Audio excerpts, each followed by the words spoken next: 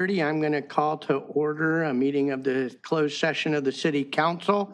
In case anyone from the public is watching, Councilmember Obaji will be participating remotely for both closed session and open session. So with that, could I have a roll call, please? Yes. Councilmember Waller? Present. Councilmember Castle? Here. Councilmember Kelly Jedovich? Here. Councilmember Obaji?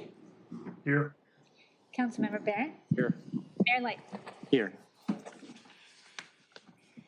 Okay, any blue folder items for our closed session? None for closed session. Okay, is there anyone from the public online for public communications on closed session items and non-agenda items? We do not have any Zoom attendees, and there are no e-comments for closed session. Okay, can you read off what we'll be talking about in closed session? Yes, Mayor. As authorized by the government code as listed on the published agenda, the following items will be discussed in closed session.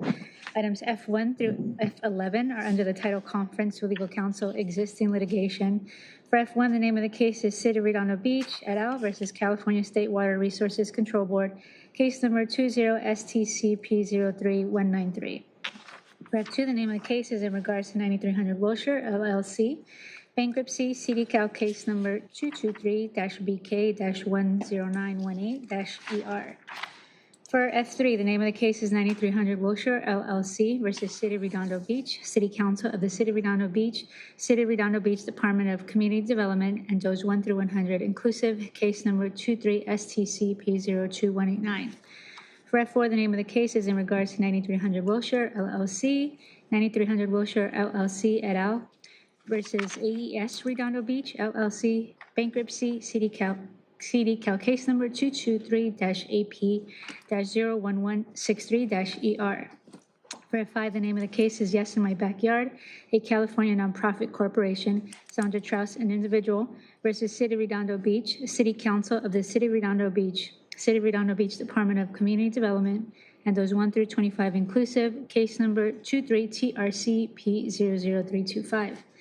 For F6, the name of the case is New Community TLA, LLC, versus City of Redondo Beach, City Council of the City of Redondo Beach, and those 1 through 100 inclusive, case number 23-STCP10146. For F7, the name of the case is New Community TLA, LLC, and Leonid Postunikov versus City of Redondo Beach and City Council of the City of Redondo Beach, case number 22-TRCP00203. For F8, the name of the case is New Community TLA, LLC, versus City of Redondo Beach, City Council of the City of Redondo Beach, City of Redondo Beach Department of Community Development et al., case number 23-STCP00426. For F9, the name of the case is AES Southland Development, LLC, and AES Redondo Beach, LLC, versus California Coastal Commission, case number BS 157789. For F10, the name of the case is David Poirier versus City of Redondo Beach, WCAB number ADJ 16707-384. For F11, the name of the case is Chad Smith versus City of Redondo Beach, WCAB number unassigned. And for item F12, conference with real property negotiator. The properties are 3007 Dale Avenue, a portion of APN 415-001-7931. Parking lot at the corner of Felton Lane and 182nd Street, APN 415-803-3900. 715 Julia Avenue, portion of parcels APN 750-702-0900 and APN 750-702-1900. 1935 Manhattan Beach Boulevard, APN 404-900-8903. 807 Inglewood Avenue, a portion of APN 408-302-4900. And 200 North Pacific Coast Highway, a portion of APN 750-500-9902. Thank you. Thank you. City Manager Witsansky, who will be talking to these? Yes, thank you, Mayor. For all items, myself, City Attorney Joy Ford, Assistant City Attorney Cheryl Park. For items F1 through F9, we will be joined by Community Development Director Mark Weiner and outside legal counsel Janetta Giovinco and Diana Verrett. For items F10 and F11, we will have Diane Strickfadden, our Human Resources Director, and Carolyn Beliso, our outside counsel on the matter. And that will be it. Thank you. Okay, thank you. With that, I'll entertain a motion to recess to closed session. So moved. Second. Okay, and because we have a remote person, we'll do a roll call vote. Councilmember Waller? Aye. Councilmember Castle? Aye. Councilmember Kalojerovich? Aye. Councilmember Obaji? Aye. Councilmember Barrett? Aye. Okay, so we are recessed to closed session. We'll be back on or about 6 o'clock to report out any reportable items and then to start the open session. Thank you. Thank you.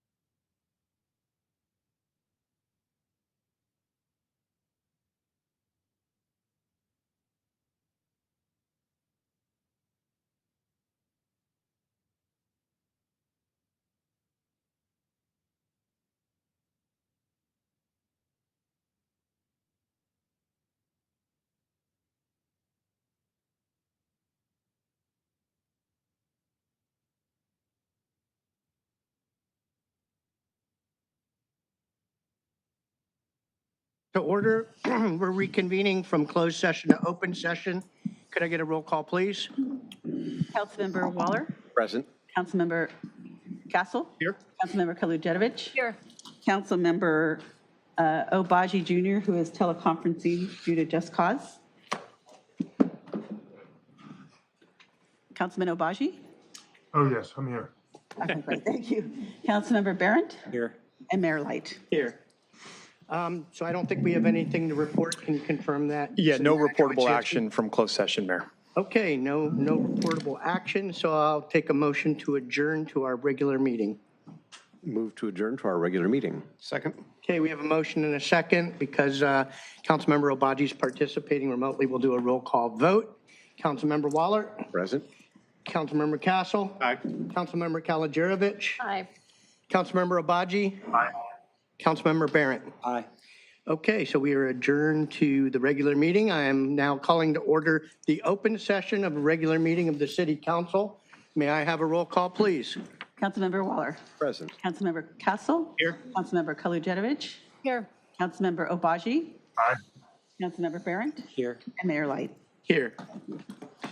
Okay, if we have any veterans or active duty military in the audience, could you please stand to be recognized for your service, please?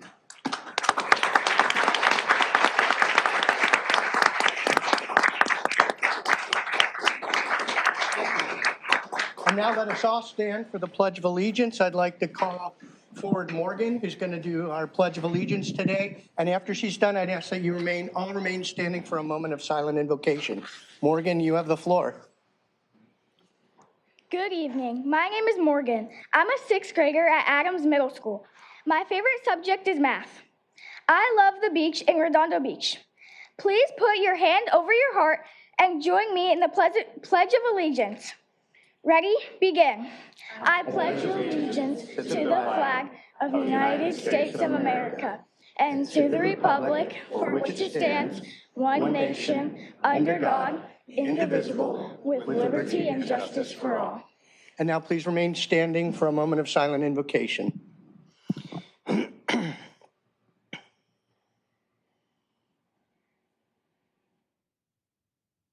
Okay, thank you. You may be seated. Morgan, you did a great job. Thank you for doing the pledge of allegiance. Come on forward for a picture with the council. Good job. Good job. 1, 2, 3. Dad, did you want to get a picture?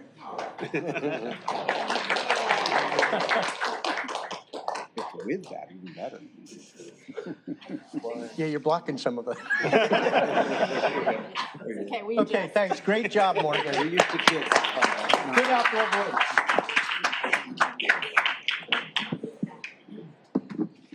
Okay, now we're going to go into presentations, proclamations, announcements, and AB 1234 travel expense report announcements. I do have a presentation today, so I'll come forward for that.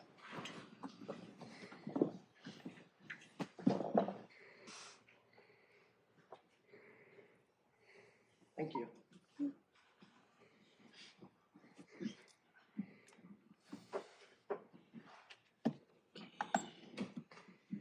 Okay, so the presentation tonight is with the AYSO Girl All-Stars U12 National Games team. So good evening, everyone. Tonight, I'm thrilled to recognize and celebrate the outstanding achievement of our U12 Girls All-Star team from North Redondo, AYSO Region 17, who brought home first place at the 2025 AYSO National Games in Irvine this past July. This is no small feat. The National Games drew elite teams from across the country, and our girls went undefeated through all 7 matches, scoring 22 goals and allowing only 1. The championship match, the final match against Waipahu West Oahu, ended in a nail-biting scoreless draw, but our team held strong and clinched the title in a 5-3 penalty shootout. Talk about nerves of steel. Well done. Special recognition goes to head coach Christopher Walther and team captains Morgan Walther who just gave the Pledge of Allegiance, and Isabel Wilson and Emery Funes, whose leadership and commitment guided the team every step of the way. A big congratulations to Emery, who was named the most valuable player for her incredible impact throughout the tournament. This victory crowns a remarkable journey, months of rigorous training, and top finishes across various tournaments in the South Bay. Region 17's U12 girls exemplify the very best of youth sports: teamwork, perseverance, and community spirit. Their success is a proud moment for North Redondo and a shining example of what can be achieved when we work together and give it our all. On behalf of the city, congratulations to every player, coach, and family member involved. You've made us incredibly proud. We have certificates for each of you, so I'm going to call your name and come up when I call your name. First is Emery Funes. Congratulations, Emery. Adri Guzman.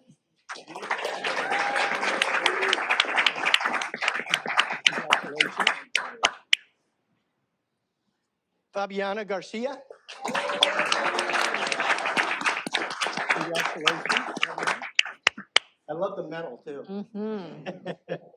Natalie Sablin. Relative of one of our staff here. Congratulations. Juliet Delano.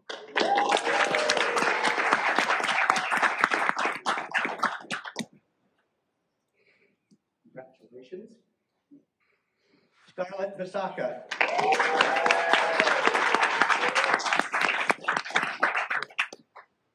Isabel Wilson.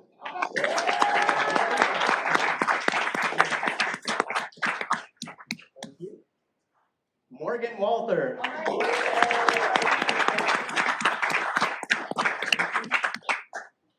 Riella Vega.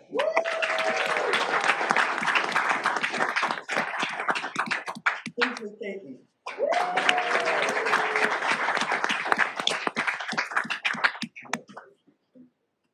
And Coach Christopher Walter. Did you want to say a few words on behalf of the girls? Sure. Well, thank you, Mayor Light. Thank you, City Council, for inviting us here tonight and celebrating this national win for the 12U Girls North Redondo team. It was a long season in which we dominated. We went 23-0-1, never losing a game all season. Wow. We scored 122 goals and only let in 9 goals in 24 games. An amazing feat for this team.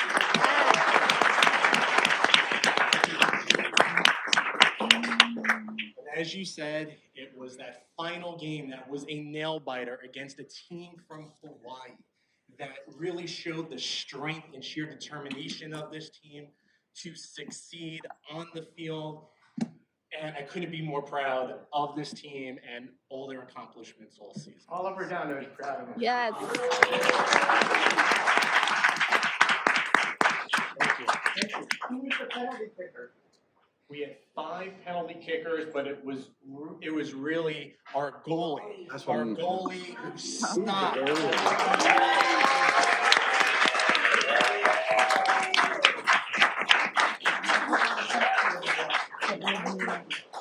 Well done. Thank you. Thank you. Before we take pictures and have you sit down, I'd like you to turn around. We have a little something for you.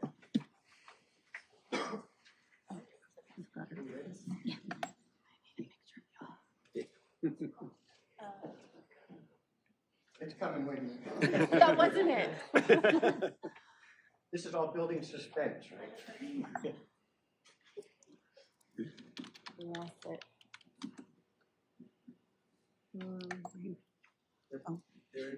Sorry. There they go.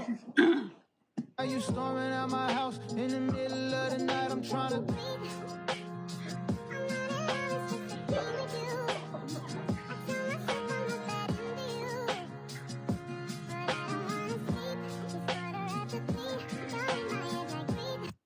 Okay, do you know what team that is? ACM. Say it. ECFC. What does that mean? Angel City. That's right. And do you know who that player was that scored the goal? Eddie. Yes, you're right. So we have a little clip from Elizabeth for you. Are you ready yet? What's up, guys? I'm Elizabeth Eddy, and I currently play for Angel City FC. I heard you guys won the national championship. Congratulations. We are so stoked for you, and for winning, we're going to give you guys tickets to one of our next upcoming games. We cannot wait to see you guys there.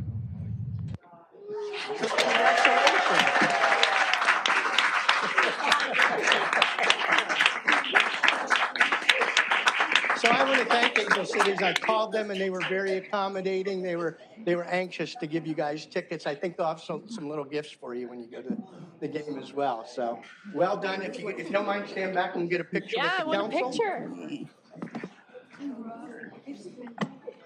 May I squeeze in?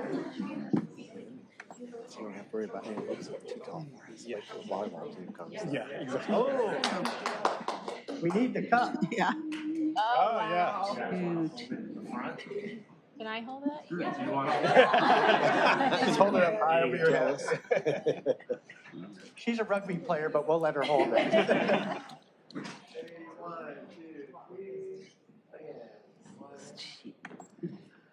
Parents, you can come up front here and get pictures if you want. You don't have to hang way back there.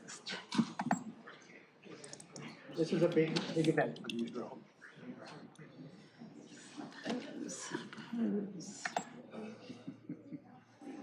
lot of cameras. Paparazzi. We usually don't get this many cameras here in the council. They should have flashbulbs, right? Well, again, girls, thank you for bringing home the national championship to Redondo Beach. We couldn't be more proud of you. Yes. Well done.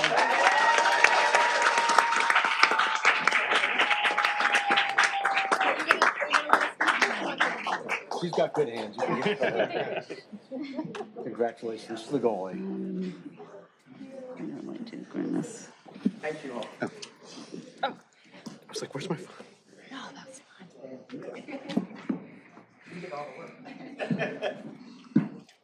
Okay, thank you.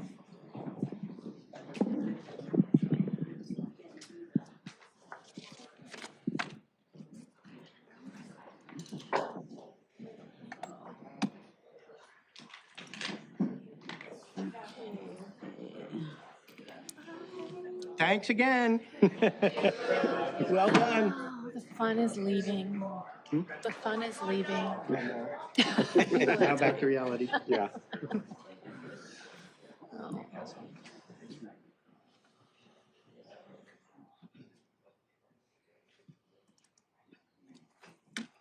Okay, back to proclamations and announcements. There's no other proclamations, so I'll go into announcements.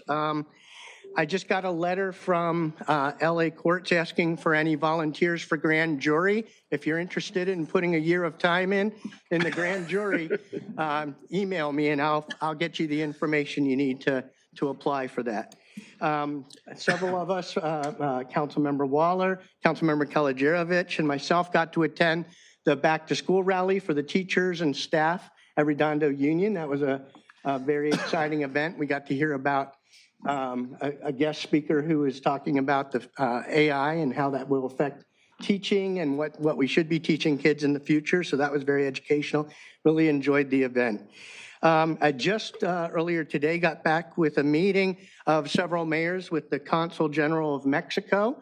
And he was telling us about what they do and how they can help any Mexican nationals who may be concerned about what's going on in the community now with the ICE and Border Patrol activities. If you have any concerns in that area, if you email me, I will put you in touch. I will tell you how you can get in touch with the council. They're here to help Mexican nationals who are in the U.S. So if you have concerns, let me know and I will pass you on to them. Or you can go straight to their website. But if you don't know how to do that, email me. My email's all over city webpage, and I'll get you in touch with them. Let's see, Thursday, the city manager and I will be talking with Southern California Association of Governments about the RENA process.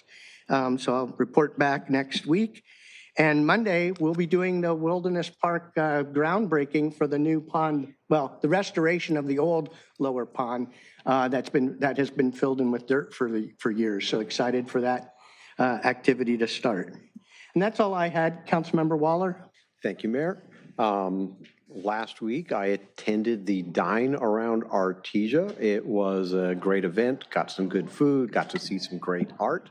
If you'd like to do it, the last one, the next opportunity is September 10th. That's a Wednesday from 5 to 8:30 p.m. The back to school rally was fun. It was the first time I went there and I didn't have to go up and speak on stage, so that was a nice change of pace. The Riviera Village Sidewalk Sale is set for Saturday, August 23rd and Sunday, August 24th. That's this weekend. And then my next community meeting will be in person Wednesday, August 27th, 2025 from 4 to 5:30 p.m. at the Veterans Park Senior Center. Okay, thank you. Councilmember Castle? Just have a few announcements. First, since we're talking about kicking off the new school year, this year will be the 100-year celebration for Barrel Heights Elementary School in District 2. So they're planning a party for that. And if you have any memorabilia from the early years of Barrel, you can contact the school. They'd love to share it with some of their students now to see how the school looked, 50, 75, 80 years ago, all the way back to its founding. As the mayor stated, we have the Wilderness Park Lower Pond groundbreaking ceremony that's on Monday at 1:30 p.m. in Wilderness Park. So if you're available, please come. And then last week, the mayor and I met with the Kila Outrigger Canoe Club, as well as the King Harbor Association, to talk about activating the waterfront and helping them expand their events that they have there in the waterfront. And also to that, and we actually have a new event that's coming up on September 20th. We're actually going to have water polo in the harbor of Redondo Beach for the first time. So it's Thanks to Councilmember Kalajerovich's husband. Yes. The other half. The other half. So that's something that's exciting. So we're trying to bring more activities to the waterfront for all of us to come down and enjoy. And as we get closer to those dates, I'll announce it again, and you can follow me on social media. I'll post the dates and times because we would love for everyone to come down and enjoy that. And that's all I have. Thank you. Our first open water polo, so that'll be exciting. I think they've got 10 teams lined up. Looking for 10. I know there's 2 women's teams, which will be great too. Yeah, it'll be a nice kickoff for that event. Yeah, and hopefully more next summer. Exactly. Is that it? Yes. Okay, Thank you. Councilmember Kalajerovich. You all covered most of it. Just that my District 3 meeting will be announced in my newsletter. If you aren't part of my newsletter, you can register for that at, what is it? Page 4D3 at .org. That's what it is. It's been a while. Sorry. I'm sorry. Or you can email me and I'll send you the link. Okay, that was crystal clear. I know. Thank you. Councilmember Obaji. Look that up. Thank you, Mayor. First, I want to say thank you to RBPD because of their quick response to the robbery on Matthews, arresting the suspects. That's phenomenal on the weekend. And thank you also for being omnipresent during Dine Around Artesia. I couldn't be there, but they had pictures posted on their social media with 2 volleyball friends, but in a gym in one place and a flower shop in another. So I knew they were everywhere. That's pretty awesome to be one with the community. Also, on a personal note, I wanted to give a shout out to Providence Little Company of Mary Labor and Delivery Award.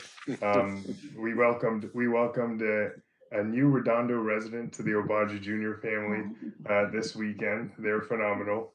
In our first post-labor meal, we got takeout from Miyota in District 3.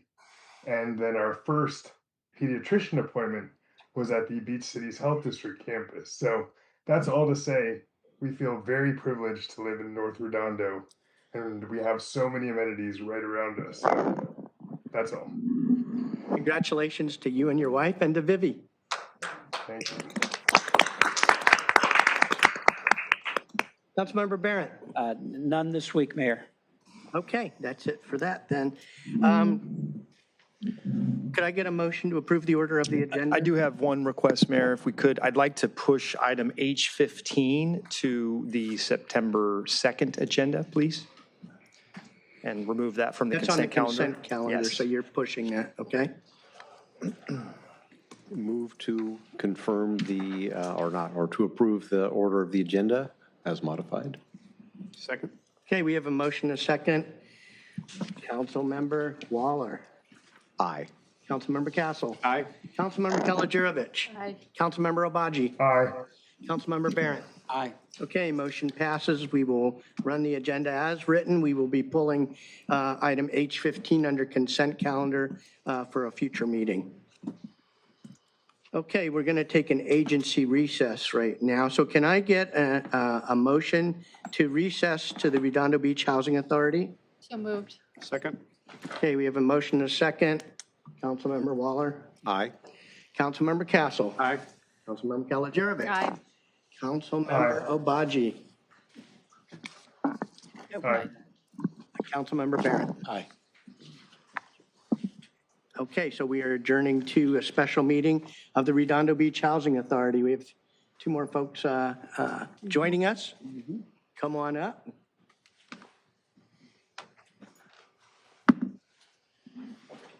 Welcome, Hank. Okay, so I'm going to call to order a special meeting of the Redondo Beach Housing Authority. Could I get a roll call, please? Member Waller. Present. Member Castle. Here. Member Kalajurovich. Here. Member Obaji. Here. Member Barron. Here.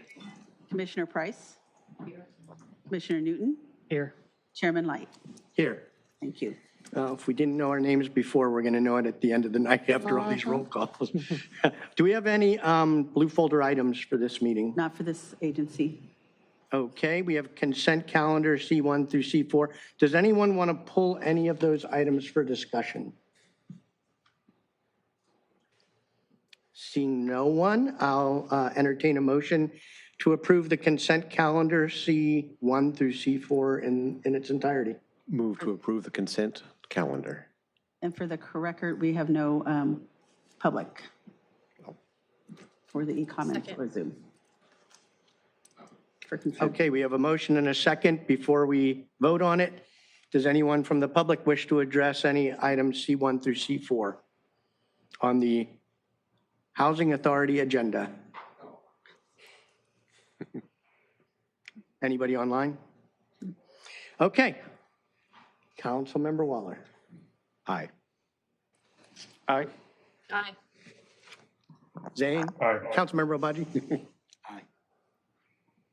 Aye. Okay, that's a unanimous. We have no excluded consent calendar items. We have participation now, item E, public participation on non-agenda items for the special meeting of the Housing Authority. This is not for the open city council meeting. So does any member of the audience wish to address the council on the Housing Authority?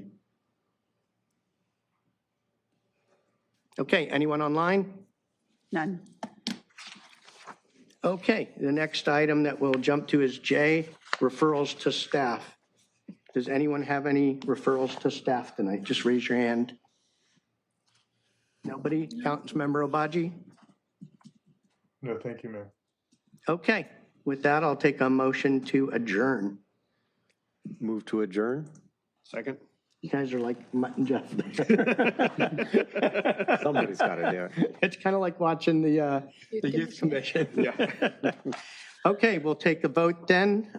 You just go down the line. Go ahead. Aye. Aye. Aye. Aye. Aye.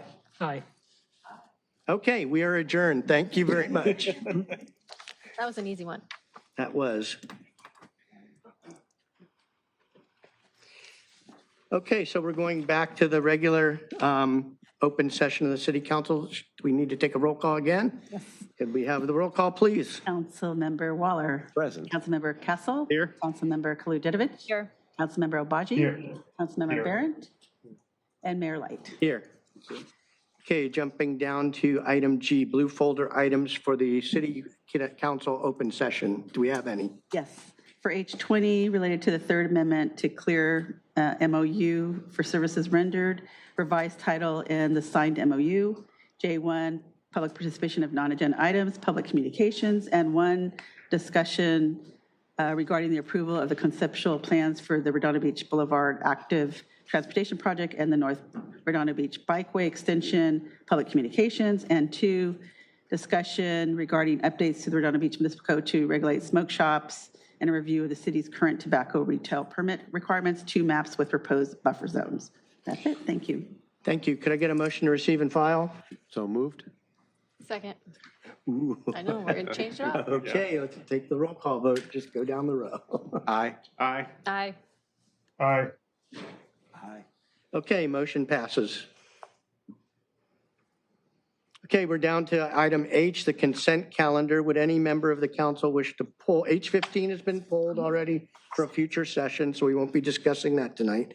So does anyone wish to pull any of the remaining consent calendar items? Nothing for me. Nothing for me. I'd like to pull H10 and H17, please. Okay, Councilmember Obaji? None, thank you.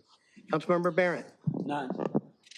Okay, with that, I'll take a motion to approve the consent calendar items with the exception of H15, H10, and H17. So moved. Second. Ooh, backwards. Does any member of the council wish to address any of the other items, H1 through, I don't even know what the last number is. H22. 22, way too many. Other than H15, H10, or H17? Okay, anyone online? Let's see, hold on one second. None online. Have. Hold on, sorry. Trying to get the e-comments because we have quite a few. So for H14, we got 2 e-comments to support. H16, 4 comments opposed. H21, 2 comments support, for the record. Okay, thank you. Could I get we got a motion to approve it. We have no, we've gone through public comment on it, so I will call the vote. Let's Aye. go down the row. Aye. Aye. Zane? Aye. Councilmember Obaji, sorry. Councilmember Barrett? Aye. Okay, so everything passes, H1 through 22, with the exception of H15, H10, and H17. Is there anything you need to read? You have a list to read Yes, it. Mayor. Item H6, adopt by 4/5 vote and by title only, resolution number CC-2508-061, a resolution of the City Council of the City of Redondo Beach, California, authorizing a 2024-2025 fiscal year budget modification to transfer $1,100,000 of Proposition C funds from the Aviation Boulevard Resurfacing Project, job number 41440, to the Manhattan Beach Boulevard Resurfacing Aviation Boulevard to Inglewood Avenue Project, job number 41160, in exchange for $1,747,973 of STPL funds allocated to the Manhattan Beach Boulevard Resurfacing Project. Item H8, adopt by title only ordinance number 3296-25, an ordinance of the City Council of the City of Redondo Beach, California, amending Title 3, Chapter 6, Section 3-6.03 of the Redondo Beach Municipal Code pertaining to parking meter locations and hourly rates for the installation of new parking meters on Redondo Street between North Pacific Coast Highway and North Francisca Avenue for second reading and adoption. H14, adopt by title only resolution number CC-2508-063, a resolution of the City Council of the City of Redondo Beach, California, authorizing a fiscal year 2025-26 budget modification to allocate $25,326 from the City of Manhattan Beach Transit Line 109 cost sharing to transit funds, and adopt by title only resolution number CC-2508-062, a resolution of the City Council of the City of Redondo Beach, California, authorizing a fiscal year 2025-26 budget modification to allocate $60,132 from the City of El Segundo for Beach City's Transit Line 109 cost sharing to transit funds.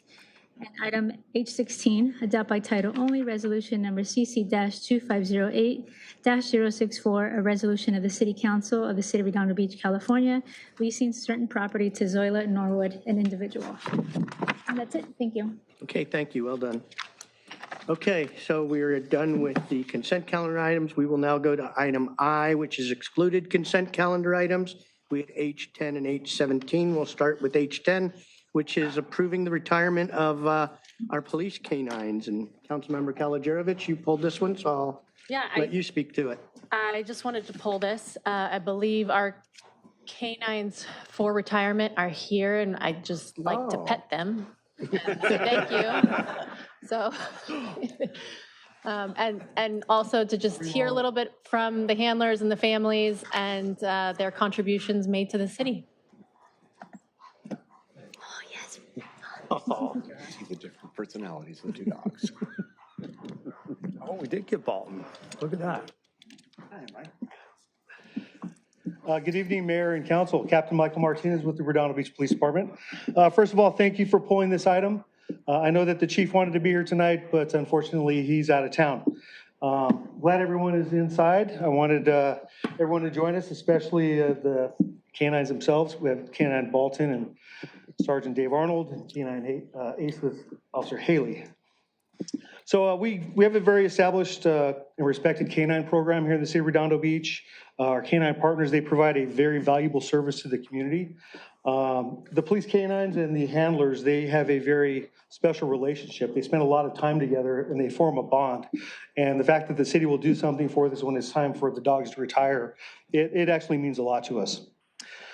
Now, when I was told that I was going to be up here because the chief's out of town, one of the other captains asked if I was going to tell any dad jokes about dogs.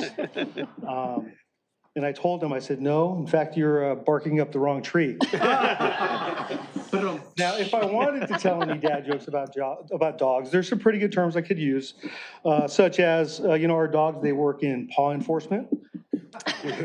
They're here to protect and serve. They go out on a police patrol. When they get excited, they raise the woof. And it's appropriate that retirements are now in August because these are considered the dog days of summer. So I believe we have photos and we have the So don't do dogs stand-up themselves here. comedy. Mr. Mayor, I'm going to start with Canine Bolton and Sergeant Dave Arnold. Canine Bolton is pictured up there on the right side with a big old smile on his face.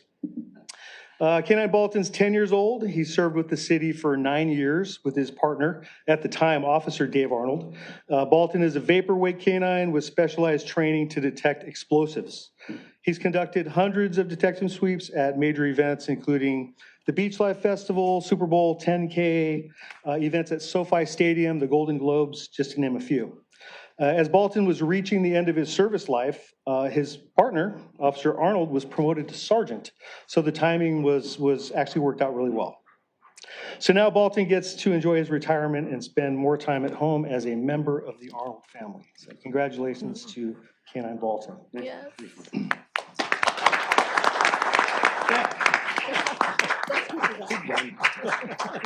We also have Canine Ace. He's pictured up there on the left. He looks a little confused in that picture. I'm not sure he's... So Ace is 7 years old, and he has served the city for 5 years with his partner, Officer Danny Haley. Ace has participated in hundreds of searches for criminal suspects, explosives, and contraband at Redondo Beach and throughout the South Bay. His work has included explosive sweeps at events such as Beach Life Festival, Super Bowl Sunday 10K, and events at SoFi Stadium. Ace has reached the end of his service life and is being retired, where he will spend his time at home as a member of the Haley family. So congratulations to Canine Ace. If I can get a round of applause. Round of applause, thank you. Can we get everybody for a group photo? Yes. This is why I pulled the item. Do we need to go down there? Okay. Can I go down there? Sure. Should we go down? Because, or are they two? Okay. If everybody's coming. Oh, yeah.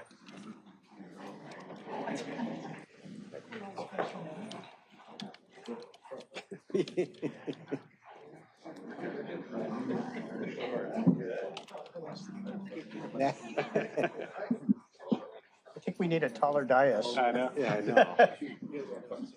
Whoever's taking the pictures, stand on a ladder in the back. Take it down on it.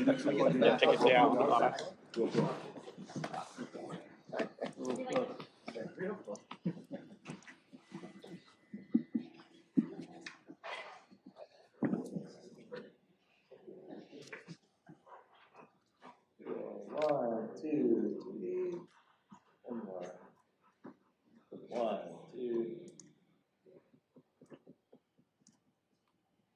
So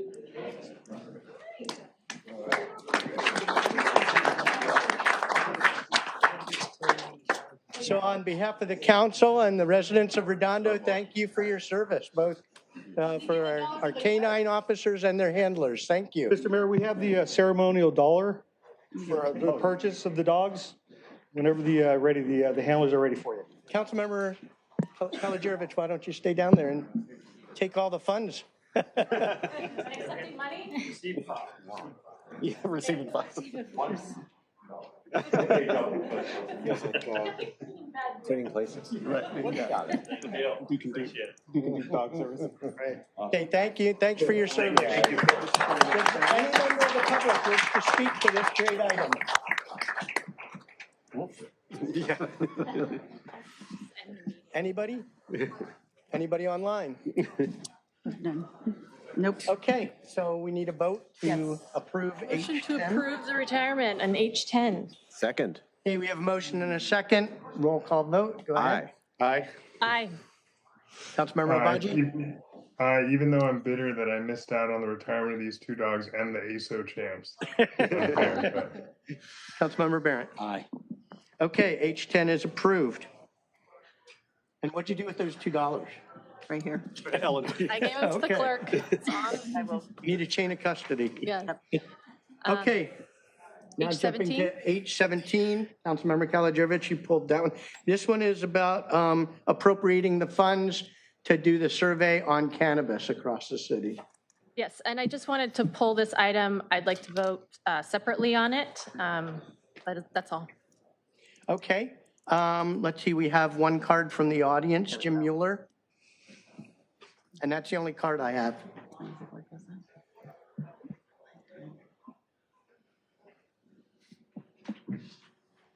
Evening, Council. It's always a pleasure to speak before you. This contract has so many red flags, I wonder how it even got this far. First of all, it's an exception to the city's procurement standards. It's sole source. No competition was invited to propose. No justification for going sole source is evident. These services are not unique professional services. Many companies could accomplish an unbiased survey and for a lot less money. Second, FM3 survey techniques when it comes to cannabis are heavy with the hint of bias. Excuse me. FM3 has a reputation for helping cities convince their residents to accept cannabis retail. In fact, their marketing materials say that. Last week, their representatives showed the council how they do it. They provide education before they do the survey. That education could very well include cleverly devised bias, and most assuredly does. Question for the council. Does this city want even a hint of bias in this survey? Because if the 500 survey participants don't really reflect the wants of the 60,000 registered voters of Redondo Beach, then all you elected will be in trouble. Because as the mayor said, if you take a poll, you have to honor the results. If these results are biased, well, you get the picture. Has it occurred to the council that this cannabis retail issue has morphed from being a potential revenue source to an obsession that's distracting the city's resources from taking real development action? It's well publicized that the entire cannabis sector, from manufacture to distribution, is in real trouble. They're in financial trouble, they're in product quality trouble, they're in regulatory trouble, and the whole field is fraught with illegal behavior, not to mention criminal behavior. Council, this pond has been fished out. Cannabis distribution in Redondo Beach could easily go very dead fish on the city. Do you want to be around for that stink? I urge you to reject this contract. Thank you. Thank you. May I ask what your pin is? Pardon me? May I ask what your pin is? It's the Redondo Beach pin, of All course. right, I can't see it from here, I'm blind, so thank you for wearing that. Thank you. Anyone else wish to address this item?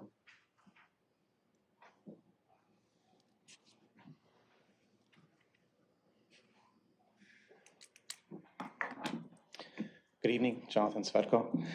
I would still urge you tonight to consider that it's still premature.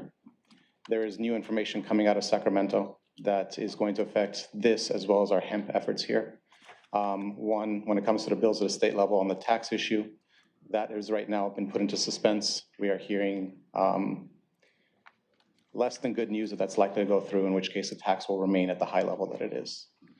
More importantly, I just got word about an hour ago that when it comes to the hemp issue, there's a separate hemp bill that was supposed to integrate that and allow for cannabis companies to be able to sell those products. They are now looking to put in amendments that we'll find out by the 29th. The author's putting it forward, and we're hearing that the governor has requested to put that in there in order for the bill to even be signed by him, to where they would be looking to allow the sale of the very products that we're looking to ban here, which means those products will be sold in shops, not taxed by us. Our tax that we have on file right now completely exempts them as well too, because it's poorly written, needs to be rewritten on that. I share that with you because what it's showing us right now is that we are getting ahead of this by a few weeks than we need to. So as you consider this tonight, I would ask you, please put a pause on this. We don't need this right now. Wait till we hear about those bills. We're likely getting over our skis on this issue here. Thank you. Thank you. Anyone else wish to address this item?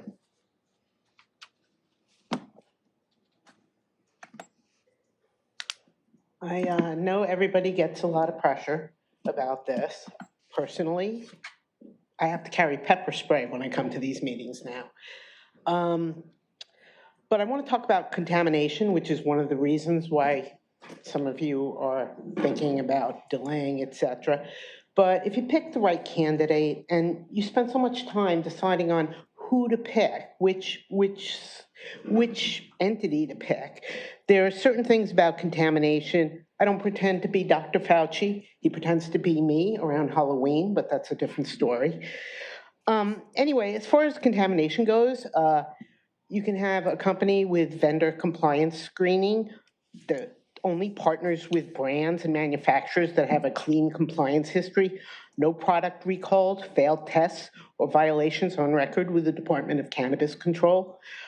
You can have a company that also does voluntary batch retesting, sends random product samples for independent third-party batch testing, even after state-certified labs have checked them.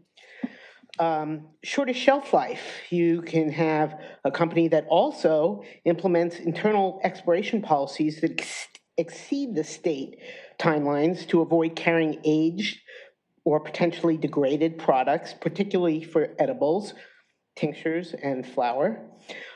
You can have in-house quality control programs, internal quality assurance team, and a compliance lead to review certificates of analysis for all the incoming product batches. You can have transparent brands, curate shelves with brands that publicly share full testing data and manufacturing processes, prioritizing vendors with robust supply chain transparency and third-party audits. Also, product recalls and rapid response protocols. Get a company that will develop and publicly share a product recall policy that allows for immediate removal of any product flagged by regulators, vendors, or consumers. And then you avoid problematic product types. Proactively limit or exclude high-risk product categories, e.g., certain vape types or poorly regulated cannabinoids that may pose greater safety challenges. Like, when people get up and they say, oh, there's contamination, and they throw hundreds of pages of documents, they don't say what good companies are doing to avoid contamination. And you know what? As far as contamination goes, don't even drink bottled water right now because they're full of plastics. So I just want to say it's all what you read, what you hear, and again, I think you guys are being pressured by certain people, which, you know, they say they won't vote for you. I'll vote for you. Thank you. Anyone else?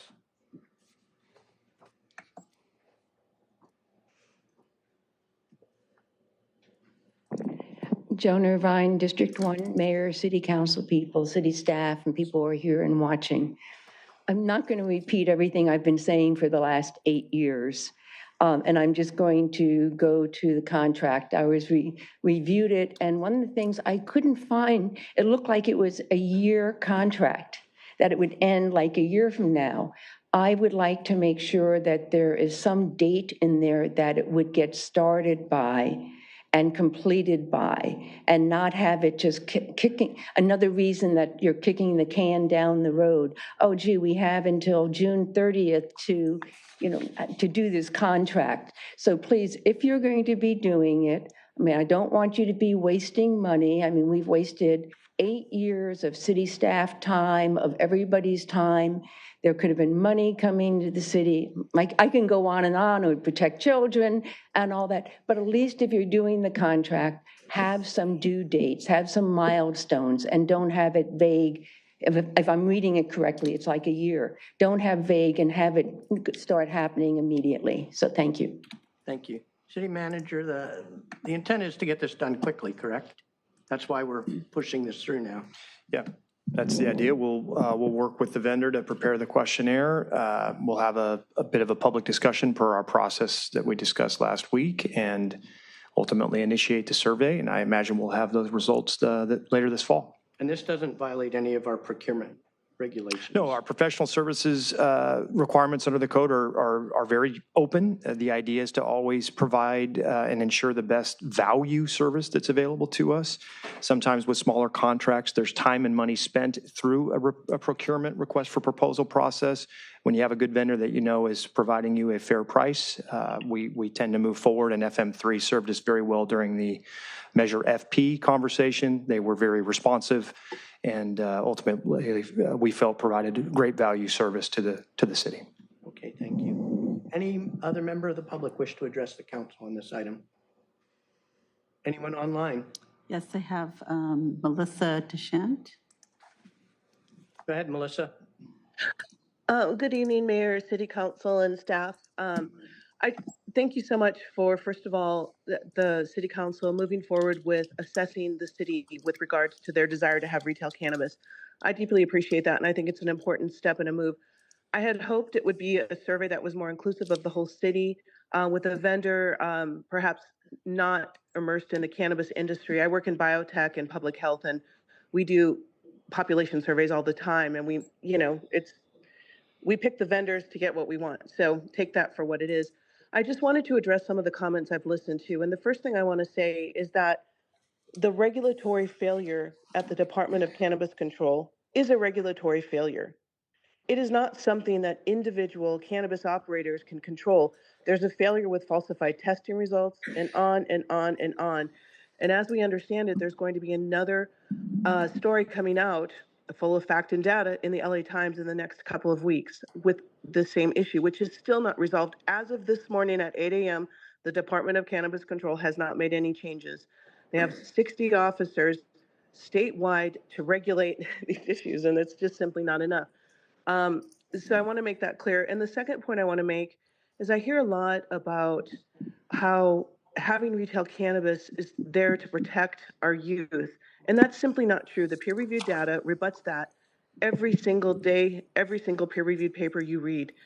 It's just simply not true. And I also want to point out that it's rich hearing commentary from community members who have vested interest in the cannabis industry, who financially will benefit or who hope to get a contract from the cannabis industry, talking about childhood safety when they themselves have besmirched the largest and oldest national childhood advocacy organization. So I find that just deeply disgusting. And I thank you for all of your efforts on this. I know it's been a long process, but just because you put money in, that doesn't mean that you have to move forward with something that's not good for the community. Thank you so much. Take care, everyone. Thank you. Anyone else? Yes, Marcy Guillermo. Go ahead, Marcy. Yes, good evening, Mayor, City Council members, and city staff, and everyone. The main question that we need to ask ourselves is, why is it that if this is a moneymaker and is good for the city, why is it that Manhattan Beach is not doing it? Why is it Hermosa Beach is not doing it? Why is it that Torrance is not doing it? Palos Verdes, El Segundo. Ask yourself that question. Number two, I disagree with the city manager about this request for proposals. I'm very familiar with sole source and how to do this. If someone challenges you, I don't think you will have a good ground to protect, to say, no, we did it correctly. Now, what is the motive behind this? Why do you want to, I mean, if those Redondo Beach residents want to open a cannabis, a dispensary, why they don't go to the next city in town that allows it and delivers it for whoever wants to use it? Where is the implementation plan? How we're going to enforce all what a resident has indicated, validation, check this, check that. How much is that going to cost?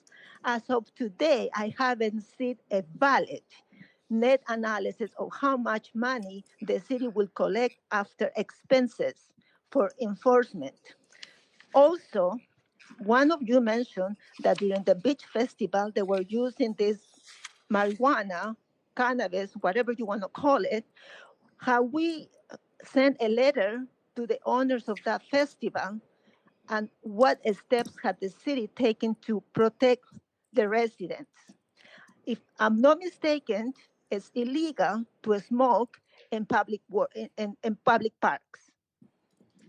So I once again, if you listen to the Beach City Health District, the person that came to talk to you and gave you real examples of why it's not a good idea to have this in our city. So why is it that you continue? It seems like you are defending the special interest, but you are not on behalf of the residents.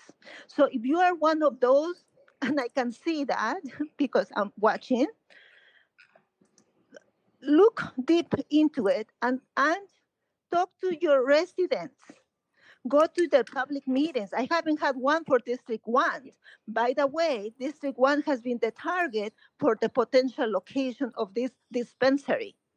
And residents in District 1, the majority of them are opposed to it. We should have gone with the ballot measure and asked the plain single question. Do you want a dispensary? Your Yes or time's no? up. Thank you. Thank you. Thank you. Is there anyone else? I have no one else and no e-comments. Okay. Just to address a little bit of the comments, this has a long history that predates, I think, all of us on this council. It came up when we were having a ballot measure forced down our throats where, a specific vendor, dealer wanted to have us vote to pass an ordinance and a process that would favor his dispensaries.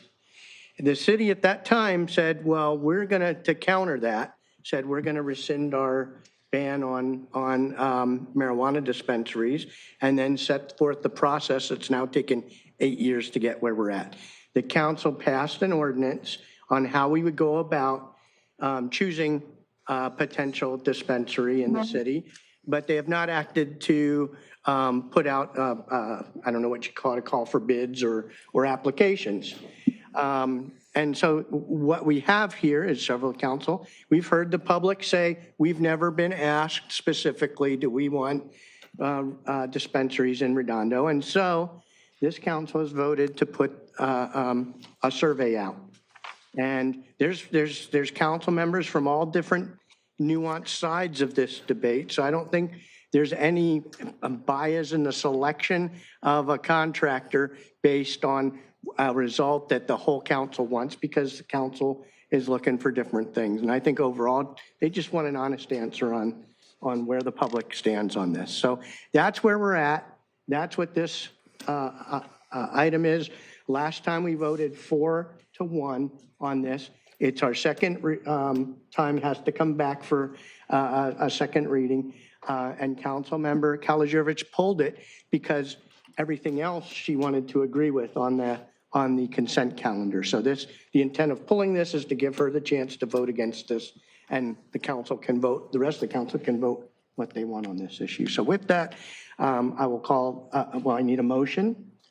Motion to adopt by 4/5 vote and by title only, resolution number CC 2508-065. And a second. Okay, we got a motion and a second. Roll call vote. Aye. Aye. My no vote is just signifying the timing of it, just as we discussed last time. I just wanted to be clear on that. So a no, a yes from Councilmember Obaji. Aye. Aye. So a motion carries 4/5. You want to read off the? Adopt by 4/5 vote and by title only, resolution number CC-2508-065, a resolution of the City Council of the City of Redondo Beach, California, appropriating $34,750 from the unallocated general fund balance to the city manager's office contractual and professional services account. Thank you. Okay, thank you. Now we're jumping to item J, public participation on non-agenda items. This section is intended to provide members of the public the opportunity to comment on any topic that does not appear on this agenda for action. This section is limited to 30 minutes. Each speaker will be afforded 3 minutes to address the mayor and council, and each speaker will be permitted to speak only once. Written requests, if any, will be considered first. So I do have 2 written requests here. The first is Ron Morocco.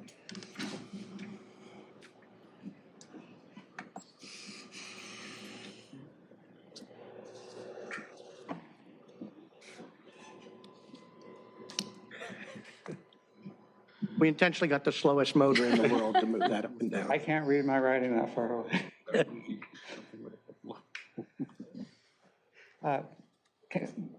Honorable Council, Mayor, I'm Ron Morocco from District 3. I want to talk a little bit about Wilderness Park today. I understand you guys started the meeting with that discussion. In December 2025, the Public Amenities Commission voted to agendize a discussion on having Wilderness Park designated as a historic landmark in the city and in the state. Now we're in August. It still hasn't made it to the agenda, which continues my wondering how things get agendized in the city. At the last meeting, we were told that I needed to request the council to refer to staff to actually get this on the agenda and move the project forward. So what I'm asking for you today is to agendize supporting and authorizing signing of the application. The city is the owner of the property. It's going to have to sign it at some point anyway, so we can get this thing moved forward. I do have some materials which I'll pass out as well with that. And make a motion to receive and file if those materials are to be handed out. Okay, we have a motion and a second. Aye. Aye. Aye. And I'm surprising myself. Councilmember Obaji? Are you there? He's changing something. Okay, Councilmember Barrett? Aye. Okay, we have no vote from Councilmember Obaji. Aye. We do have a vote. The voice of God. I'm going to try to do a second thing to bring to your attention. At our Public Amenities Commission, we voted to delist a property on Harper Avenue. This means the property is likely going to be demolished and replaced by 3 homes. It's a house that's built in 1914. It's the 4th oldest property in North Redondo Beach that's still standing. It's been on the list for a while. And what I think it does embody that you don't see anywhere else is this is a story about pre-annexation. So the boundaries between Hermosa, Redondo, Manhattan Beach were all in flux at that point. So my goal today is to throw out an idea, and I'm glad that the community development person's in the audience, to preserve this house, to repurpose it, and to create a necessary visual arts center in the community. There's a pad in the Dominguez Park that when they moved the historic homes there were 3 pads. One was supposed to be used as a community center. This house is in relatively strong shape from what I've seen walking around there, and it would be really nice to move it from where it is on Harper Avenue to the Dominguez Park as a 3rd pad, and again, get that visual arts center put in there. So I'm hoping that you guys will consider that and as an idea. Thank you. Clarifying question, what was the address of that house? What? The address of that house that you mentioned on Harper Drive? 1224. It's actually may have some historical significance as well for Hermosa Beach too. So anyway.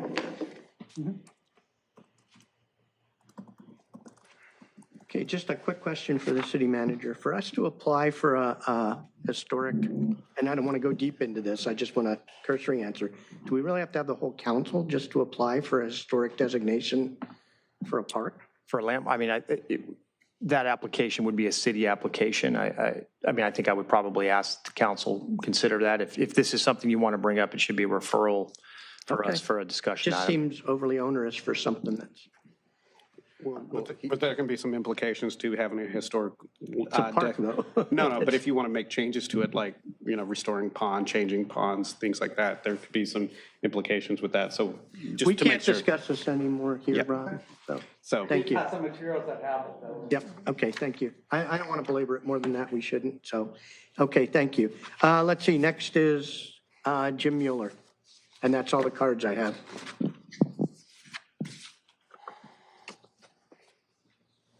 Hello again, council. How can you tell if a space is a thriving community center? You see people. People are walking along the sidewalk, going in and out of businesses. Some are sitting and relaxing in an outdoor cafe or public space. People feel comfortable taking their time there. Why don't you see people spending time on Artesia Corridor? Because it feels cramped, noisy, and to some unsafe. If you must set foot on Artesia, you feel you need to get in and get out, or as many do, avoid the area entirely. On Artesia, you are a few feet away from a constant stream of fast-moving cars. Speed limit 35, often exceeded. A rush of disorderly noise and potential danger pounds your head.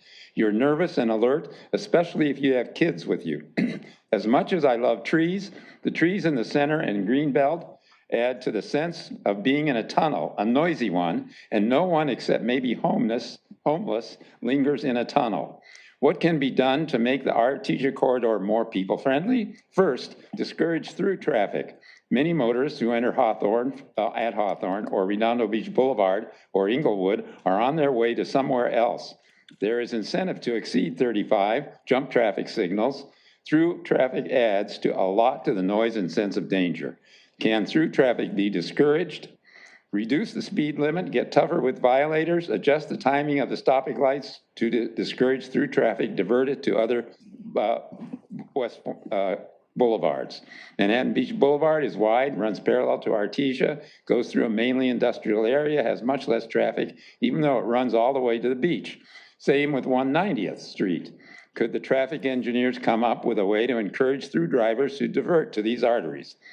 Can more public space be created along the boulevard? Shallow lots make space tight.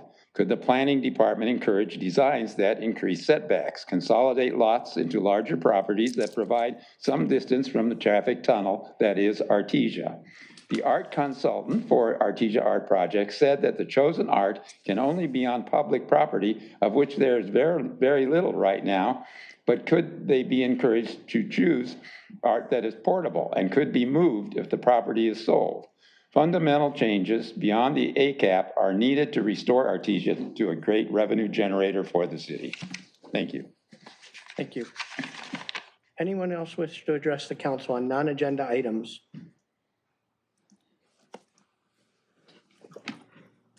Good evening, Council, Mayor, Georgette Gantner, District 2. I just want to talk about something that's been happening in my neighborhood for about 10 years, and it's a problem because I'm located near a coffee shop and Joe's. And every Friday, we have street sweeping from 9 to 12. And just about every Friday, people do not read the sign that says, please do not park. And just about every Friday, I don't get street swept, and neither does anybody else along our really long street. I don't know what the problem is. The city even put in a larger sign. I think I complained to somebody a couple of years ago, and they made the sign larger. It's very, very legible and readable, and there's another one at the end, which nobody sees because they come in on that one side. So we don't get street swept, but that's not the worst, because then I just rake and I clean, because I don't want it going down into the, the sewers and so forth.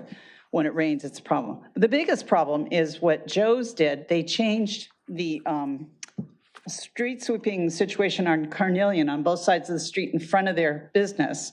And it says street sweeping, but it doesn't indicate a violation. It doesn't have hours. I think they do say whatever the day is. It never gets swept, and it's filthy.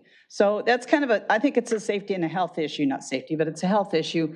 And I don't know how that can be rectified. I'm more concerned about that than the other thing. But hopefully there is something that can be done that's, change the sign that Joe's is under new ownership, and it should be more specific that people cannot park and indicate there will be a violation, and then the meter people need to be able to ticket. So, thank you.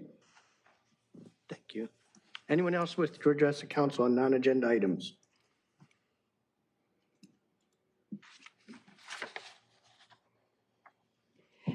Joan Irvine, District 1, but I'm here to represent Keep the Esplanade Beautiful. We are very excited. In about 2 months, on October 22nd, we are having our annual community mixer. And so we have all of our committees working on that, and of course, everybody is invited. But it's really exciting because it's a time that we get to reach out to the community. We will be announcing some projects that are still in the works that are not finalized, but we talk about that.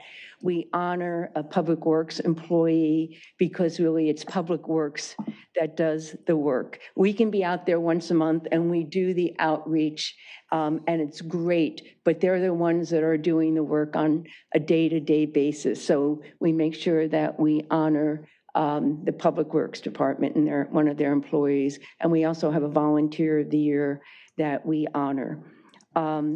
Also, one of the things that somebody had mentioned about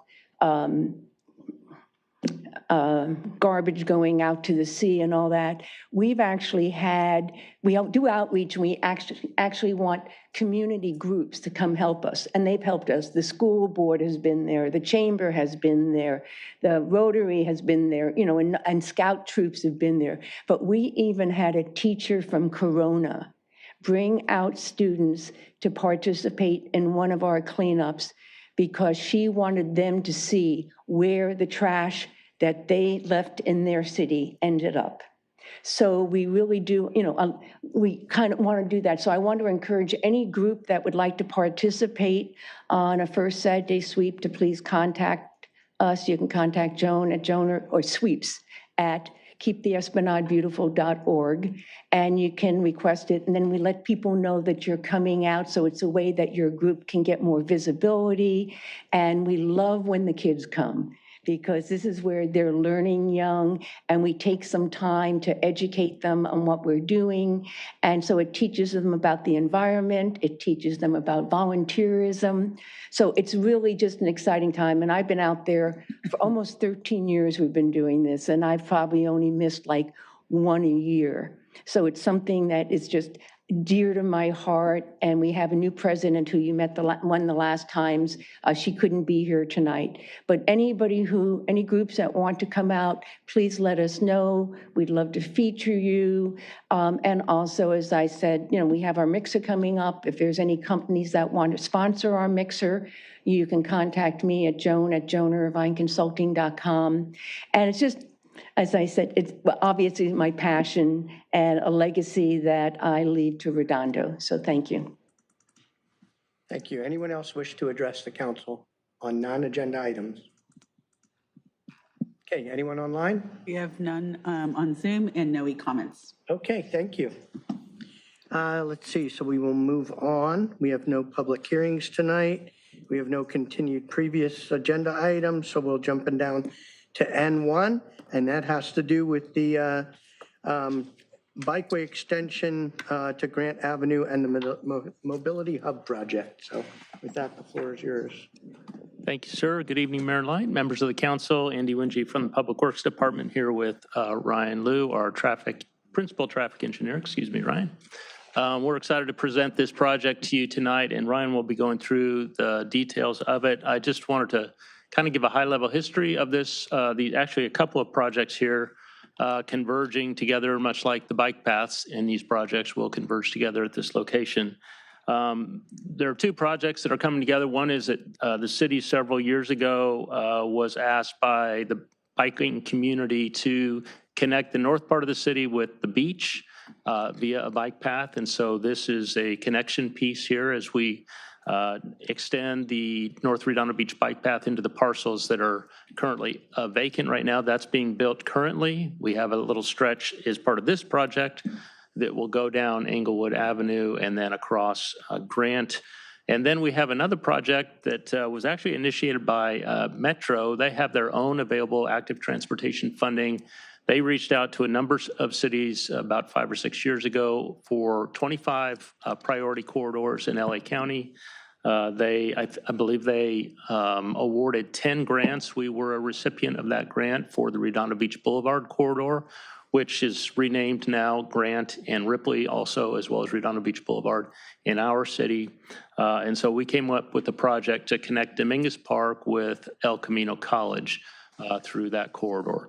And so we have been pursuing that, design on that, conceptual design on that for a couple of years, along with the other projects. So tonight we have 3 asks of you to approve the conceptual plans and for both projects, to approve the funding agreement with Metro for the MAT project, and to approve an agreement with our consultant to complete the design, development, and final plans and specifications for all of these projects moving forward. So those are the 3 things. The first step, of course, is to approve the conceptual plans and authorize us to move forward. So with that, I'm going to turn it over to Ryan to walk you through each of these projects and the details of that work. Good evening, Mayor and Council. Ryan Liu, City Traffic Engineer. So just to kind of keep things organized, the North Redondo Beach Bikeway is the existing bikeway that goes along the Southern California Edison corridor. The picture on the right shows the currently under construction extension to Inglewood Avenue.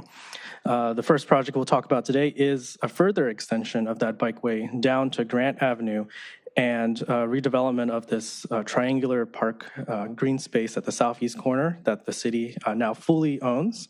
And so this is the NRBB extension to Grant and a native planting space and mobility hub at the Inglewood-Grant intersection.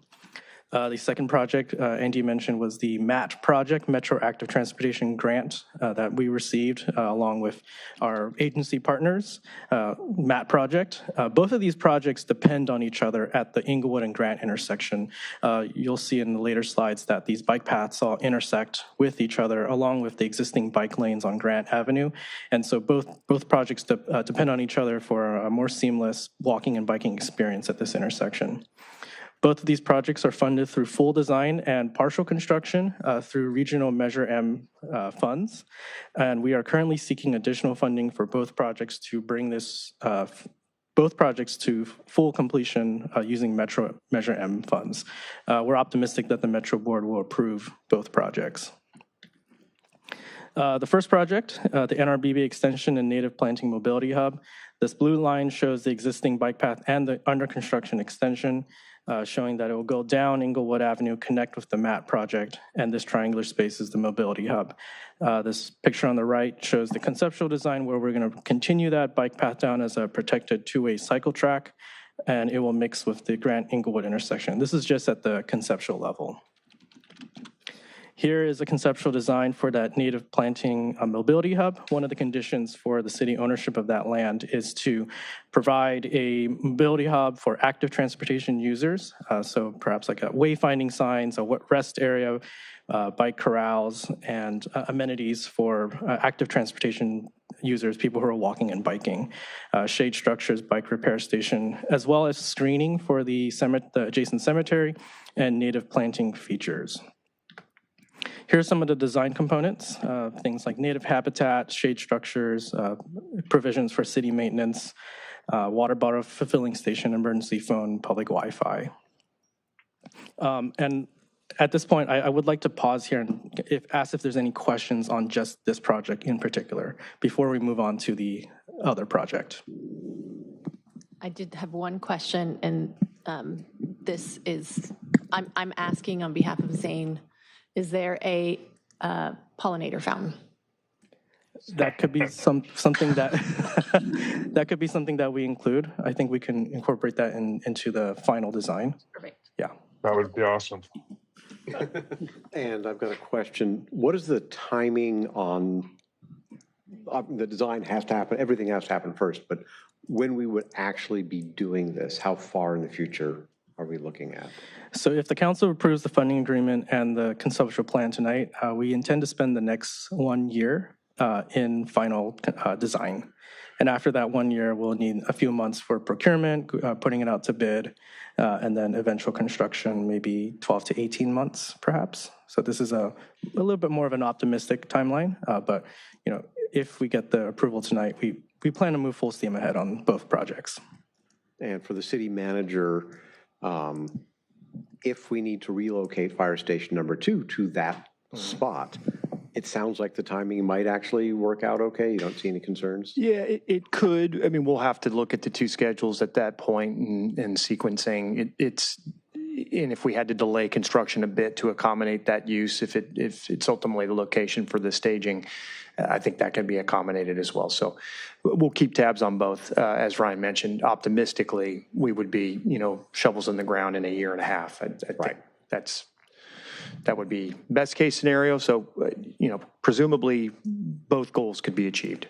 That's good. I was just kind of hoping that it wasn't like, hey, we could get started in 6 months on this project, in which case then we got conflicts. But a year and a half at best estimates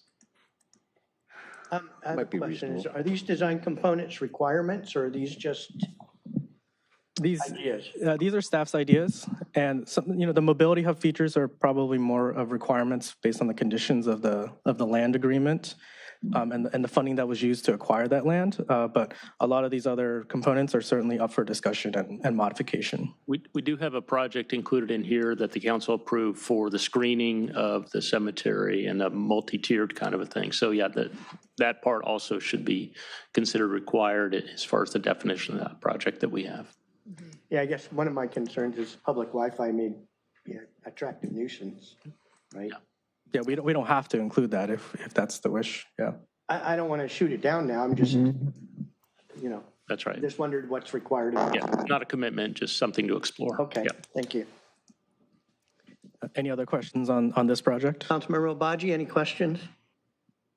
No, I'll just say that, sorry, I'm on double earphones. I'll just say that I appreciate all the thought that went into this. My thought was we got to make sure we get a, container fountain, a container refill station, and they have that in there. I'd greatly support a pollinator fountain so both the birds and bike riders can get rehydrated at this location. Yeah, we are requesting a water bottle filling station. Cool, that's it. So the next project is much bigger. We received approximately $8 million from LA Metro to provide low-stress biking and walking facilities along the Redondo Beach Boulevard corridor between El Camino College and Dominguez Park. We are currently at 15% design of this project. Some of that $8 million has already been spent on the conceptual design and community outreach for this project. These first phases of the project were led by LA Metro, and they included comprehensive traffic analyses, alternative analyses, and community outreach. We'll go further into the community outreach portion. Lawndale and LA County Public Works, they oversee El Camino Village, or the unincorporated area near Alondra Park. They are full agency partners on this project.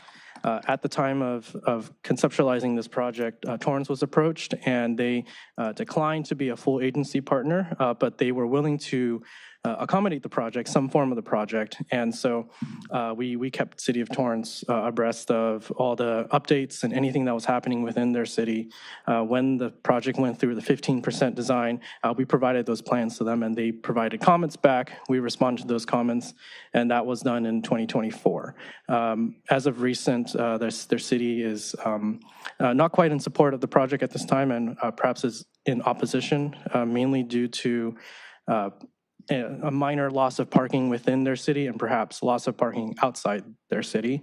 But as the project moves forward, Redondo Beach is now the lead agency. We'll be leading this project as we do have the most mileage for the project. Here's a summary of the community outreach that was performed between 2022. Can I ask a question on that? Go ahead, before you move? yeah. So as the lead agency, we get all the money and we do all the contracting? Yes. That's right. And we got to get all the approvals of all the cities? So Lawndale and the LA County will also sign on to the funding agreement as full agency partners. I believe Lawndale is taking theirs next month, and the county has a different process, I think. So they will authorize us to work in their agency jurisdictions for the work. They will be a part of the selection of vendors and all that kind of thing. But yeah, we will contribute the most administrative effort from a staff level to. And do we control the money? Well, the money is defined per the Metro grant, right? And so, yes, the money we'll expend the funds We're and we'll see. expending it they give us the grant. Behalf, and we spend it. Right, and then we get reimbursed quarterly as funds are expended throughout the life of the project. So do we have to front fund it? That's all of the Metro grants are that way. Okay. And Torrance is in the middle of this, and Torrance not agreeing with has it. different demands from their public. At least this is what the staff is telling us. They've had some staff turnover since this project started. They were more favorable a couple of years ago. They're less favorable now. The parking has been the latest concern that they've had. Loss of parking along 190th Street, and also along Redondo Beach Boulevard. We think we can design without any loss of parking to Torrance. It will be a kind of a diminished bike facility on their side of the street, if you will, but that's kind of the field we're playing on right now. Do they get a veto, or No, they just become a black hole? They could prevent us from building in their jurisdiction, but they wouldn't be able to close the project. We would just build around They could be their a black city. hole in the middle. It could be a Yeah. gap. Yes, absolutely. Okay. Yeah. Thanks. So here's a summary of all the community outreach that was performed over the past 3 years. As you can see, many events, a couple surveys, lots of alternatives that were presented to residents, stakeholders, school district parents, including residents from the other, from Lawndale, LA County, and Torrance, who were involved in these surveys. We brought this project to the Public Works and Sustainability Commission in 2023 and 2025. The map on the right shows the preferred alignment that was done surveyed with the public along this Redondo Beach Avenue corridor. And the overwhelming consensus from this community outreach was that there was strong support for this project. This project links Dominguez Park with our existing bike lanes on Barrel, with our middle school and elementary school, future K-Line station, South Bay Galleria, Alondra Park, and El Camino College. It links a lot of destinations, and it's certainly one of the flatter corridors. We'll talk more about that. And so there was a strong preference for this project, as well as separated and protected bike lanes in general. If I could ask a question on that, if you could go back, if I may, Mayor. The legend shows what?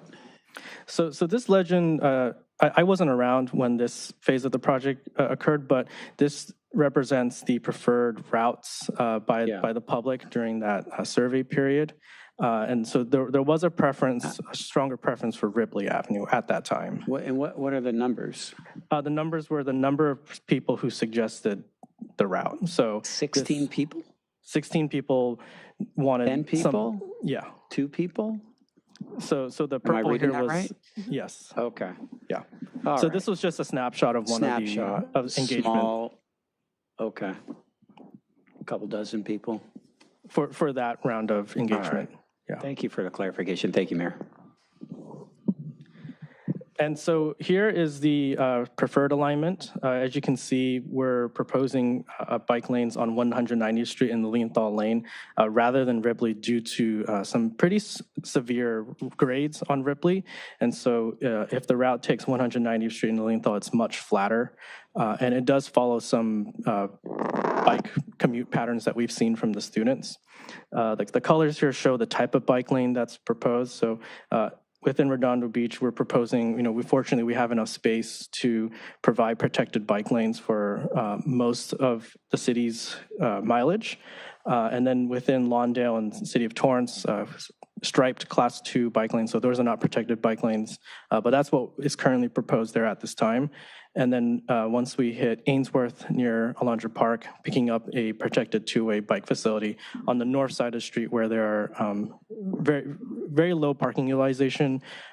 Parking is prohibited for most of the day, most of the overnight as well, and very few driveways on the park side of the street. Okay, quick question if I could. Yes. Mayor. Very quick. With the proliferation of e-bikes, and we've heard about it a lot, You mentioned Ripley Ave does have a bit of an incline. Has staff looked at the fact that most people riding bikes are on an e-bike, and maybe that incline isn't as big of a challenge as it may have been a few years ago? And if so, what have you found out on that? Yeah, I don't think there was a lot of research done specifically on e-bikes or pedal bikes, but I think the intent of this project was to provide facilities for someone who didn't have an e-bike, could still safely traverse on a flatter street. I would say, Ripley Avenue is a pretty narrow street. Has a lot of driveways. Doesn't have room for high quality protected bike lanes with all the driveways and without taking away all the parking that more of our residents might use. Yeah. Compared to 190th Street, where large sections of that street don't have parking in one or both directions. Not taking away parking. There will be a few spaces lost on our side of 190th, but a substantial amount of 190th Street on the north side does not allow parking today. Okay, and does the fact that perhaps the majority of youth are riding e-bikes at this point change anything that's being suggested here from your perspective? I don't think so. I think it's helpful to provide a variety of routes for a variety of users. So if people still want to choose Ripley because perhaps they live on Ripley, we're not discouraging that. But there's certainly a good number of bike riders who do use 190th Street to avoid those hills for whatever reason, even with an e-bike.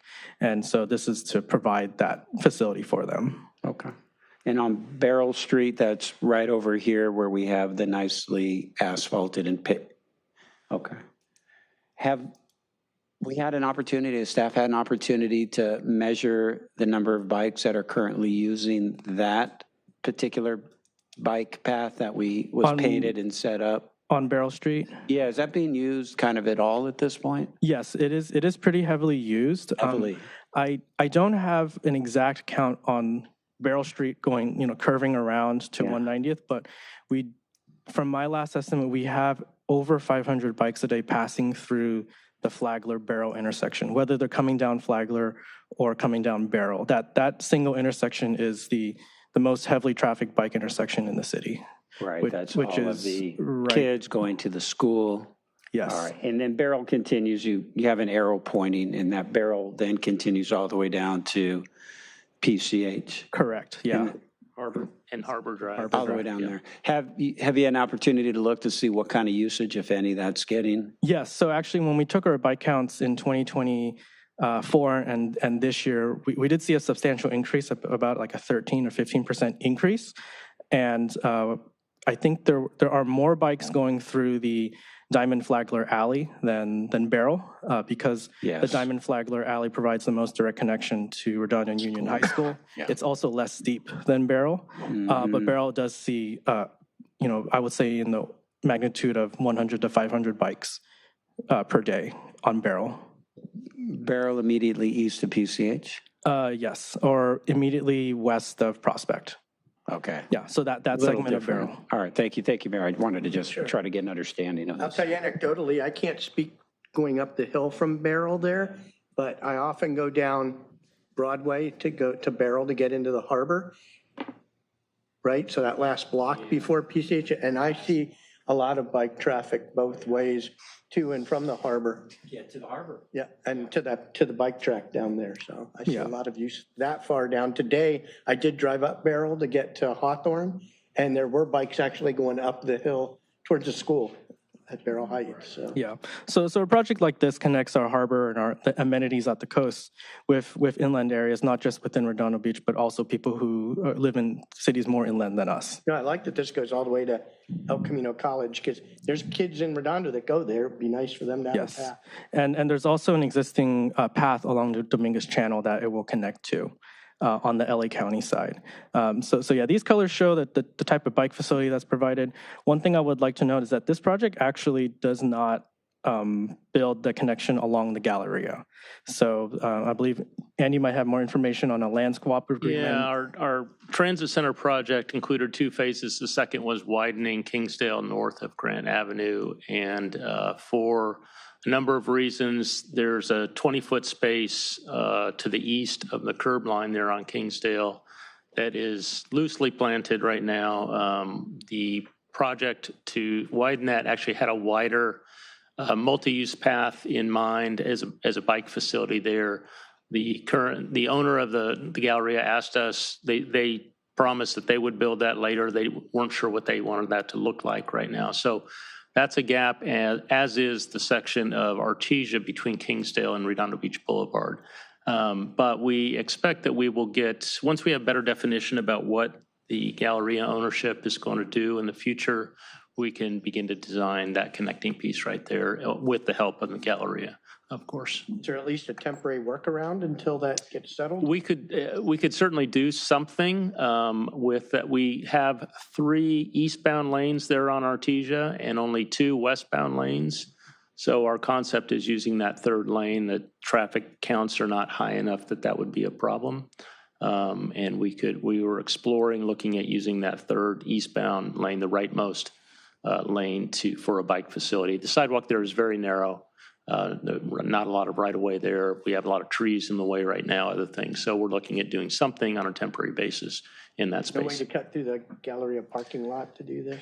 Not without their permission. We don't have an easement for a bike facility through the Galleria's property, except for that 20-foot strip there along Kingsdale. Does the funding, is it including that section though? Funding does not include that section. The Gallery is already committed to the Kingsdale piece.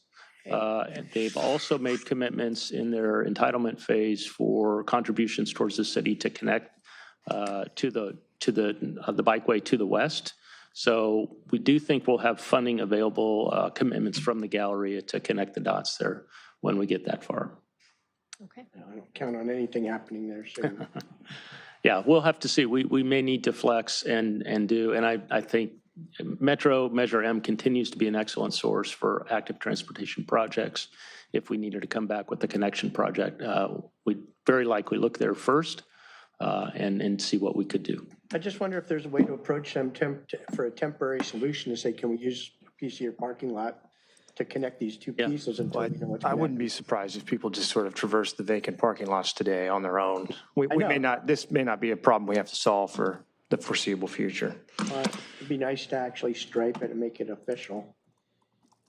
Yeah, I think the intent of this project, back when we were applying this, we had expected that the Galleria would have been more underway. I understand all that, but it's not happening. Yeah. Now it's an air No, gap. it's an excellent thing to explore as we move forward with the final design and maybe get some better ideas of what this is going to look like at each end of the Galleria side.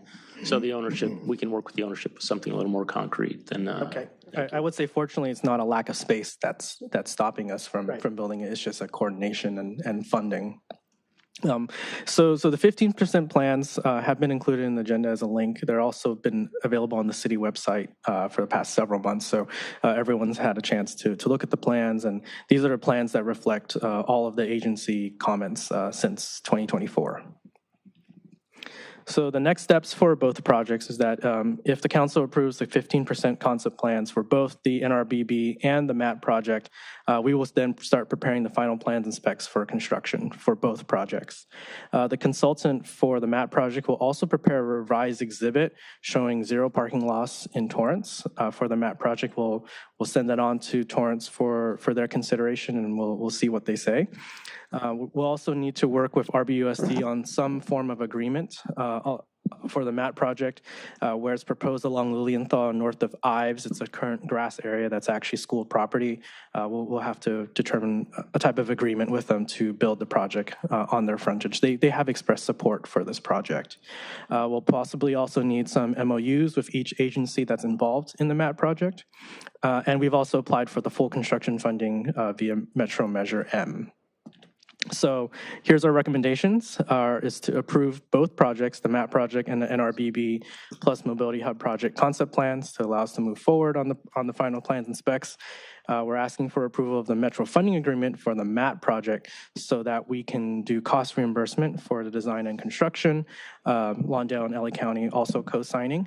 And then we also are bringing forward a professional services agreement with CR Associates to prepare those plans and specs for the MAP project. They were the consultant that was involved, that was contracted with Metro. They are very familiar with this area, and they prepared the 15% design plans. We felt it was appropriate to retain them for both the MAP project and the NRBB project. So that way we have one civil and traffic consultant for both projects. Thank you, Ryan. If I could, Mayor, just one final, or a couple of final wrap-up comments. The council has the opportunity, if you'd like, for us to provide a progress report, if you will, on the design.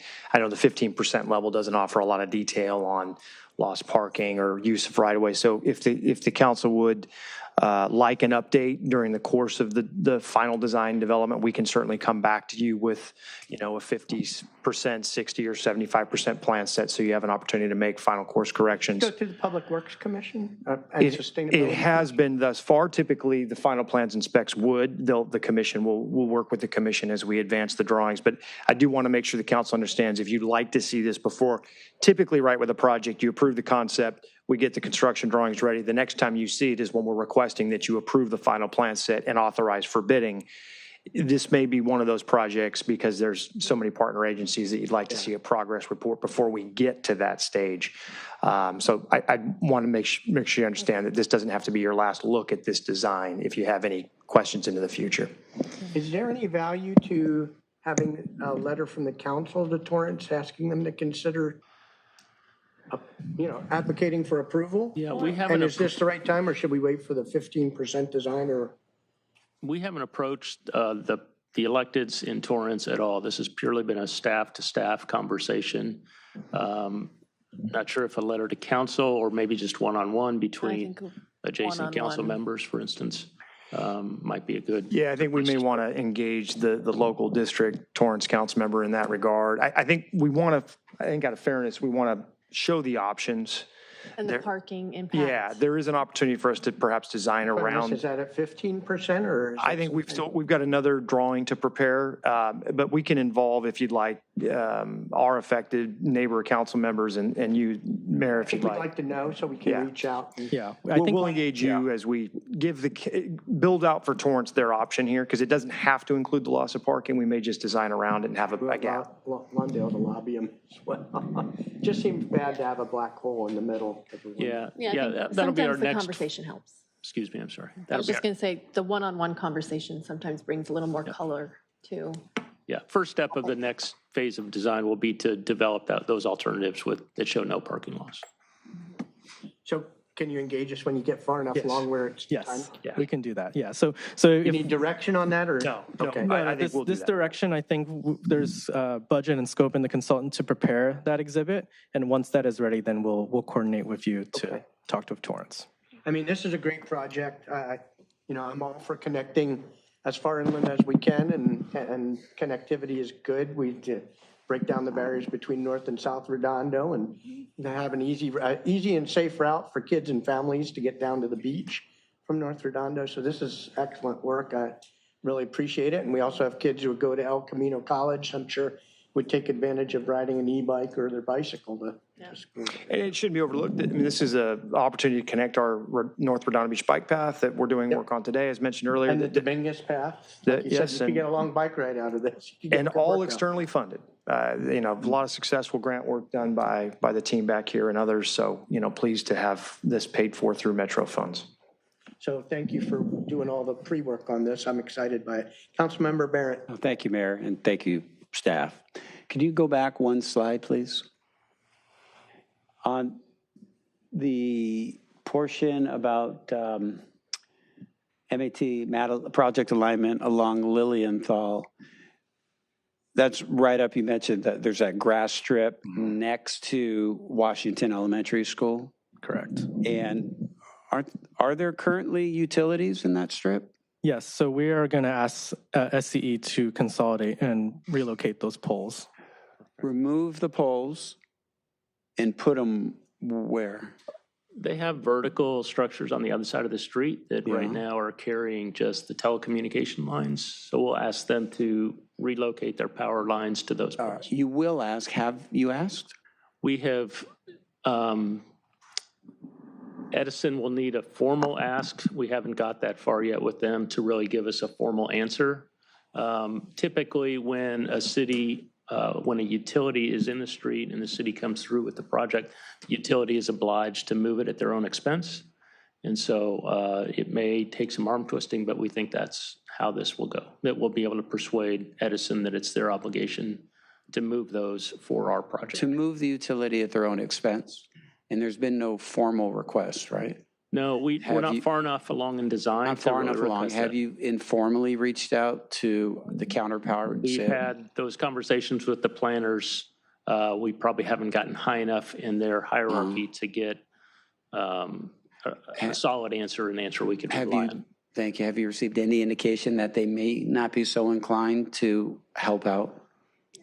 No, we have not gotten any negative feedback. We haven't gotten a lot of positive feedback either. They just defer. They're reserving their comments until we apply formally. Okay.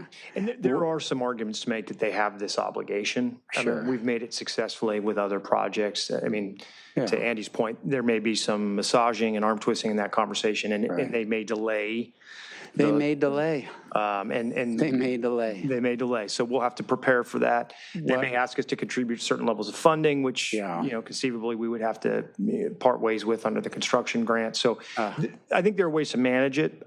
We do think we'll eventually compel Edison to do it. It's just a matter of time and energy. And as a prudent planner that you are, what's the backup if Edison says no and the arm twisting just results in feet dragging? What then? What's the plan B? Cut their wires. that leg probably. Chainsaw. Yeah.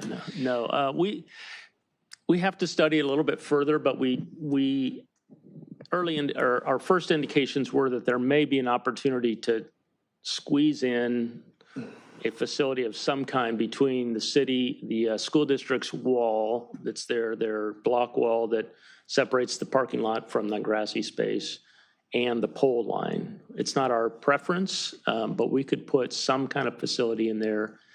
It may not be considered an official bike route per MUTCD standards, but it could be a multi-use path that could be used. So we'll, as long as the school district is willing, we think we'll be able to get something. Certainly we'll shoot for the best project with removing the Edison poles. And that's in part, just to tack on that, that's in part why we haven't pursued a formal agreement yet with the district. We still have to sort of plan for multiple concepts. We have been in communication with district officials. They are supportive of at least what we've designed thus far, and we do fully expect that they will be supportive of whatever execution is required. But there's more design work to do here. Okay, thank you. Thank you, Mayor. On that, have you talked with the government rep from SCE, the government affairs rep? It's been a while, I think. We've, no, not specifically I'd about like this to corridor. broach that topic with her if you can arm me with enough data to sound smart on it. We'd appreciate the help, yeah, absolutely. Yeah, I'd rather do it earlier than, just show we're out of goodwill working with them early on this, so. Yeah. Okay, Councilmember Waller. Yeah, thank you. I'd like to say, first of all, I love the way the route goes along Lilienthal and Ripley with a two-way lane that is on the same side of the street as both of those two schools, because that, big safety improvement by having it like that. I like that better than the Ripley route as well, so I definitely agree with that part of it. So how final are these choices of saying the lane's going to go here, here, and there, and it's going to be this? Because, we did get some feedback from the South Bay Bicycle Coalition and others saying, well, we think this might be better. Are we at the 15% level? Are we still saying, well, it could still change? Or are you really saying this is what it is and we have to approve that today? We have pushed hard to get the best possible facilities out there, which is what the Bike Coalition is arguing for as well. We've run into constraints due to parking issues, loss of parking issues, I should say, due to Lawndale's willingness in some cases to, they have a lot of driveways on Redondo Beach Boulevard on their side of the street. So certain things that the Bike Coalition may prefer are not really appropriately placed there. So we're pushing really hard to get the best product we can. If we discover something in design that we can upgrade a portion of the pathway to a better facility than is currently shown in the concept, we'll explore that for sure. Yeah, and I think we have some level of flexibility at this design stage to make that change, if any, very soon, hopefully. But we would like to avoid getting to 60% design and having to go back. In terms of rework scope, we're still at a good spot where we can, explore that further. But it's not set in stone now, so it's not like from now on, no matter what, it's going to be exactly what you propose. It's probably what you proposed, but not. Yeah, Metro's goal here is to provide high-quality bike and pedestrian facilities. So that's what the design approach has been. And if it's limited due to significant real factors that we just need to explore further as we make final decisions about that. All right. I had a meeting with council member Sheikh from Torrance, and that goes along District 1. That's his district there. I'd be happy to be the interface with Torrance if you want to have anything start with talking to the Torrance City Council, the electeds, about those routes. We talked a lot about, hey, what can we do for each other? So, as long as he asked, I'll come back and be happy to talk to him about that. And then for the SCE right away there along Lilienthal, is that something that we should agendize for the school subcommittee to talk with on a future meeting? We've given them a bit of a heads up on this. There's been some conversations. Brian's in direct communication now with Annette and her team. So I think we're okay. It's clear. Yeah, Okay. There's a lot of support for this. It's just getting to that point of specificity. But I would agree the schools are probably in support of that. Giving the students a safer path. That grass is unused. It's difficult. The school has to maintain it. I think it's a win for everybody for that to happen. That's it for me. That's another benefit of this. The high school kids coming from North Redondo going to Redondo Union have a safe path. So might be better than straight taking the project bus. all the way around. Councilmember Obaji, I can't see if you have a hand raised. Do you have anything you wanted to ask or add? Sure. Thank you, Mayor. So to the city manager's question about project design, as we get project design, it would be great if you would share it because as Ryan said, there's been a lot of excitement in the city from residents about our progress on bike lanes. And I can say from my last District 4 community meeting where I had at Michael's, where I had Ryan and Andy come down and present, there were more people at that community meeting than there were at any other. So far this year. So that's one. Two, I also really appreciate the redesign around the steepest parts of Ripley. I just actually rode Ripley on my cargo e-bike with Councilmember Kalajurovich, just assessing the condition of the road. And with yeah. I was like power mode on that one. Yeah, I was at level 5. I didn't have a kid in the back of my cargo bike. If I had one kid or two kids, I'd be having to stand up to bike. And I think that if we designed our bike lanes on steep grades, we'd be encouraging kids to get more powerful e-motorcycles, where we want people to feel comfortable in their entry level e-bikes biking around our city. So I favor this design around Ripley. And we also got to appreciate that not all people do have e-bikes. And lastly, this issue about cities not agreeing to go along with, progress on mobility, micro-mobility safety is kind of a persistent endemic one that we have in the city. We're making so much progress, but I'll tell you a story. I biked with another dad from here in North Redondo up to Manhattan Beach Boulevard, down Manhattan Beach Boulevard. We entered Manhattan Beach and the bike lane disappeared. Then we biked down the Strand, got down to the pier, Redondo Pier, and then came back up Diamond, and we get up to Diamond around Beach City's Health District, and the bike lane disappears. We're doing so well in Redondo, but we're not supported by our neighbors on this front. What can we do, the electeds, do, or the activists out there, South Bay Forward, South Bay Bicycle Coalition do to try to get support for cooperation? I mean, a lot of these things didn't even require funding from these other cities, or at least one of these things didn't require funding, just required acquiescence. What do you think that we can do to help get these other cities to go along with, the bicycle master plan? My suggestion, and we heard it a little bit earlier, is as much one-on-one communication as you can have with your peers at the other cities to support and encourage their staffs to consider this, the better. You mentioned the bike path near the health district. I see Tom in the audience. We spent many meetings trying to convince our counterparts in Torrance to pursue that path through Torrance. It's a running joke in my household, living in the neighborhood, the city boundary between Torrance and Redondo Beach. When you try to bike from my neighborhood to Diamond, where you enter Redondo and leave Torrance, it literally is a running joke of my kids. Be proud. City leadership, look at that. And our thought at the time was, we're going to embarrass Torrance by building this project to the city limit and showing them what it could be.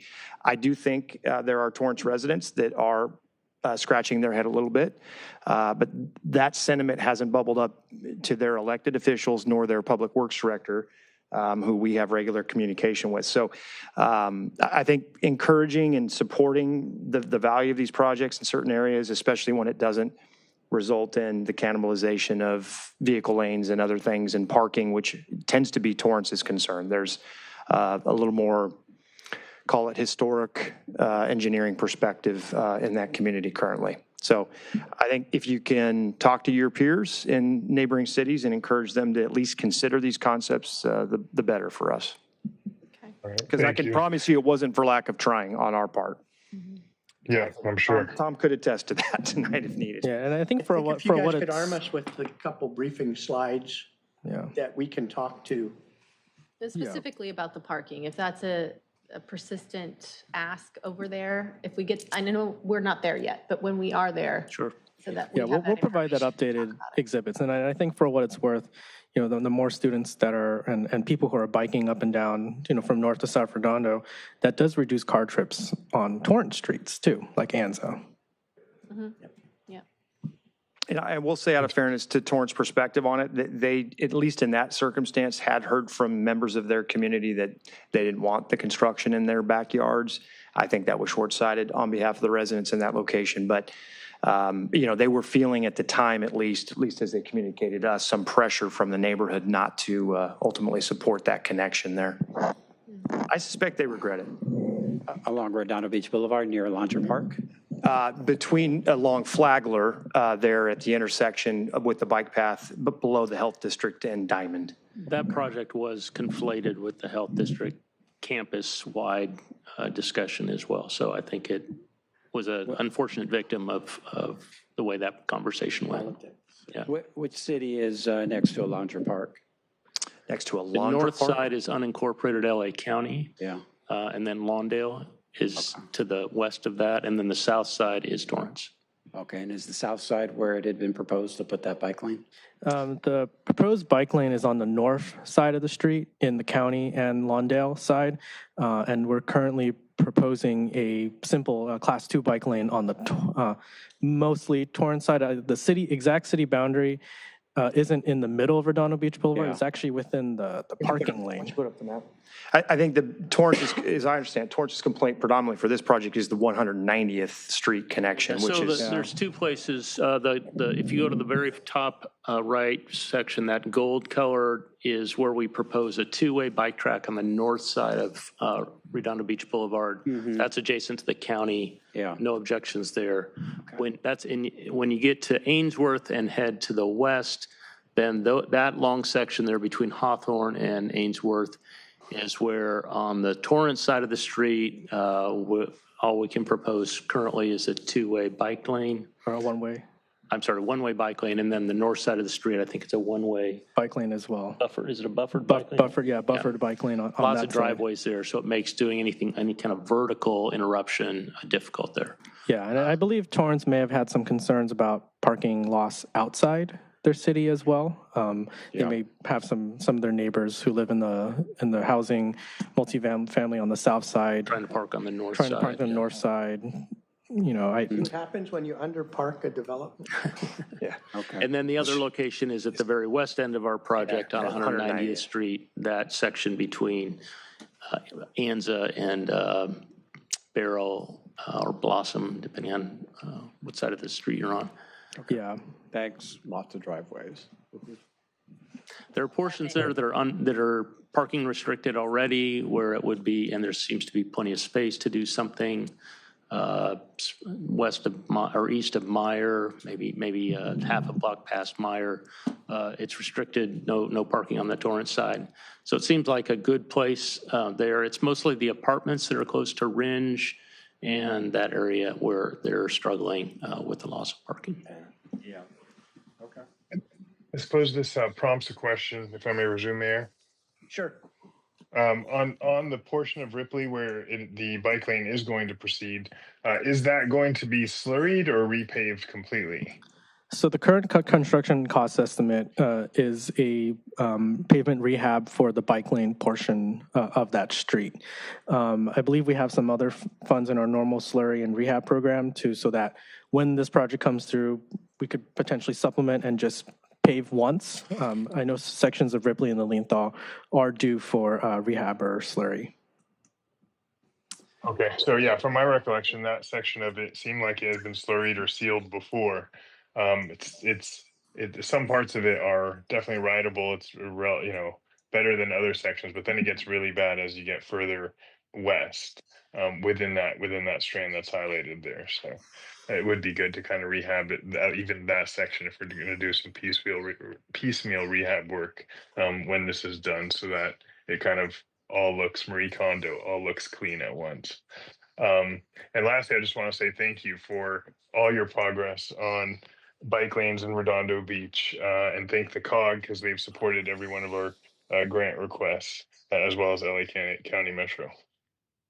That's it. Thank you. Okay, thank you. So can you put up the slide with the motion that you're looking for? Yeah, right there. So are you looking for a motion at this point for those things? Yeah, Just- to just approve one those three point. items, Do we yeah. have to- Are you looking for a motion to bring it back at 15% or? No, we're at 15%. So effectively, we're asking you to approve the concept plans as they sit today. If you'd like, as part of the motion, to include a progress report or update, at the appropriate time, 40%, 50%, I'll lean to staff You on want that part of the motion? I think so. I think this is big enough to do, to push for that, especially if we're going to be having interactions with your colleagues in other cities. I think we ought to do that. And then the other two items need to be approved as well. Somebody Can I want to make say, a motion? yes, I'd like to move, as the city manager said, about approving the MAT project and NRBB Mobility Hub project concept plans as he stated, approve Metro funding agreement for the MAT project cost reimbursement, and approve professional services agreement with CR Associates to prepare plan specs for the MAT project. And request a comeback at 15%. Yeah, it's part of the first part, yeah. Request come back at 40%, was it? 40, Just appropriate progress. Midpoint, maybe, yeah. second. Okay, we got a motion, a second. Let's see, members of the public that wish to address this item, I do have two cards, starting with Liam Walsh and then Rod Kuntz.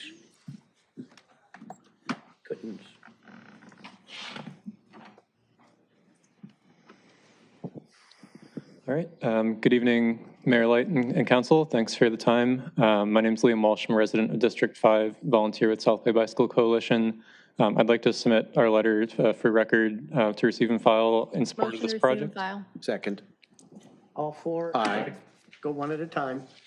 Aye. Aye. Aye. Aye. Okay. Okay, thank you very much. Yeah, so I want to thank you all for your leadership with the proposed Class 4 protected bike lanes throughout Redondo. And as you all were discussing, we really want to see this throughout Lawndale and Torrance as well. I can definitely echo the comments about we want to avoid black holes, and you shouldn't have to realize you're going into another city when you're biking along. But I can definitely tell when I get into Redondo, which is nice. But oftentimes I bike outside of Redondo, and I want to ensure that we have the same level of safety throughout all of our communities. A number of our advocates have spoken with the council and staff in Lawndale and Torrance over the last few months, asking for these same improvements that we've been talking about. We have encountered a lot of difficulties, as you noted, specifically with Torrance. From what we can tell, over the 5 years this project has been going with numerous community engagement, there, as staff mentioned, there is pretty overwhelming support for protected bicycle lanes throughout the length of this project, including in Torrance.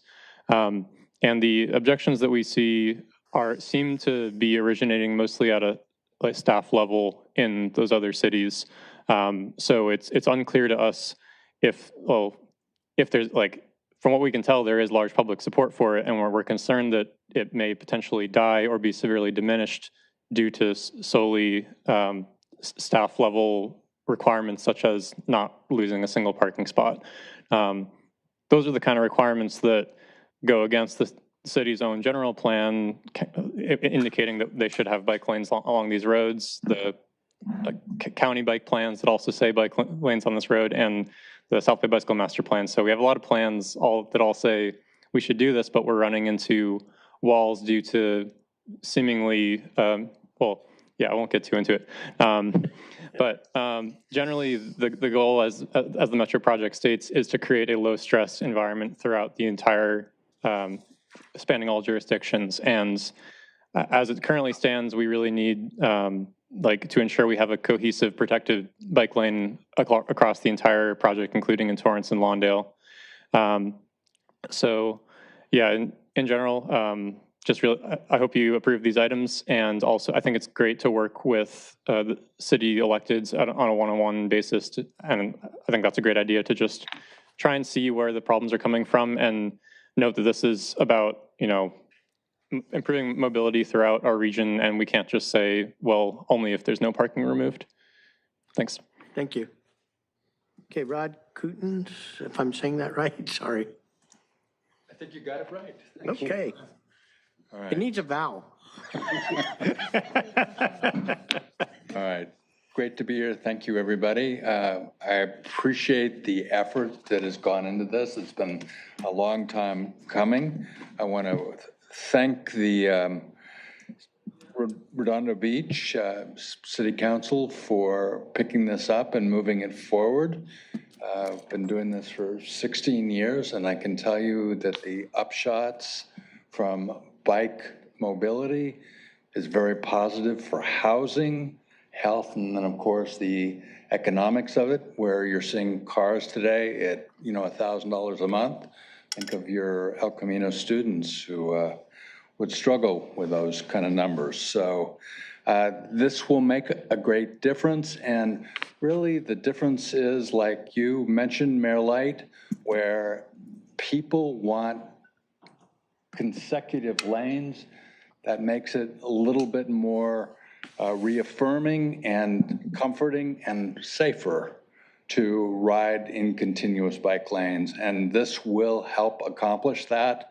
And then the comeuppance is that the businesses benefit, because in Manhattan Beach, for example, they are allowing trade-offs of parking spaces for bikes and finding that people spend more. So it's positive from a business standpoint.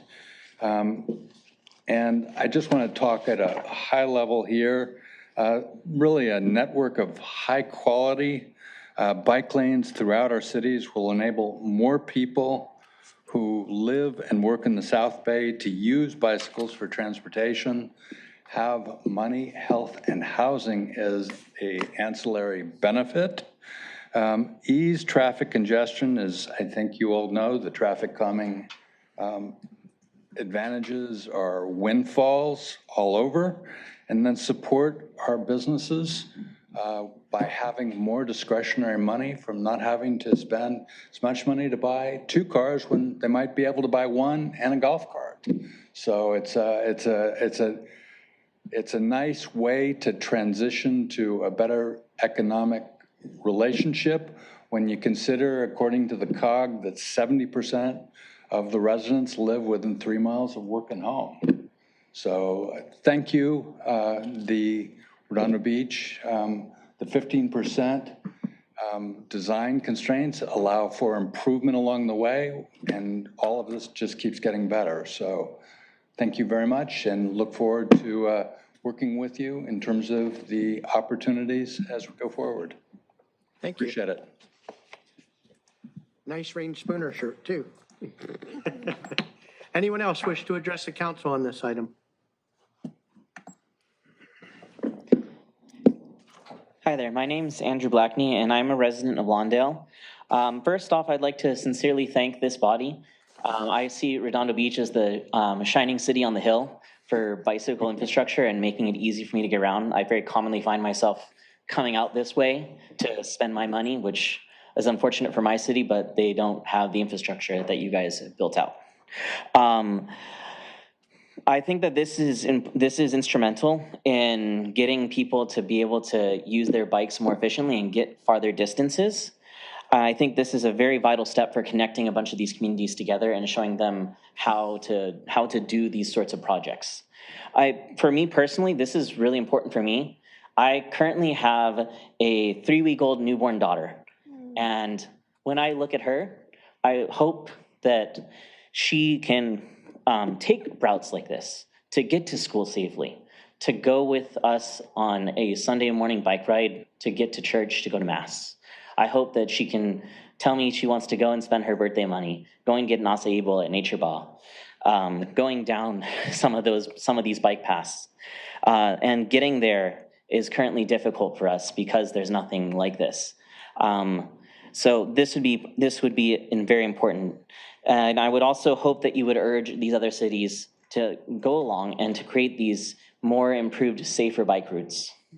So, specifically, I would really like to call out where this bike route is in my city, in Lawndale there. This actually goes over the on and off ramps for the 405. And I think it's very important that you guys, I would urge you to push my city to install a better protected bike route specifically through that area at the very least, if not through the entire area, telling them, hey, you guys don't need so much parking. We can work with you guys on these many different driveways and figure out a way to make this work. I'd be happy to work with you guys on that. I can meet with my council members. I've been meeting with my council members, but I think when they hear something from you guys to say, look, we took the steps to do this and it has paid dividends for us, it would really make a difference for them to hear that. And I think that this is just important for, as you guys have stated, the people that are students that will grow up in these communities and then go to El Camino College to be able to have those roots, know those roots as they grow up and be able to find that and say, hey, I can do this very efficiently. So I would really hope that you'd improve on this and push on these other cities to take the same steps. And I would also like to point out that I did have a conversation with Ryan, and it was completely amazingly cordial, which is not something that I can say that about when I've talked with my public works for talking about bike lanes. Thank you very much. I hope you guys have a great evening. Thank you, and congratulations on your daughter. Yes. Anyone else wish to address the council on this item? Anyone online? Yes, we have Brianna Egan. Go ahead, Brianna. Hello, hi City Council. Calling in, I am currently studying for some important board exams for med school, but this item is so important. I just wanted to call in and echo the comments that have been brought forth both by City Council and the public today. I really thank you for your thoughtful questions about this project and the specifics of this project because it is a multi-jurisdictional project, and so by nature it involves the cooperation of a lot of agencies. And I think just want to echo what others have shared, that we are very grateful for the City of Redondo Beach, just at every level, staff, council, leadership, residents, just being very supportive of building out the bicycle master plan. I think we have seen the results of building safer protected bike lanes for our students and just for everyone to feel safer getting around town by bike.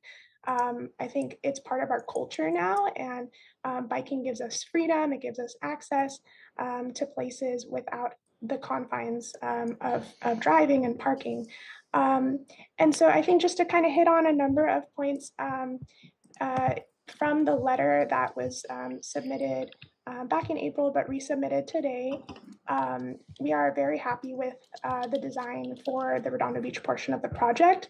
But then as you all have pointed out, Torrance, Lawndale, and LA County portions could be improved for further safety. And these improvements that we have suggested are all technically feasible. They've been done before, particularly with a lot of the Redondo Beach recent bike lanes, such as narrowing car lanes and then creating wide buffered bike lanes.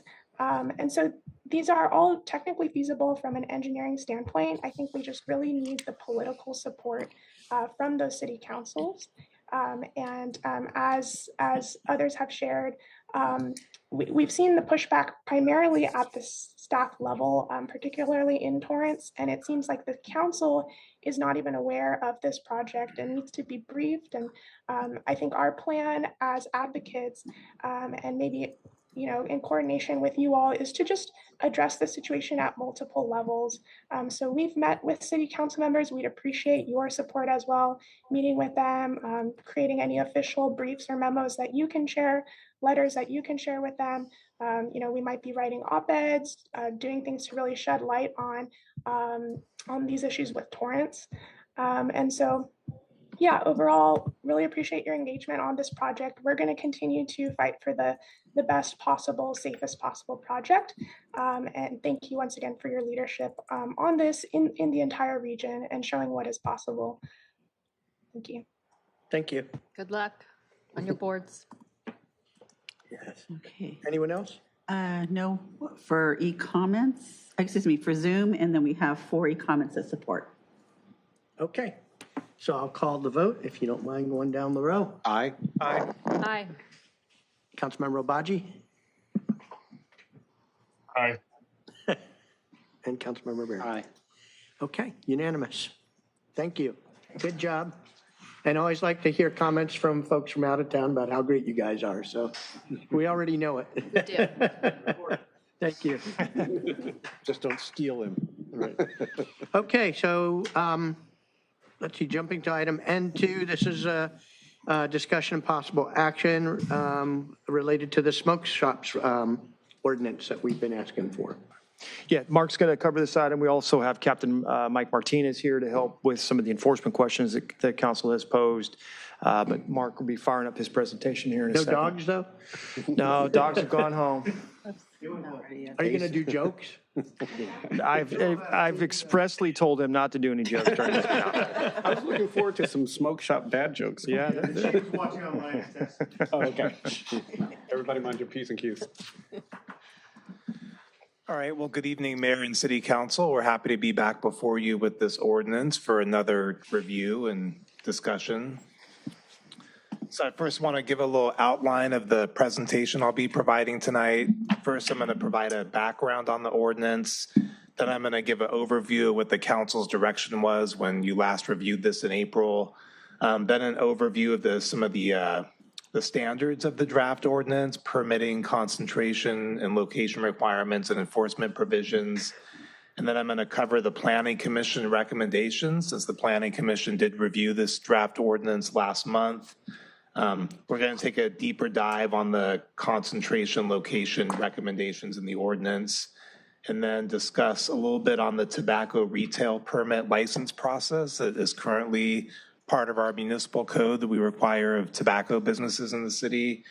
Then I'm going to turn it over to the lieutenant here to give a brief background on the history of the enforcement. Captain, sorry. It's okay. I'm not good with titles. So it's well documented that tobacco is harmful to health. It also poses a unique risk to youth. And that's been documented by the Center for Disease Control and various other agencies. And it's actually been in the recitals of the resolutions that have come before the City Council before as part of the purpose for this ordinance. There's also been a track record of compliance issues with smoke shops within Redondo Beach and other cities throughout the state, and that's well documented, and it's typically in relation to the sale of illegal products at these businesses. And also, over the past several years, we've seen an increase in the number of smoke shops within the city. 16 is what we currently have, 7 of which have opened up since 2019. So the City Council last reviewed this draft ordinance in April. You provided input on it. You also directed staff to prepare an urgency ordinance that would place a temporary moratorium on any new smoke shops to be in effect while staff works on this permanent ordinance. That was extended, and it's in effect through June 2026. So at the April meeting, the City Council provided some direction, which has since been incorporated into the draft. One is that we allow a maximum, we place a cap on the maximum allowed at 5 citywide. However, because we have 16 legal non-conforming businesses currently, the initial cap would be at 10 for those businesses, and then over time, that number would get reduced down to the 5 through attrition. So that's been incorporated into the ordinance. Also, the council, in the prior version, we had a standard that limited it to 1 per district, or 2 per district, I believe it was. The council seemed to be uninterested in setting a cap based on the district, at least based on that last meeting. However, we can discuss that again tonight, and if there's an interest, we can reinsert it. The council also directed staff to include a 3-year expiration for the conditional use permits for smoke shops.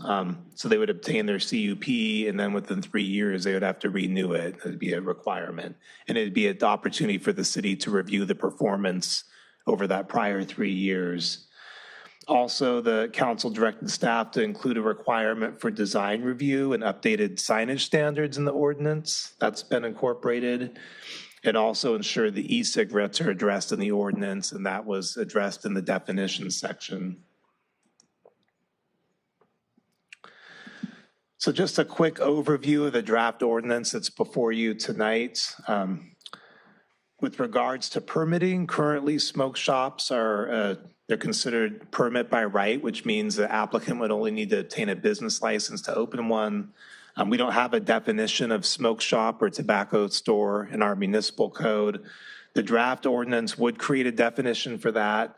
It would also require a conditional use permit for smoke shops, which gives the city more discretion and say in the operations of the business.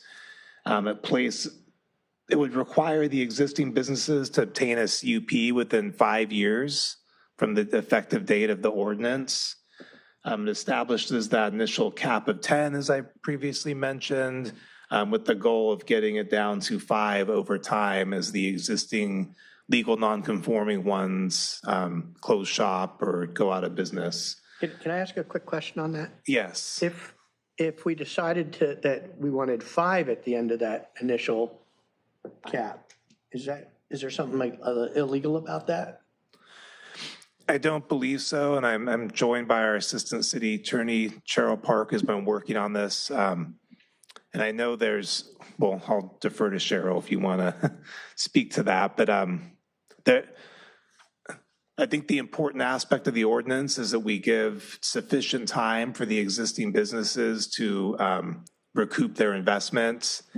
And it might be problematic if we were to ban that type of business outright throughout the city, but I do believe that we could reduce the cap from 10 to 5. I don't know if you concur with that. We're giving them 5. It's not like the day we approve it, they're down to 5. They have 5 years.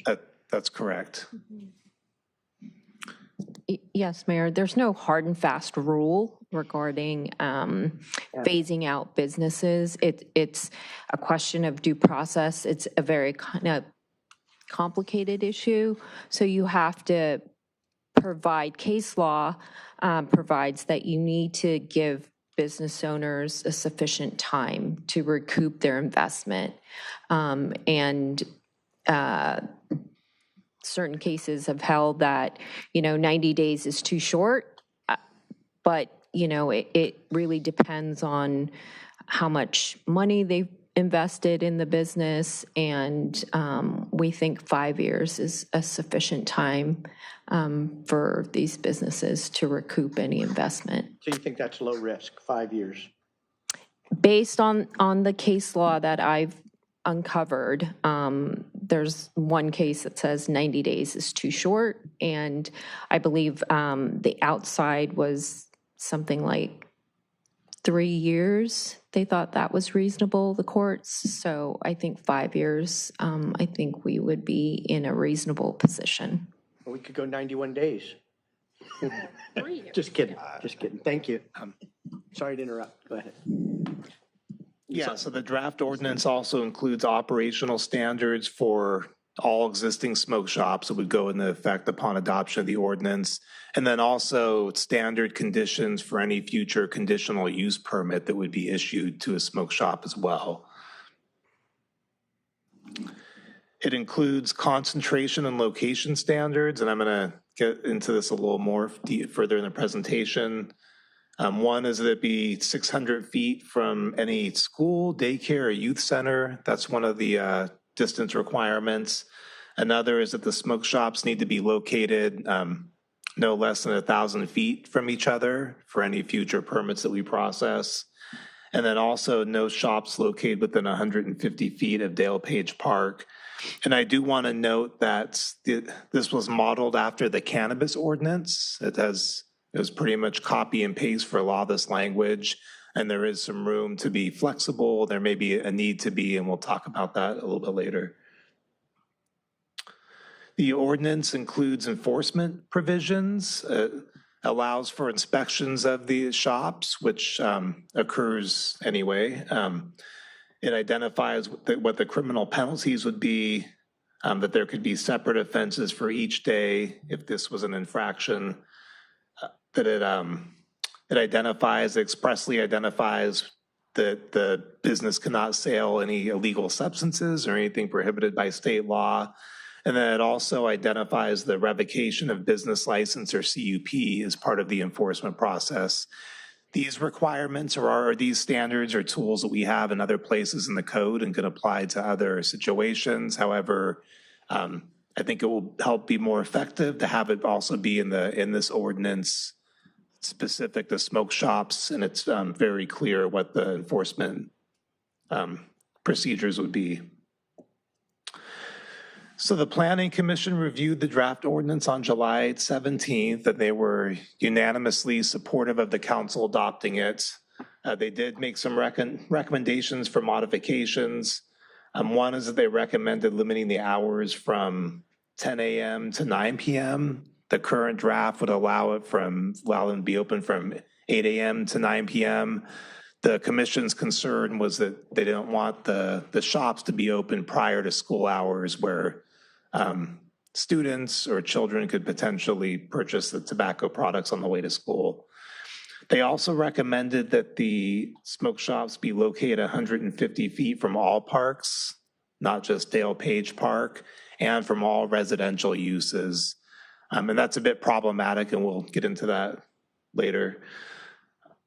Also, the commission recommended that there be flexibility in the display area for convenience stores and grocery stores.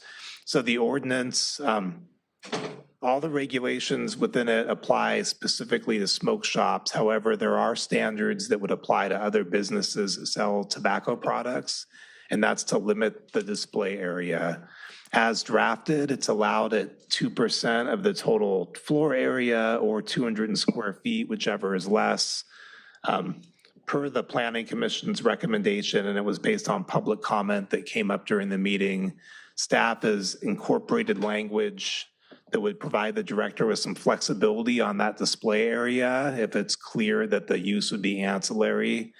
And the fact is, when it comes to this provision, I don't envision staff going out to stores and likely measuring per square inch or square foot of display. But it is another tool to address situations where a business is trying to open up and maybe they're they're posing as a different type of business, like a gift shop, but in reality, they're looking to sell tobacco products, and it's a way of putting some parameters on it.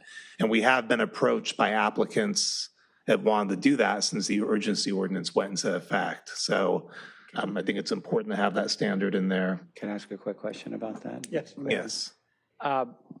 So that's the ancillary sale definition, which includes grocery stores, supermarkets, convenience stores.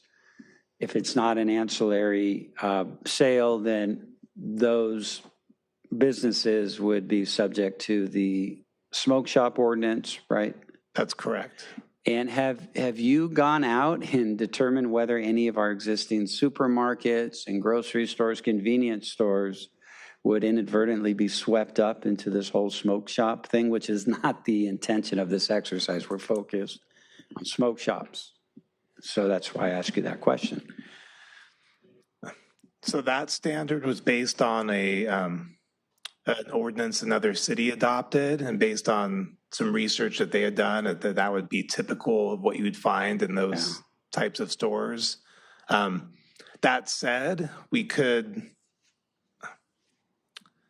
I think with the provision allowing for discretion on the part of staff to allow some tolerance to that display area, I think it addresses the issue of potentially capturing those existing stores. We could do some additional research and try to put some numbers behind it to support what's in the ordinance to see how it matches up with what's out there now. And you could look at what's out there now. You could go to the various grocery stores and what have you throughout the city and at least pick a few to figure out, are we inadvertently sweeping up into the smoke shop ordinance those? So I guess the question is, can that be tabled for now so we don't kind of cloud what we're trying to do with smoke shops specifically? And then maybe after you complete that review, give council a chance to take a look and decide, is this even part of what a smoke shop is? Because right now it's a grocery store or a supermarket that uses no more than 2% of its gross floor area or 200 square feet, whichever is less, for the display, sale, distribution, delivery. So, would that capture, I don't know if CVS still sells cigarettes and what, Yeah, I think so in terms of quantifying the display area, I think we could take that out of the ordinance and have some other language. It just makes it clear that if it's an ancillary use in those types of retail stores, it would not fall into this ordinance. And so that is an option if the council is concerned with putting a limit on the display area that may put existing businesses out of compliance. Yeah, and the concern is veering away from the intent of the exercise, which is regulate smoke shops. And I think you candidly nailed it in the staff report. The intent of the ordinance is to regulate retail businesses in which the primary product is tobacco and nicotine. So maybe there's a way to capture that without sweeping in inadvertently other business. Yeah. So my only question and request, and ultimately the council is going to weigh in, maybe take that out for now, come back if needed, refine it, find some other metric by which we can say the primary product of this business is tobacco and nicotine. So that's I think that's something to definitely consider, and I think also factoring in that it would be challenging to enforce those, to measure those square footages and display areas, the enforcement of it. And we've had issues with other ordinances that we were challenged on. So I don't know, the city managers here, any thoughts on any of this? Yeah, I don't think I think you hit it on the head. The staff report covered it. We emphasized that in there. The goal of this exercise is to regulate smoke shops, the 16 that have crept up. We all know what those are. Our intention here is to make sure that this ordinance doesn't grow into something beyond that effort. And I think that if there's any clarity that needs to be added to the definitions in order to ensure that everybody understands that, then we should make those changes as soon as we can. Yeah. Okay. I'll tell you, I'm concerned if we don't have something objective and definitive, that people are going to skirt around the edges to where we can't legally argue that it, is essentially a smoke shop. I mean, it could go to 49.9% of their shop and do smoke shop, and the rest chips could and be drinks. the rest could be alcohol. But I think the intent of this ordinance is to, again, regulate smoke shops, but by having 2%, if you have a 400 or 500 square foot gas station that sells, a normal amount of cigarettes as part of their business, suddenly with this 2% rule, there's now a smoke shop. And that's not the intent, to make every gas station, every convenience store a smoke shop. We're going after the 17 or 16. And I think we need an objective standard. Yeah, could you cap? You've already said you had people coming in trying to weasel their way around the moratorium. It's a good point. I agree. Let's get an objective standard that, and maybe that's something could be worked on, where we're focusing on the primary product is tobacco and nicotine. So if you try to, as the mayor said, skirt around that and throw some candy out there, you're not selling your primary product. That's what we're trying to do, I think, as a council. So the 2% and 200 feet, I mean. Well, I think then maybe we need to come up with what we're comfortable with, because I personally like the 2%. I don't want to eliminate it from those groceries. If that's what the grocery stores and the CVS and maybe the corner gas stations are selling, but maybe they need to amend it a little bit, because now we're tightening up their space. I'm okay with that, but I think leaving the space for, I found a list from 2019 that had 44 tobacco retail licenses in Redondo Beach. So, we have 16 quote unquote smoke shops, but we have more than 44 places in Redondo selling tobacco. And that's where I do want to tighten this up. So I don't just want to target the 16 smoke shops. I want to reduce the number of places that you can buy tobacco in the city. I'm not saying I'm targeting the grocery stores. I think this is a very well thought out exception for those types of stores, where it's not youth focused. It's the CVS, it's the grocery stores, but we have a problem in Redondo Beach, and this is the intent. My intent with this is to address that problem. I think it's a fair point. Can we, if there hasn't already been a referral, consider something coming back later if the council's so inclined to do this more global tobacco look at, rather than kind of, this looks like it's just been, it seems inconsistent with the smoke shop, at least as I understand it. Well, It's like I think different there's animal. Like, well, yeah, I think do we have too many cigarette shop, and we may, I don't know, but is there a way to, go ahead, I interrupted you. No, I think it's an important point, and we can tackle either and or both. Smoke shops, from our perspective, are I think as we've defined them now in the draft, it's a very clear entity in my view, right? It's the 16 that we've identified. Primary purpose. And I think we're on a path to try to regulate this. What I'm also hearing is there perhaps is a concern beyond just those 16 related to retail tobacco proliferation in the community. That is a different issue. I mean, that is going to be. And we may create one with the ordinance. Now we may create a side issue. Potentially. Unintended from. Potentially. We could see stores lean towards the ancillary definition and try to push that envelope. I could see that. When I see tobacco sold at a grocery store, that to me feels very, very distinct from all of these other conversations. So if that's the standard we're looking to achieve, I think that's something we can look at relatively easily. I think we would want to know more about what we're trying to limit. Are we trying to limit the gas station sale of tobacco? Are we trying to limit the liquor store sale of tobacco. You know, if those are the locations we're concerned about, we could probably do some assessment work. We could identify those locations. We could figure out what's happening in those stores. I don't think we're fully prepared to do that now with with this ordinance. It would probably need to be a bit of a follow-on process. But it's a matter of council priority and how much time and energy we want to spend on this effort. So then, part of this ordinance is describing the ancillary use as in the ordinance, right? It's making If clear. we don't put anything in there, I feel like we just create, the stores that are just making, like you said, 49% of their store is tobacco, and then they're going to sell chips and sodas and other things, which is essentially a smoke shop and a snack shop. Mm-hmm. We need to have some definition so Yeah. we can distinguish the two. The question is it going to be a well-defined objective metric that we spend time analyzing, or is it going to be something that we're going to ultimately allow community development to have more discretion to administer for the time being? That's what we're going to have to probably determine. Yeah. And I'm pretty comfortable with the way it was written, with that very small square footage area, with discretion.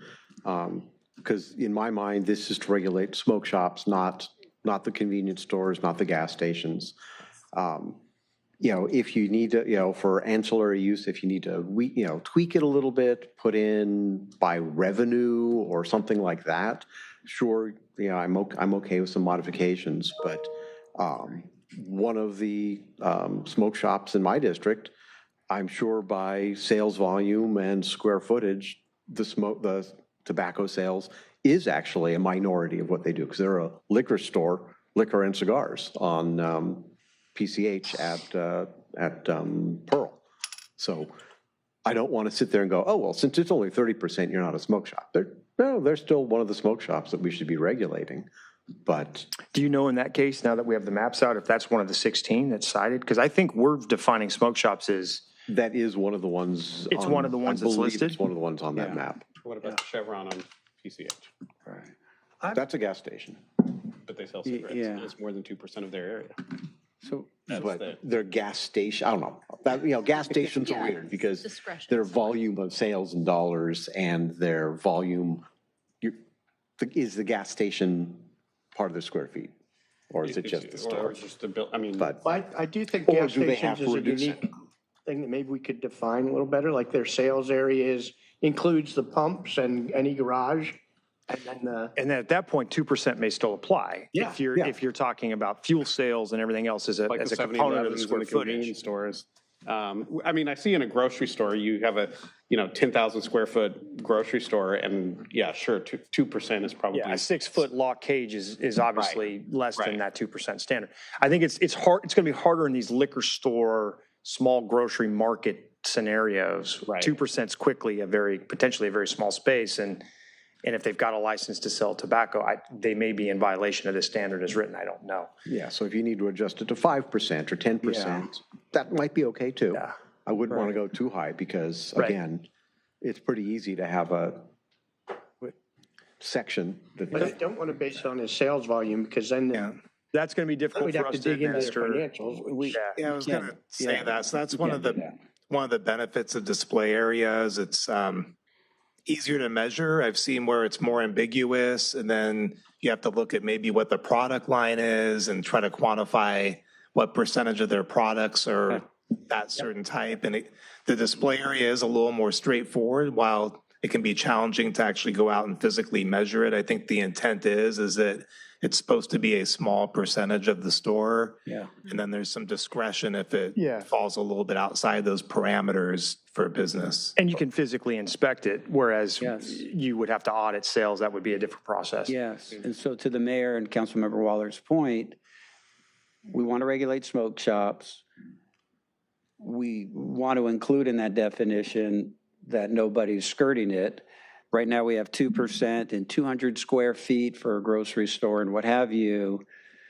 I mean, do we raise it to 5%? Does a little more surveying need to be done to this gas station and the Vons or what have you? So all of a sudden, they're not a smoke. Yeah, I think so. And then how do we do that? We're here tonight with this ordinance. Do we do it just on the fly right here, or do we come back? No, Like, we'd so have we to want to come get it back. right. We'd have to come back. So it would All be right. something that staff would research in between now and then bringing this back for consideration of adoption. Or, yeah, Or for to sure. bring I'll tell back. you, I had, and maybe y'all did, I had a call from this association of like convenience stores. I forget what the definition was. And before I could schedule a meeting with them, they dropped it because they read, you know, what we were pushing towards. And I think they were satisfied that we weren't just trying to, you know, ban outright tobacco sales in their shops. So they totally backed down from even wanting to meet. And I will, But that's not what this does. it's a completely different lobby. I mean, that's, different than- the minute, we'll need to be careful about this definition because if it's too restrictive, we're now bringing in a completely different group of So businesses. that's what I'm saying. They Yeah, must have been yeah. satisfied that we were trying to define an ordinance that still allows their practice Right. while we're banning or limiting smoke shops, that they don't fall under what we call a smoke shop. Yeah, it's a good point. And so how quickly could move on? How quickly could you come back with, hey, we've got the sweet spot. It's 5% of total gross floor area. It's 400 square feet. City attorney may need some input. We just don't want to sweep up, to your point, a whole different, I don't want to call it a lobby. These Business are group. Yeah. business group, yeah. Yeah, I think we could still bring it back, I think, in September. We probably wouldn't be prepared to give you an introduction for first reading on the 2nd of September. We do, and out of fairness, we've been moving very swiftly on this, and we're moving with pace. yeah. But we do have the moratorium through June. I mean, we're covered until at least that point. But the sooner we get the ordinance implemented, the sooner we can start the attrition process. So, Well, you've heard the statements, the concerns. What do you recommend we do? I think we've heard you. It sounds like we want clarity on what that definition would be. We'll work to figure out when we can bring it back. My guess is we'll probably be bringing back the ordinance for introduction at the third meeting in September as opposed to the first. I think we probably could give you some research at that point. It might bleed into October. There's that potential. There are some other things that may create pressure for the community development department. So, you know, we'll have to be mindful of that schedule. I don't think we lose all momentum. But we should do it right if we're going to pull this into the conversation. Yeah, it sounds like we're lucky we did do the moratorium if you've got. Oh, yeah. I mean, it's why you do it. I mean, that's why you have the full year, so you have time to be thoughtful. Yes, Well, no, but you had applicants just since the moratorium went in. Yeah, there's been an uptick recently, and I don't know if that's because of the moratorium or for other reasons. But we have seen an uptick in activity and inquiries about opening smoke shops in the city. Yeah. Okay, well, I'll finish the presentation. There may be other things that council wants to address it. And If we We have could like look, 80 more slides. if we look at the existing 16 shops to see what percentage of their floor area, if we're going to use that metric, is actually tobacco sales. Because again, I think when we started this process, it was more about those 16 shops as opposed to everything else. So. Yeah, we can't, I mean, the other component of that is, as I understand, right, smoke shops, it's not just the tobacco itself, right? It's the ancillary products, it's some of these other Or maybe we illegal include that in activities. it as well. Right, so and that's the distinction where you go back to these other grocery store concepts or, you know, the gas stations. They're not selling the ancillary products. They're simply selling, you know, the cartons of cigarettes. Right. So it's a little bit easier, I think, from a definition standpoint. So. Okay. Just before you move on, I will just say that I would prefer to be more aggressive in this because we can amend it. It is an ordinance that can be amended. If we find that, you know, we've ruled out some unintended stores, we can amend it. But I'd rather have that scenario than have a workaround. So I'd prefer to be more aggressive in it. And I think a key with the existing stores is they could be legal non-conforming. They could still operate as currently designed and configured, but it would affect any new convenience stores or grocery stores that want to sell tobacco products. Well, that's my concern is that, you know, and it's not just smoke shops that we're banning. It's new convenience stores, it's new gas stations, it's other new businesses like that, new small grocery stores that we're de facto banning in the future if, depending on how we define this. Right. But, I mean, I'm not looking for more tobacco in the city. Okay. But subject to how we end up on this, it sounds like you could get this done, tighten it up, and come back, we have the moratorium, do it right, do it once, kind of, okay. All right, well, thank you, Mayor. That was a long excursion That was on the one first, slide. I mean, the next one's an important discussion too. Slide 2. Yeah, I'll move through the rest of them fast. I do want to note the Planning Commission had some recommendations about enforcement. They wanted us to, wanted the city to develop a way. Mark, can I ask you, did you cover the lounge issue though? The cigar, so, that's an important discussion. Yeah, so the too. commission recommended that we exclude cigar lounges, smokers lounges.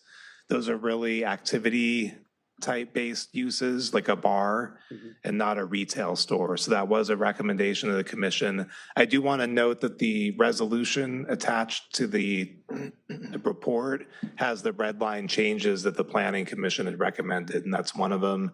And we referred to the, I believe it was the California Labor Code for the definition of smokers lounge for what would be excluded. And can I, since we're on that one and we're belaboring this one chart, that definition, I wasn't sure reading it whether that would include hookah lounges or hookah lounges, for example. It sounds like it's good for the private cigar club and for places of work, but hookah is sometimes a little bit different, and I would like to ensure whether it be actual change to the language or at least a very strong judgment saying that, yes, don't worry, the hookah lounges are not included. And if they aren't, that would actually knock us from 16 down to 14 because there's one on Torrance Boulevard and one on Artesia Boulevard right now. And if these hookah lounges are used for, you come there and you consume on premises, and if you did buy, you're buying to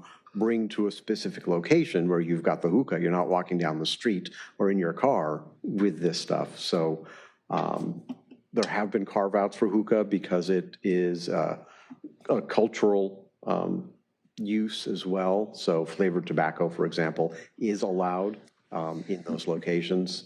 And so for me, I would like for this ordinance not to be targeting the hookah lounges. So this was intent. Yeah, I mean, just not to step on what you're going to say, this is a smoke shop ordinance. It's not a hookah lounge ordinance. And those may be good ideas. Let's stay focused on the smoke shops. But they are included in the maps, both of those. Yeah, let's not do that. And that's why. Yeah, and I think it's important. We'll look at the definition, and one caveat to this, and I think why it's been flagged is in some locations, and this will come back to our definition of smoke shop, is, you have the lounge, but you sell the product as a retail on site, and then you enjoy the product. So there's the permitting and the retail component of the lounge is something that does bleed into this conversation, which is, I think why it's probably being flagged. So we're going to have to look at that definition and make sure it's clear. Okay, you'll look at it, you'll work on it? Okay. We will, and this was intended to capture hookah lounges. So I'll take a closer look at that state definition. Maybe it's not implied in there. And when the Planning Commission discussed this, they actually referenced hookah lounges as something they recommended fit into this category of it being excluded. So we'll take a closer look at that and make sure it's covered, and also look at the two that were marked as tobacco stores. Yeah, it's 800 Torrance Boulevard, and I don't remember the address on Artesia. Zane would know that one. It's just Artesia and Ringe, but if I could, Director Wiener, is there a way that we could, subject hookah lounges and cigars shop lounges to CUPs, not the same one as the smoke shops, but separate CUPs? Because I recall from back when Dave's Old Bookshop was open, they had a number of nuisance issues, and I'm sure the police department, maybe Captain Martinez could let us know. I mean, the police department was called numerous times to the hookah lounge on Artesia Boulevard because, for example, they didn't have alcohol permit. They allow people to bring their own alcohol. People would bring their own alcohol, get totally wasted, start throwing up in the back.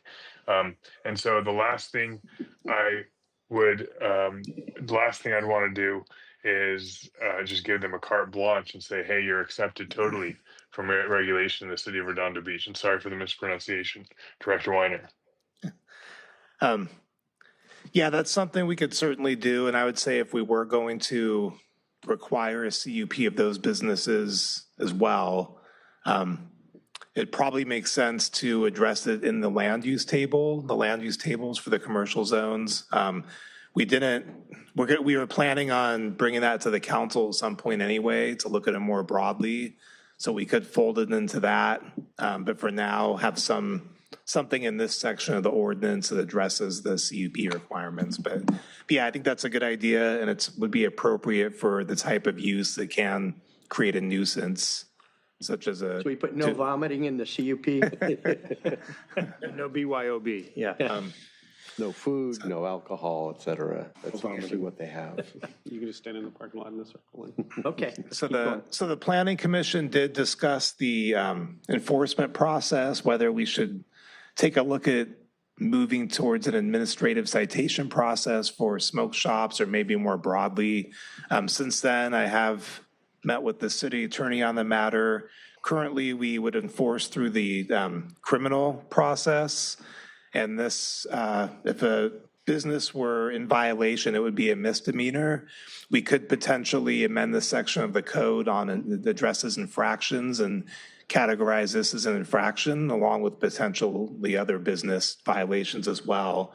And with that, there is a progression of fines, and that's addressed in the staff report. And it would still be criminal, and it would, there's benefits to keeping that process intact versus the administrative citation process. Joy, I don't know if you wanted to add anything to that. I think there have been many discussions in the past of reasons why not to go to an administrative citation process and the benefits of doing it by way of criminal citations. You can make it a wobblet, which would give the police the discretion of citing it as either an infraction or a misdemeanor. What'd you call it? A wobblet. A wobblet? Yes, so a wobbler is a misdemeanor or felony. A wobblet is a misdemeanor or an infraction. Wow, I learned something. So we do have a list in our code specifically that has certain sections of our ordinance that can be enforced as either a misdemeanor or an infraction. So you have that discretion. You can make it that way. I think right now it reads a violation would be a misdemeanor, but if you want to give the discretion to the police or the prosecutor to enforce it as an infraction, you can do that in this ordinance. And if we do that, does that limit is that directly tied to the ability to suspend their permit? Yes, it does say any violation of this code or state law could be a basis for revocation of the CUP or even their business license. Okay, so it's not like you had one infraction, we fine you, you have three, we pull your thing. We still have discretion at any point to Correct, yes. Okay. And we would have to go through each process of revocation, whether it's the business license or the CUP. Okay. And those are very involved. Okay. And Joy and I have talked about this. We had a joint meeting to discuss it. I fully support the opportunity to add infraction to the wobblet. The wobblet. I like that in this instance. And I strongly believe we should stick with the framework that we have through criminal prosecution and or infraction as opposed to the administrative citation process. On its face, the administrative cite process looks appealing, but it requires a significant infrastructure on a staffing basis. I would have to likely bring on new personnel. There's an equitable standard in how we conduct that process. It would require legal support in some instances. It's time intensive, and while it seems easy, hey, we can just write all these citations, collect the revenue. The reality is we have to allow for appeal of all of them. That process is fairly bureaucratic, and it is a drain on resource. So I like what we have in place currently. I think adding this to the option for infraction addresses the suggestion from the commission, and I think we would be supportive of that. Okay. And then the commission also discussed the option of potentially requiring a bond of smoke shop businesses since there is a likeliness for enforcement. The one concern with that is it would require some administration of those funds. We would have to hold the funds and then disperse them as necessary. So staff would really recommend against this. We believe that the regular enforcement procedures, which include infractions, potential revocation of the business license and CUP would suffice if there were violations. Slide 2. So I do want to describe, and this is a kind of a meaty topic. So the ordinance includes standards for concentration and location of smoke shops. In an earlier slide, I shared with you what the original draft proposed, and then the Planning Commission had some recommendations, namely to require 150 feet from all residential uses and parks. We pulled together this table and we prepared the council with maps earlier today via blue folder item that really shows the percentage of the businesses, the smoke shops that would become non-conforming if those standards applied. So in the staff report, what staff had recommended to avoid making all of them non-conforming would be to eliminate the 150 foot from residential requirement. That's most likely overly restrictive and wouldn't allow smoke shops anywhere in the city or most anywhere. In addition to daycares, just due to the small likelihood of there being exposure to minors for that particular use. And then also potentially the 1,000-foot distance between smoke shops, that rules out 81% of the businesses. And we may want to look at reducing that to possibly 500 feet or some other standard, or just outright eliminating it. And I will say, if the council wants to provide direction on this tonight, you can provide guidelines, like we're looking to, at a maximum, make 45% non-conforming or something to that effect. We could take a look at that and work with the numbers to reach that target, but that's just an option. But I did want to raise that, address this, because with these buffer requirements, it does make several of the businesses legal non-conforming. And I have the maps if you would like me to bring those up. Yeah, I think the other important thing, if I could here, Mark, to note is if we create an overly restrictive ordinance and we give no path to successful license, we could subject ourselves to later challenge. And I think. But they still have 5 years to recoup. They have 5 years, but in this, as an example, if you have 100, if the prohibition is 150 feet from residential zones, right, and we may on paper say we allow up to 5 locations, but in reality there are not 5 locations that could be ultimately achieved. There's a little bit of a disingenuous nature to that. So we've got to be careful, I think, for standards that restrictive. So I would strongly suggest that we not include the 150-foot residential buffer, and I would strongly suggest we reduce the other smoke shop buffer. We pulled that from the cannabis permit, which made sense when we were talking about one in the north and one in the south. Doesn't make sense potentially when you're talking about 5 smoke shops. So just eliminate that, or what's well, your I'd take it down to recommendation? probably 600 feet or something that would be a little more Sort of like the reasonable. schools. Yeah, something like the schools. And so that's the reason for putting this up there. We want to make sure we create a fair and equitable standard here.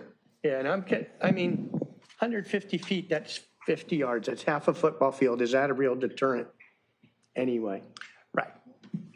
Right. I just don't see that as a deterrent. Maybe getting to 600 feet, that's 4 times that, so. But 150 feet seems like a joke to me. So, and I don't think we should rule them all out, so. Yeah, the 150 feet from the park came from the Dale page from the cannabis thing. That's where that came from. We explicitly said Dale Page, we've excluded that. Right, I mean, that's where that's Yeah. 150 feet But- from parks. And I looked at the chart, the schools already buffer out the parks anyway, the distance from the schools. So we don't need to have the park I'm 150 not sure we feet from need the youth park. and daycare centers, because those aren't. I agree. Well, no, Yeah. youth center. We want to. Oh, youth center. I'm we sorry, need I'm sorry. I Youth meant center for big- Perry Park. The only place where the park, as you mentioned, the park's requirement was helpful is the DelPage scenario. So we could drop the 150 feet from park and simply isolate it to DelPage like we did for cannabis and I think, have it resolved. And that's what that's what the original draft proposes. It was modified based on the Planning Commission's recommendations. Yeah. Zane, did you want to say something? Yes, please. Thanks. So Councilmember Waller and I discussed it. And my personal opinion is I don't know why we'd be concerned with elementary schools or daycares. Are we worried about toddlers going into the smoke shop and buying cigarettes? The other point, though, is what teeth does the provisions that don't allow minors to enter the smoke shop? I think that's where we should be concentrated. I see that it says that our ordinance says that store owners shall not willfully allow somebody who is not of majority age to enter the smoke shop. And my concern is it shouldn't be willfully, whether they know it or not. They just shouldn't let minors enter the smoke shop without being accompanied by an adult. And then query if they violate that. If we see that teens from the high school are repeatedly walking, 600 feet to go to a smoke shop, what teeth do we have to enforce that? Because I didn't see specific penalties there. But is a violation of any one of the provisions, is that an infraction or wobblet? Using that word. Mm-hmm. Anybody? I would defer to Joy. I think the answer to that is yes, it would be, right? Any violation of the ordinance would be subject to an infraction or misdemeanor. So the way it's written right now, any violation is a misdemeanor. So the Okay, reason, if you look at paragraph 3 on page 6 of the resolution, at the top, very first sentence, is unlawful for a smoke shop to knowingly allow or permit minor, should it be a minor, not accompanied by his or her parent or legal guardian to enter or remain within any smoke shop. I don't think it should be knowingly, right? Shouldn't it just be to allow or permit? A strict liability type situation? Yeah, I mean, it would be hard to your point, I think what you're saying is it'd be hard to prove willingly, right? Or knowingly, yeah. So we could remove that word, and then if we do create the dual wobblet standard, then we obviously could use some discretion as to whether or not, it's, right. Yeah, it was reasonable for them to have been, duped by the minor sneaking in. Okay, so that those penalties will apply to all these provisions then, right? Correct. And I think if you delete the word knowingly, then I think smoke shop owners would be more diligent about checking young people who come in and asking for their ID. Can we just mandate checking ID? What did we do in the cannabis ordinance? They had to Do check. you have to check ID to buy a bag of chips? Yeah. Well, it's a smoke shop. But that sells Their power. primary thing is to sell smoking materials. There's plenty of places to buy chips. Right, but It'd be a pretty rigorous standard. Well, we're saying they couldn't bring them in they can't, a high school kid can't go in and go buy a bag of chips because then the shop owner let somebody in that's under 20. Because it's a smoke shop. We're already saying that. Do we say that for liquor stores? I'm just I'm telling you. No, I'm just saying it. Restricting access is the point. I also don't want to get us sued because now we're preventing the convenience store from selling convenience store items because they also sell cigarettes. I see it as a choice. Do you want to sell cigarettes? If you do, these are the rules that you have to abide by in the city. Otherwise, More of a question for the city attorney, though. Yeah. 'Cause What we don't want is they start selling candy or something that would attract kids and then they decide to get some alcohol or find a way to get alcohol. or tobacco. I mean, yeah, tobacco, sorry. where did this come from, this unlawful for a minor to enter a smoke shop provision? It's And go ahead. Paragraph 3, page. Yeah, I see where it is. I like the concept, right? You don't want kids in a smoke shop, but now that we're seeing some unintended consequences, it leads me to ask, where is this taken from? Where did we come up with this? I believe it was the Fresno ordinance for that provision. And this, what's before the council is a combination of stuff that was drafted by staff, but also pulling from some other ordinances from other cities that had done similar and working with what they had done. One suggestion might be if the concern is with establishments that have ancillary use, you can write something in there that if it's a convenience store or a grocery store that's selling tobacco products as an ancillary sale, then you might not be subject to that requirement to basically check ID and make sure that, Or be defined as a smoke shop in Redondo. correct. So that would only apply to, establishments that are considered smoke shops under the definition. So you can kind of parse it out that way. That's what we were talking about. I know. We broadened the definition of what a smoke shop was, that included like convenience stores and things. And then Included what? Convenience stores and grocery stores. No, we didn't. No, the square footage, like the 2% rule, like that would incorporate gas stations, convenience stores. That's what we were talking about. But that's not a smoke shop. Well, that's where I think we've got to be careful. We're trying to make sure that they're not. Unintended consequences. Unintended consequences. Somebody's being charged because, so I'm not going to belabor the point. You're going to come back with a really good definition of a smoke shop, so we're not dealing with the parade of horribles that have been discussed here. I think if we have a clear definition of smoke shops and to Cheryl's point that the application of or the minor prevention of entry, et cetera, is applied exclusively to those businesses, to smoke shops, and recognizing that eventually we're only going to have 5 in town, then maybe that it would be okay for us to require that type of an ID check. But we may need to consider phasing that in. Again, if we get too onerous a standard, we may see backlash and a challenge that could undermine our It makes no sense to me. We're saying smoke shops can't advertise a certain way. They can't do this, they can't do that.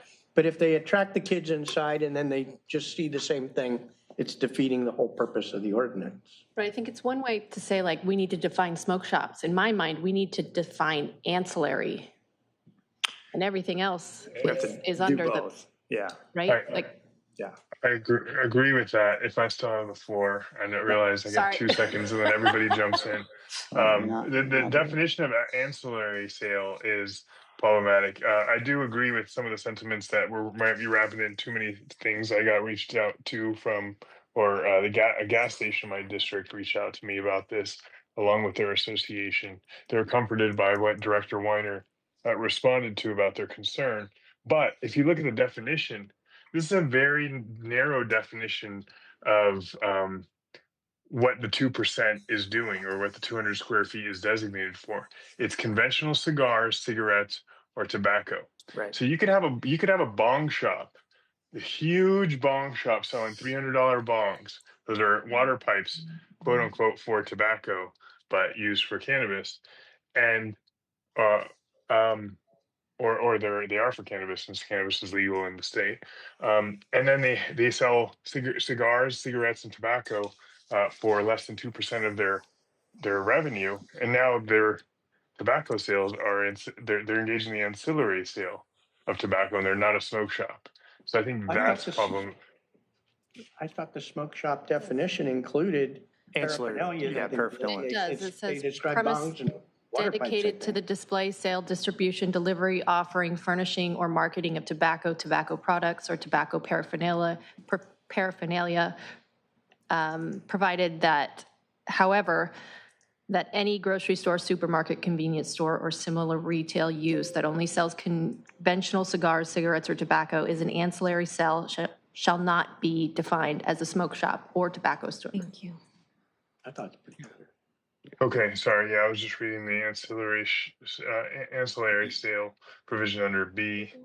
which I guess is qualified by grocery store, supermarket, convenience store, et cetera. But maybe we could expressly state gas station in there. That way we still regulate, the community development director still has the ability to regulate whether they're approved or not in their display. Like you don't want to walk into a gas station little mini mart and have Joe Camel, a big cardboard cutout of Joe Camel advertising to any kid who walks in there, right? I think that's all Yeah, legal. well, they already have the action to come back with a tightened up objective standard. Okay. And our thought, I thought that we believed that we were just going to try to keep it 600 feet from the high school and 600 feet from the youth centers. And the youth center definition needed to include wellness in it. I don't know if Councilmember Waller, if you want to share your sheet with a bunch of concerns on it, but currently the youth center definition does not include wellness. It's recreational and social, I believe. So I don't think it would include alcove. Yeah, if you want to share 1A, Councilmember Obaji and I met for a while, talked about a number of these issues. And so for Youth Center, we wanted to make sure that alcove and its type of service was specifically included.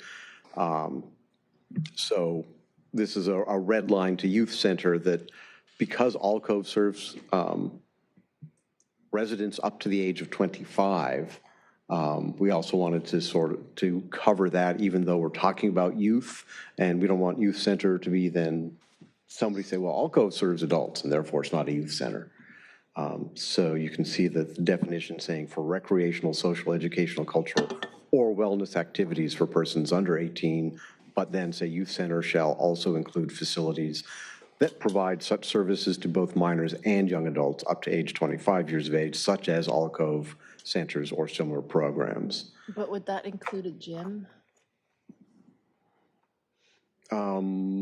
I don't think a gym would be in that because it's Wellness activities. well, I guess depending on your definition of wellness, is that or health and wellness. That's recreational too. I at one point there was a definition that included things like gyms and parks because it's like, well, hey, youth health and wellness is and that's like, so that got pulled out of it specifically because one of the examples was examples of youth centers include, and it could have included gyms, just parks, et cetera. Playing devil's advocate, what if you have a dance studio or a ceramic shop? That's for kids. That's basically for kids. Are they going to rule out? Yeah, it would. Have you done that in Al? Well, I probably haven't done that in Al. No, not yet. I'll take out a lot of strip malls. And then what if it moves in afterwards? Yeah, what if it moves in afterwards? Pre-existing condition. That'd be tough. Either that or we just, we take the youth center as it is and we specifically name alcove. Or just add wellness. I mean, the definition we have now, if we just say social or wellness service, we probably would be fine. Yeah. Or mental health. Or mental health. Yeah, I think wellness and mental health. I mean, either of those words were, candidly, I think if Mark were to read this, I don't want to put too many words in his mouth, as it's currently written, we probably would apply alcove to it, even with the phrasing social service. But I do appreciate the concern to make sure that is included in the definition. So we could give you something back. Yeah, you don't have to use this exact wording if it's something that's going to work better.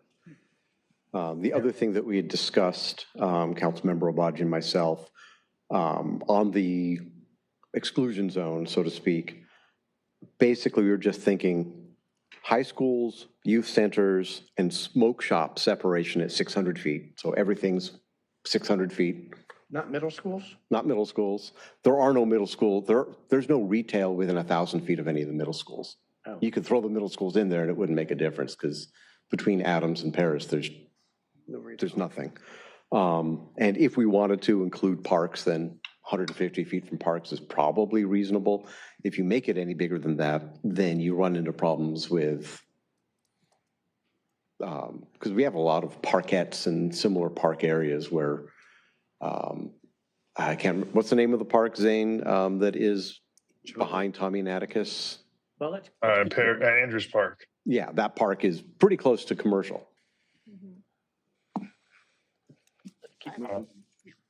Yeah, so, and I suppose the other point we were thinking is if we make this conditional use permit and these ordinances strong enough, they regulate the smoke shop stringently enough, it really shouldn't matter where they are, because no kid should be entering it and so on and so forth. That's the main point. Yes. Okay, can we keep moving? Sure. Please. Councilmember Waller can take the floor and go through whatever he wants to address. All right, the other issues we found, we weren't necessarily comfortable with the definition of e-cigarette. It wasn't necessarily as comprehensive and future-proof. It used some jargon. So we went through, I think this was the third edit. This is Zane's wording here, changing an e-cigarette to be, as you can see on the screen, any electronic or battery-powered device, whether reusable or disposable, designed to deliver, I don't know if you want me to read it or not, but it's a lot of definition there. We thought that that would be a little bit more comprehensive, cover what we would think would be something that would go off into the future. So I don't know if you guys, do you want me to read it aloud? Does it? I don't think it helps. All right, what else you got? And then the second one was. What about an inhaler? I thought of that too. But I don't think any of these smoke shops are selling inhalers. The second one was talking about the distances where I just redlined the high school smoke shops and youth centers as defined, whatever. And if we want to fix that youth center definition, we could do that in code 10-2.1626 as opposed to doing it in the smoke shop thing so that it covers, because that's referred to in the multiple ordinances throughout the city. So it's better to fix that ordinance instead of wording this one, and then we have other ordinances that may not be as comprehensive. Is that agreeable to city attorney's office? Yeah, we can Look at that. look at that. Quick question, if I could, on that. Sure. The e-cigarette, thanks to you and Councilmember Obaji for doing that deep dive. So is the point, smoke shop is defined as a business that has as its primary purpose tobacco paraphernalia, and then tobacco paraphernalia includes e-cigarettes? And inhalers. And you've included in the definition or proposed to include e-cigarettes, tobacco and cannabis. So if we have that in here and we haven't issued an RFA on cannabis, but if we define e-cigarettes as including cannabis, e-cigarettes, would that then draw into this ordinance any potential cannabis shop in the future? And there may not be an answer. I know we've all seen this for the first time tonight with the exception of council members Waller and Obaji. So if that is an issue. Can't remember if we limited.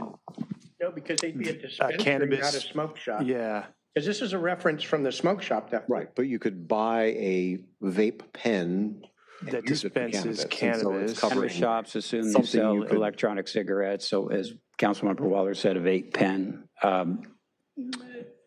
Bottom line, we don't necessarily want to capture in the smoke shop ordinance cannabis shops where there's a whole different kind of statutory framework. Long story short, should we cross out the cannabis from the definition of e-cigarettes so we keep it at tobacco and nicotine? Sure. That might be the easiest solution. If that's easier, but otherwise, if you does that mean you could then sell pens specifically for cannabis, but not the cannabis, and it's not covered by ordinance? No, because cannabis would be subject There's to a our separate section of the ordinance that prohibits the sale of cannabis under the operational cannabis, standards. it's a device. Well, the defining device presumably is going to be capable of dispensing almost all of those things. Right. Right. So leaving cannabis out of this definition, I don't think is going to limit what we're restricting. Sure. Because you could buy a pipe and then go to the Yeah, e-cigarette. cannabis store. So I think the solution would be to just remove the word cannabis here. Well, or perhaps the way it's defined right now in the ordinance, e-cigarette shall include an inhaler or electronic device to vaporize a liquid solution that causes the inhalation of smoke, vapor, et cetera. Should we say e-cigarettes shall mean an electronic device, inhaler meant to simulate smoking that uses a heating element, et cetera, for nicotine? No. No. I don't want to speak too, that's the whole point, is we want to make it broad enough so that if somebody says, well, I'm just buying this, vape juice, that they're usually getting it like at the high schools, that's illegal stuff that has who knows what in it. We're trying to keep everybody from doing that kind of stuff. So you're saying there's things in your understanding being sold at the smoke shops, vape juice, that is something other than nicotine? Correct. Synthetic tobacco. Oh, yeah, I guess it can. Nicotine, synthetic tobacco, anything else? And that I'm trying to make it because there might be something they're going to come up with 2 years from now. And we don't want them to be able to say, oh, well, we're selling these things. When I was doing stuff for the legislative group for California State PTA, we were dealing with some of these things, trying to figure out, how do we have a resolution that's going to cover the ability to do some of that. It's a fair point. Cannabis is already barred from being sold in smoke shops. And to keep our cannabis ordinance from bleeding into the tobacco ordinance, should we say e-cigarette shall mean it's, everything you have, excluding cannabis? Sure.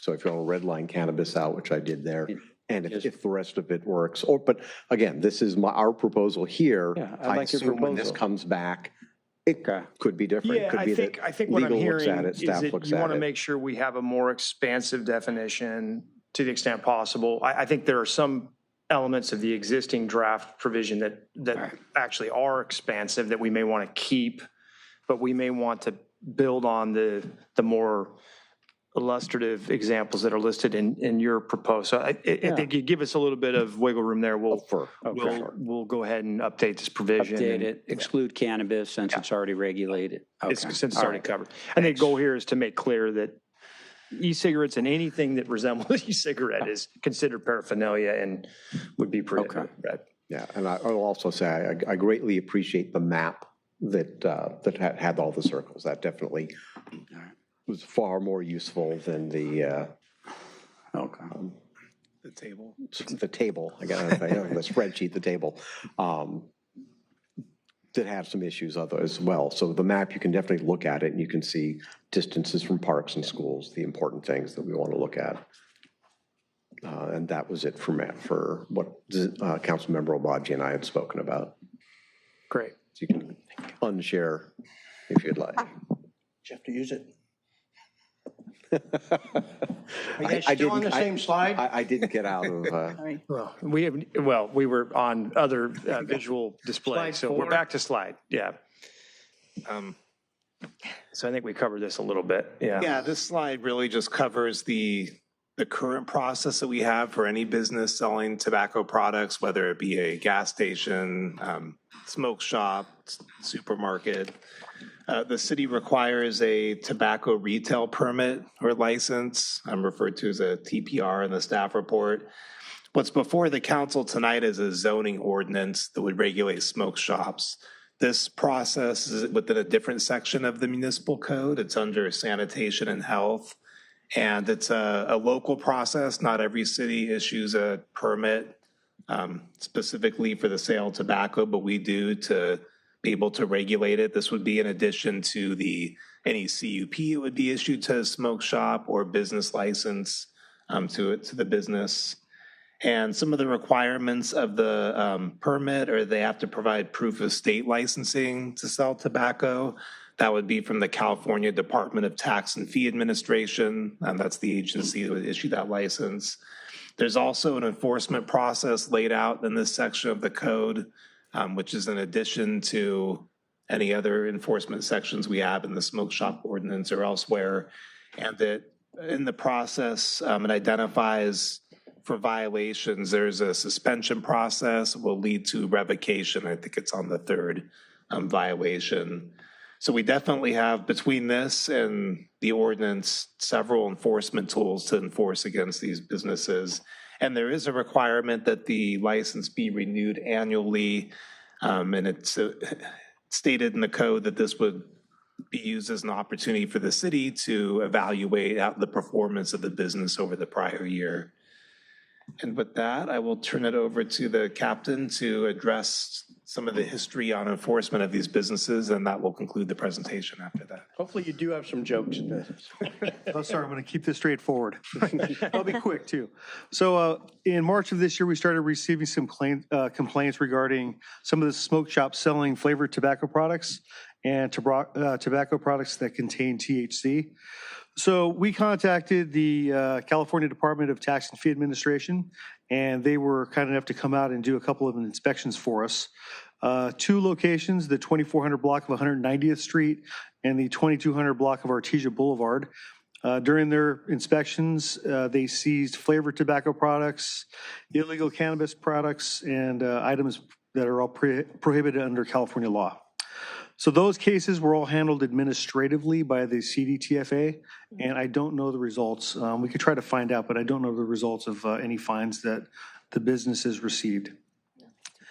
In April of 2025, using guidelines under our own RBMC sections, 5.9-205 and 5.9-.208, our code enforcement conducted inspections at 15 smoke shops in the city. We issued 7 correction notices for businesses that had flavored tobacco products for sale.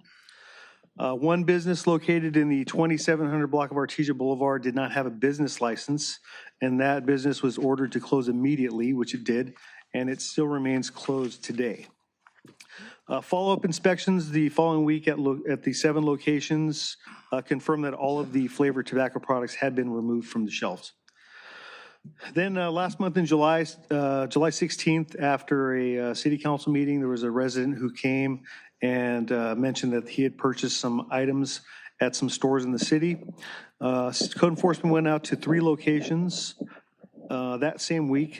2 locations were in compliance. They didn't have any illegal products for sale. 1 did, and they were issued a correction notice. So moving forward with code enforcement, we're going to continue to conduct our inspections. And any business that's already received a correction notice will start to receive either a citation or a complaint. A report will be filed and forwarded to the city attorney's office for a consideration for prosecution. Can we pull their licenses? Eventually, yeah. Not until we have this ordinance.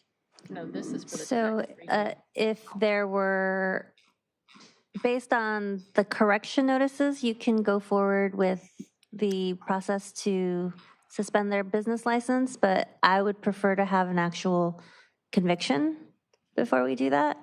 But technically, we could try, and it would go through the process and hearing. Okay.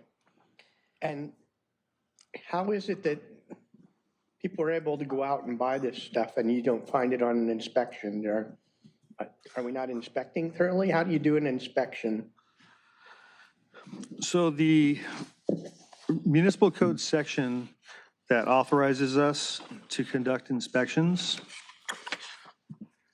it's, let's see, 5-9.208, subsection 2. It says, during business hours, enforcement officials shall have the right to enter any place of business for which a permit is required by this chapter for the purpose of making reasonable inspections to observe and enforce compliance with the provisions of this chapter and any other applicable regulation, law, or statutes. So talking to code enforcement, the reasonable inspection that they're doing is they're going in and they're only checking items that are on the shelves for display, for sale. So we're not going into back rooms. We're not looking at stock merchandise. At this point, we've defined reasonable as what's on display for sale. So we can talk to the city attorney's office and see if we want to go further. But as of right now, that's what we've been doing, is just checking those items that are out. Well, it'd be stupid to have it out on the shelf, so obviously. Well, you you're can not see gonna how many of catch- them were stupid by how many they got. We have lots of canines that would love to go in the back. And why is, just to refresh, why is that the approach that's being taken? Just shelf visible only for inspections? Just based on the word reasonable, it doesn't say whether we can, there's no clear definition as to what is we can inspect. It says we can go in and do a reasonable inspection, and as of right now, our reasonable inspection is what we see on the shelves out in public view that's available for anyone that can walk in to make a purchase based on what they see on the shelves. Okay. It's no wonder we're not catching them. If you get a complaint or a notice from a resident that says, hey, I bought this at this store, does that give police more latitude to say a reasonable inspection is to look into your storeroom, is to send somebody in and on a sting and say, hey, can I see your special menu or whatever the thing is that doesn't look like us that are narcs, It's like... Yeah, we're looking into putting details together as well, to kind of like they used to do back in the day with undercover buys. Because anyway, if they sell any kind of flavored tobacco products, it's a violation of the law. So we need anyone. We can send adults in there. We can send our undercover detectives in there if they're purchasing flavored tobacco products. By putting together a detail to do undercover buys to see what's really being sold as opposed to what's on the counter? Yes, sir. And you're able to do that? Yes, sir. And it's in discussion to have that done with our detective unit. All right. And what, if anything, can the city council do to help encourage that? And we don't have to talk about it right now. It's just, now that it's been raised, it seems like a good, would that be a good way for you to, and police in general, to discover whether or not a shop is selling prohibited items, to do a detailed undercover buy? It would help if, I don't know how much information if these smoke shop businesses are communicating with one another. If our code enforcement goes to one business and does an inspection, we don't know if that business owner is calling the other business owners. Yeah. It's possible, quite likely, but if we were to do an undercover sting where we send in a plainclothes officer detective and make a purchase of products they're not supposed to be selling, then we have a pretty strong case. And I think we could probably, we'll confer with the city attorney's office to see what kind of charges could be filed. And also what additional searching we can do. Because right now, again, we're going by that reasonable standard, and we're erring on the side of caution and not going too far. We don't want to, trample on anybody's rights. I would say that I think I would like to see that with the direction of the city attorney, what is advisable. But I think even if they start talking to one another, it's sending a signal that we are taking this seriously and we're going to continue taking it seriously and not allow any illegal products in Redondo Beach. So I would like to do that. And then I would like to ask city attorney, what do you need is going to, result in these suspensions and eventual license revoked? Well, a report that a violation was committed. So what does that look like exactly? An undercover buy would absolutely be sufficient for that.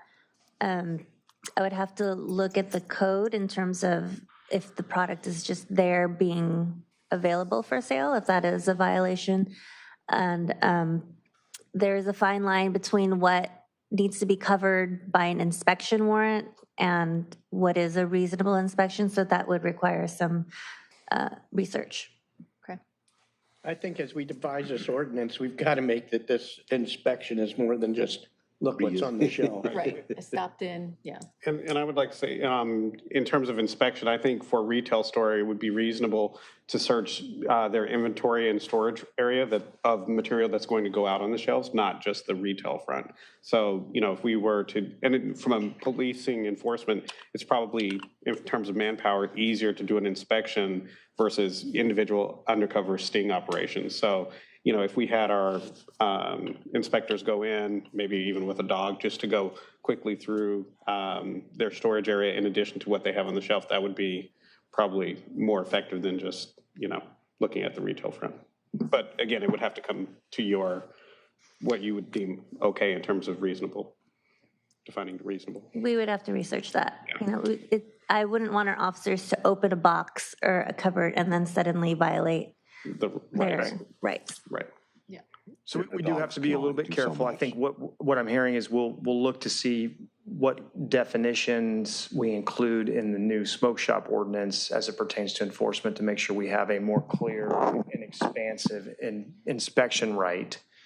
There might even be some things we can do with the CUPs that we're issuing along those lines. But we've got a, proper search and seizure is a, very protected area of the law. So it's easier said than done. Are there dogs that sniff out this kind of stuff? I was going to say, just for clarification, none of our canines are cross-trained for narcotics. They're all trained for bomb detection, and it's either one or the other. We don't have any narcotics-trained dogs. We've largely moved away from narcotics service dogs. We've been more in the vaporway bomb detection. Again, we have to keep some of this in perspective. I know this feels like a very significant issue, and enforcement's important here. There are other focuses of the department as it pertains to other criminal activities in the community that might occupy some of their time. So we have intentionally moved away from narcotics dogs as part of our service inventory. We're getting dinged because people aren't ready to move forward with a cannabis ordinance because they don't think we can enforce what's on the books today for the shops that they know people are getting cannabis products and illegal products. And I spoke with Chief Kaufman back when I was on the school board about having what the dogs could do and can they detect vapes and things like that. And he said it's very specialized. So you could have a dog that can find marijuana, but it may not be able to find a CBD no, I or a understand THC that, and I'm vape. not advocating getting dogs. I'm just looking for ways. I mean, this is something I heard when I was walking. This isn't just because we brought up cannabis. People are like, hey, my friend came into town, went right down to a first cigarette shop, smoke shop, bought cannabis. That's everywhere.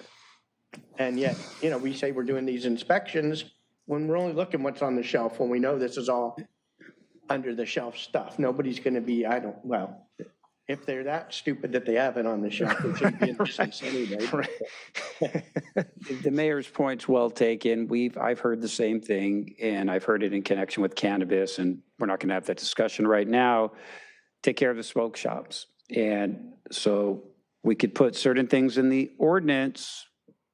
It's a balance for enforcement. And then we have other tools that have been discussed tonight.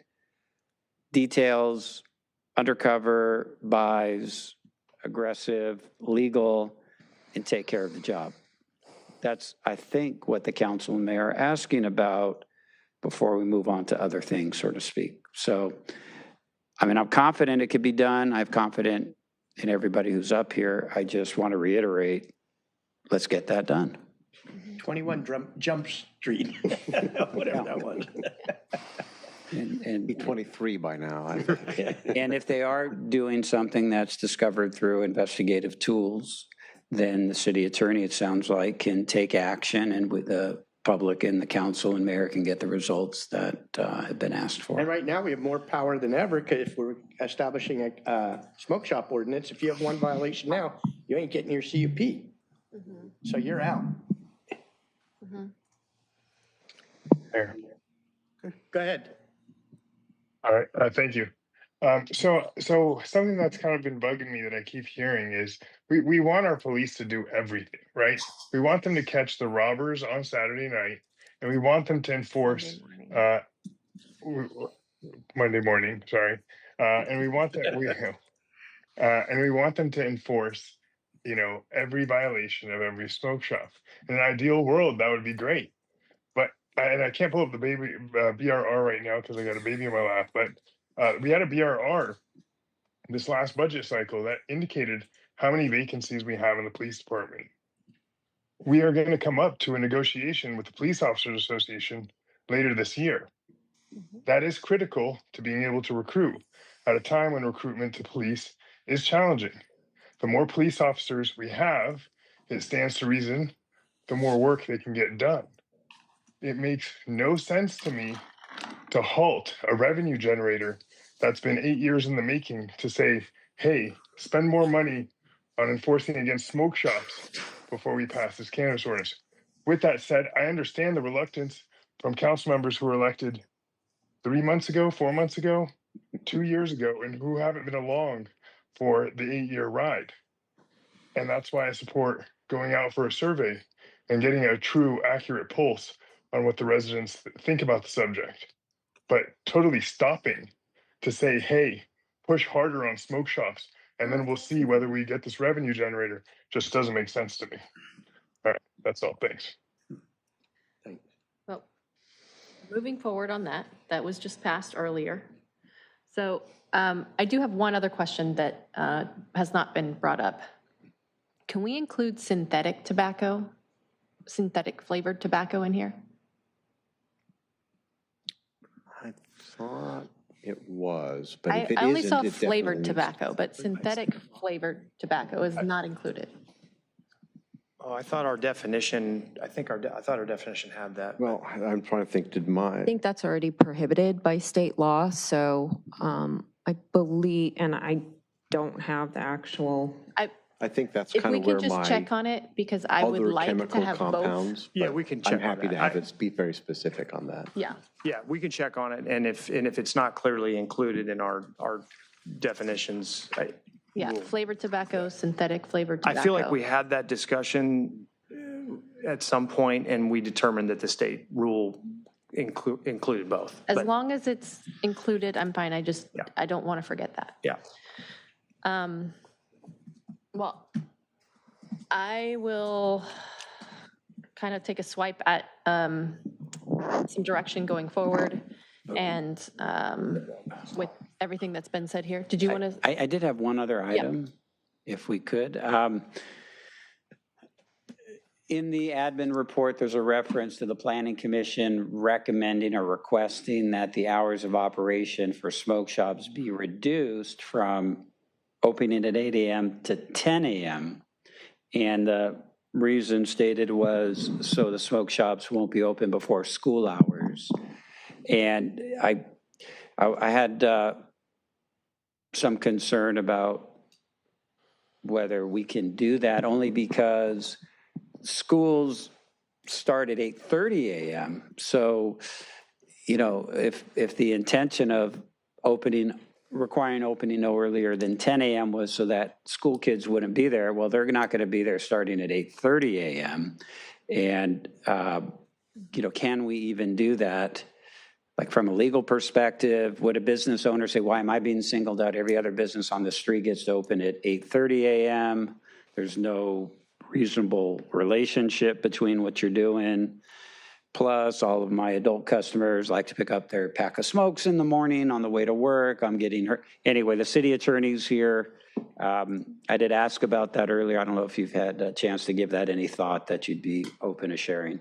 So our cannabis ordinance has hours starting at 9 a.m. Mm-hmm. And the resolution for the cannabis ordinance does say that the state allows local cities to regulate businesses.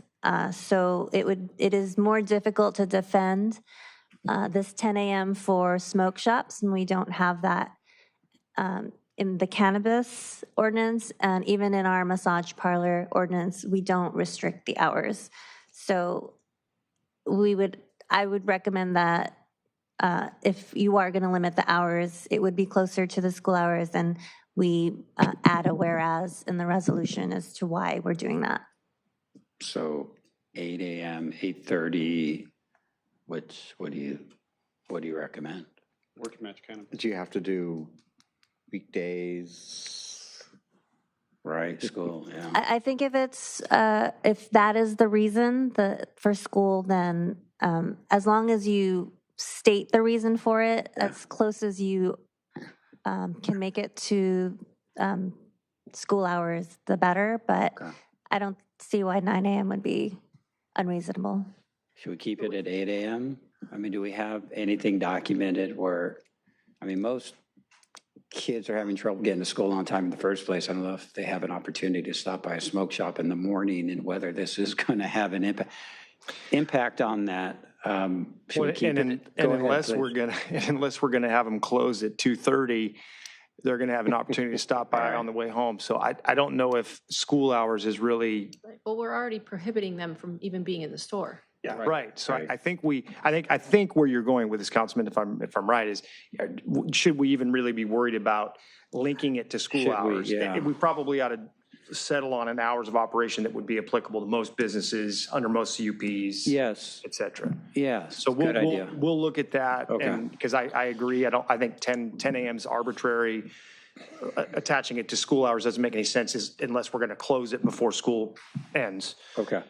Which we clearly can't do. So, I mean, I would recommend taking it out of the ordinance and just having it whatever the hours are in the CUP. CUP. I think that's the better place for it, probably. Yeah. And I appreciate the planning commission sentiment on that. I mean, it's just about protecting children, yet I agree with what you've suggested.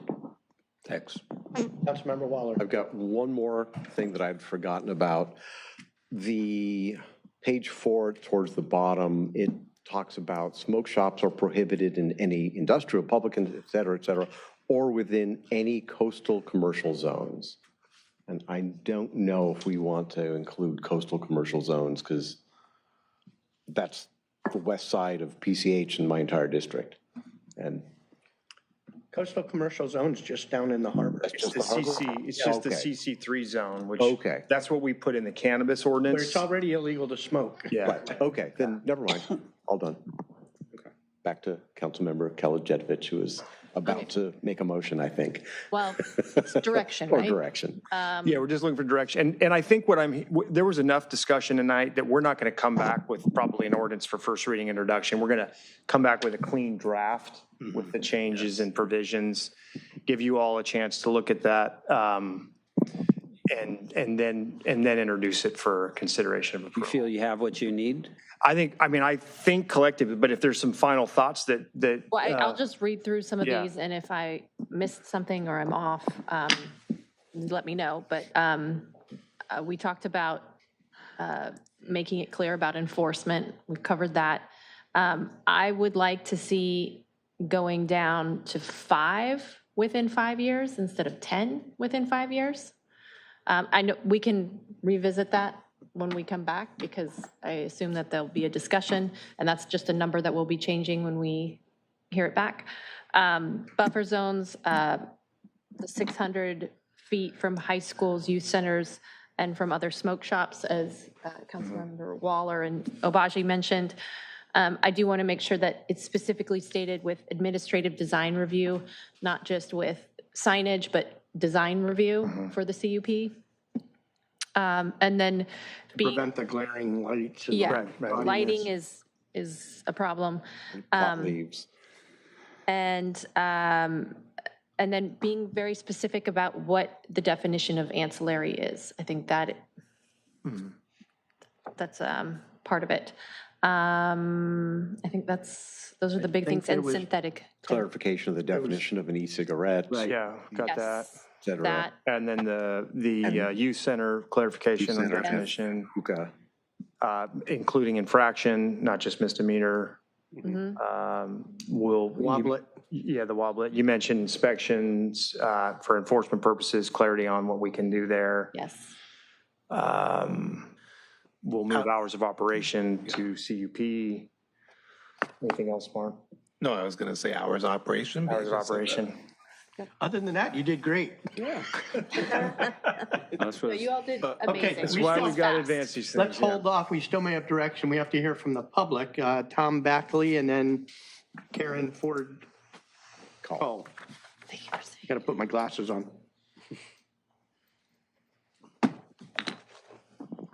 Good evening, Mayor, Council. I'm trying to figure out how to weave wobble it into my comments. No, I wanted to come tonight on behalf of the Health District and really commend you for tackling this issue, having this discussion, and then also offer the Health District as a resource. This is something that we've done with the other 2 beach cities where we've assisted them with some of these types of discussions in the past. And so we'll talk a little bit more about that. We know that smoking is the leading cause of preventative death in the U.S. And so when people ask me what's the single healthiest thing they can do, I say, stop smoking. We also know that it causes disease and disability and harms nearly every organ in the body. And we also know there's no safe level of secondhand smoke exposure. That's something that hasn't really been talked about tonight. Redondo Beach has a long history of successful tobacco control policies. In 2019, the city established a tobacco retail licensing program to curb illegal sales to youth and ban the sale of flavored tobacco products, as you have discussed tonight.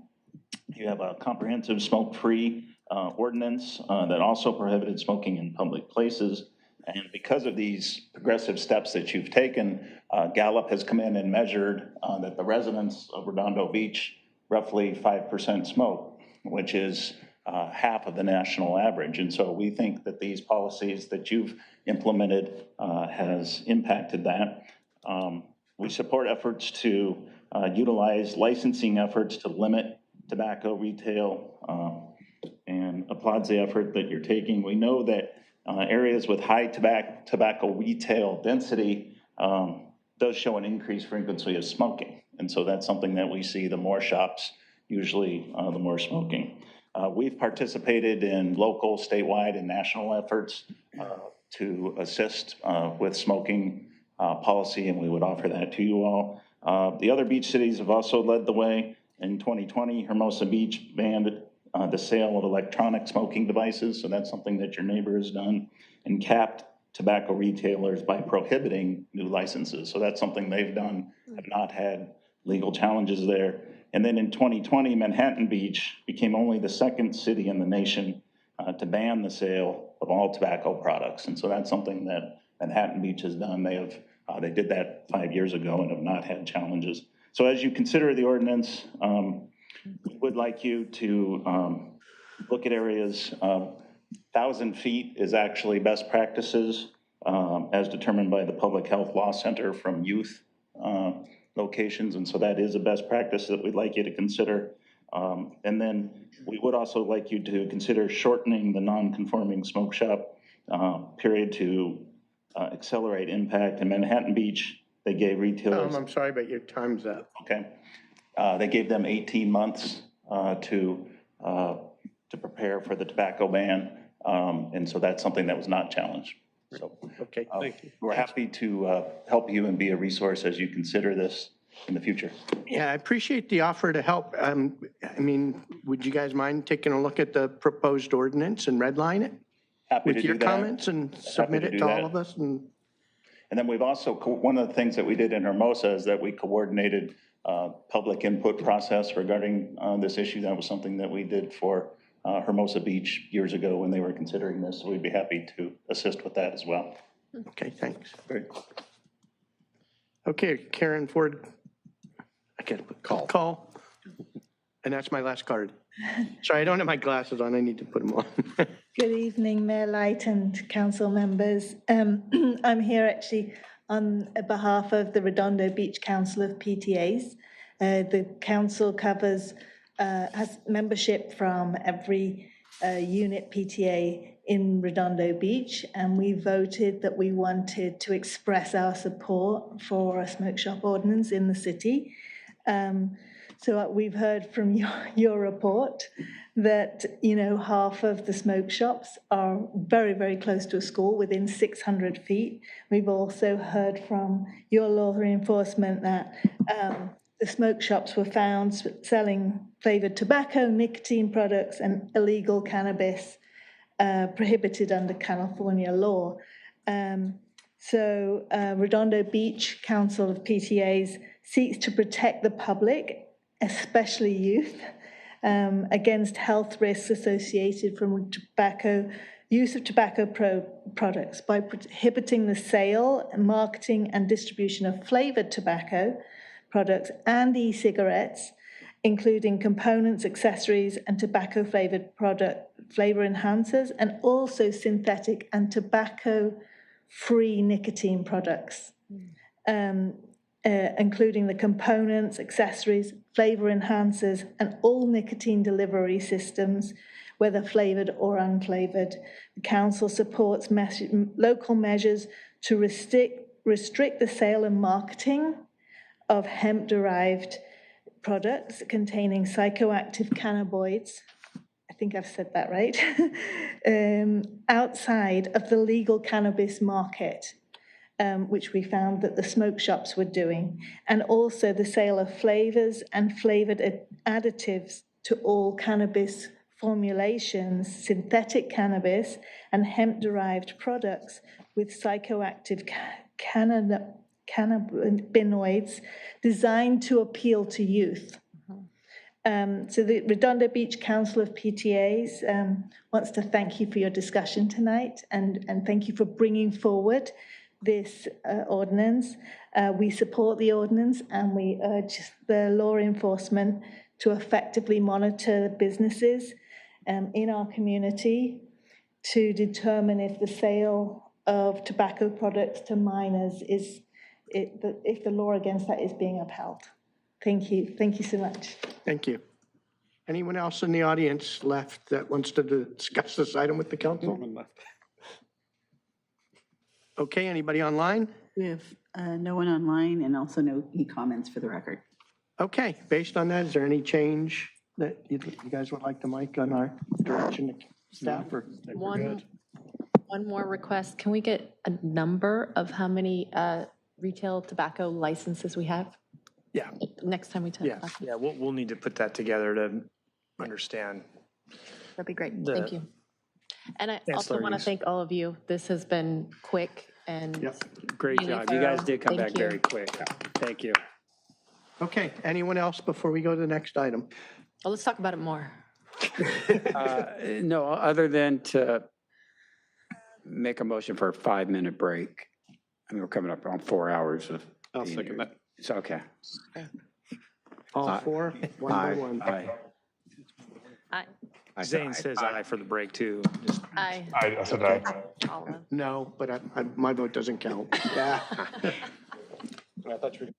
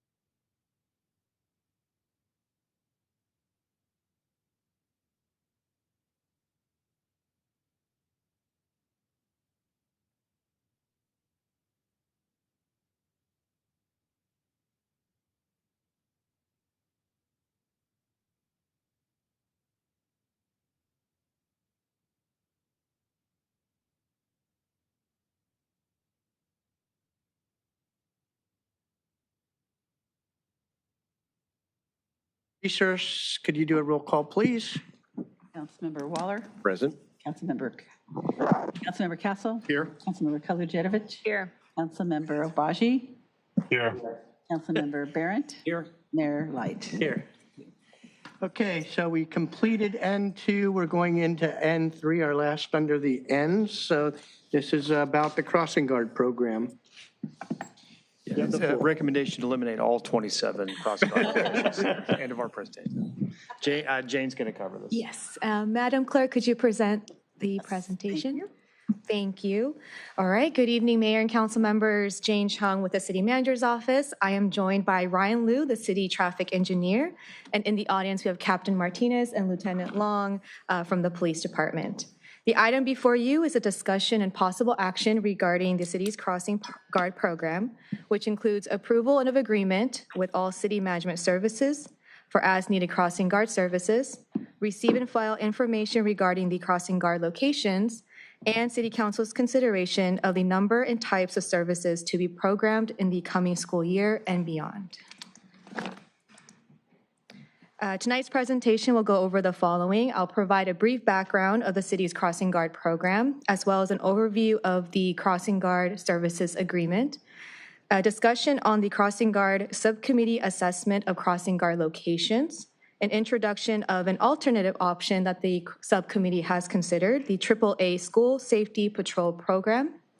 I will present potential options for the City Council to consider tonight, and then conclude with staff's recommendations. So to begin, the city currently maintains 27 crossing guard locations, of which 22 locations are staffed by city employees, and 5 locations are staffed through contracted services. In August 2021, the City Council approved a pilot program, and the purpose of that pilot program was to supplement city staffing with as-needed contract support. This approach helps maintain coverage at all 27 locations. Since 2021, the city has contracted with all city management services, or ACMS, for as-needed crossing guard services. And tonight's agenda includes a proposed agreement with ACMS for the 2025-2026 school year. The contract has a not-to-exceed estimate of $130,158, which is an hourly rate as proposed at $37.81, with charges based on actual hours worked. Staff previously presented this agreement at the August 12th City Council meeting, where ACMS proposed modified language to the city's standard indemnity provisions. The City Council directed staff to reject the modified language, and ACMS has since agreed to the city's original indemnity requirements. At the same meeting, the City Council also directed staff to prepare recommendations for potential crossing guard locations to vacate if ACMS refused to accept the indemnity terms. On August 13th, the day after, the Crossing Guard Subcommittee met. The Crossing Guard Subcommittee includes 2 City Council members, the City Traffic Engineer, and representatives from the City Manager's Office and the Police Department. At this meeting, the subcommittee conducted a comprehensive data-driven review of all 27 locations. With that said, I will turn the presentation over to Ryan Liu, our city traffic engineer, who will present the findings and the discussions by the subcommittee. So as listed here, items A through H are all the criteria that we use to prioritize and assess the city's existing crossing guard locations. A and B are traffic volumes, the combined bicycle and pedestrian volumes, and vehicular driver volumes at each intersection. The police department collected this data during a 90-minute period during the AM school drop-off period. We also considered the other following information, such as the number of lanes that enter the intersection. That speaks to the level of complexity or width of the street. If any street that's approaching this crossing guard location has a speed limit above 25 miles per hour, which could, signify that cars are traveling faster than the school zone 25 mile per hour speed limit. And whether any approaching street has more than one through lane in each direction. Again, level of complexity at an intersection that a child has to understand to cross. Whether an intersection has a traffic signal or is uncontrolled, where a child has to look for gaps in traffic where drivers are not necessarily compelled to stop.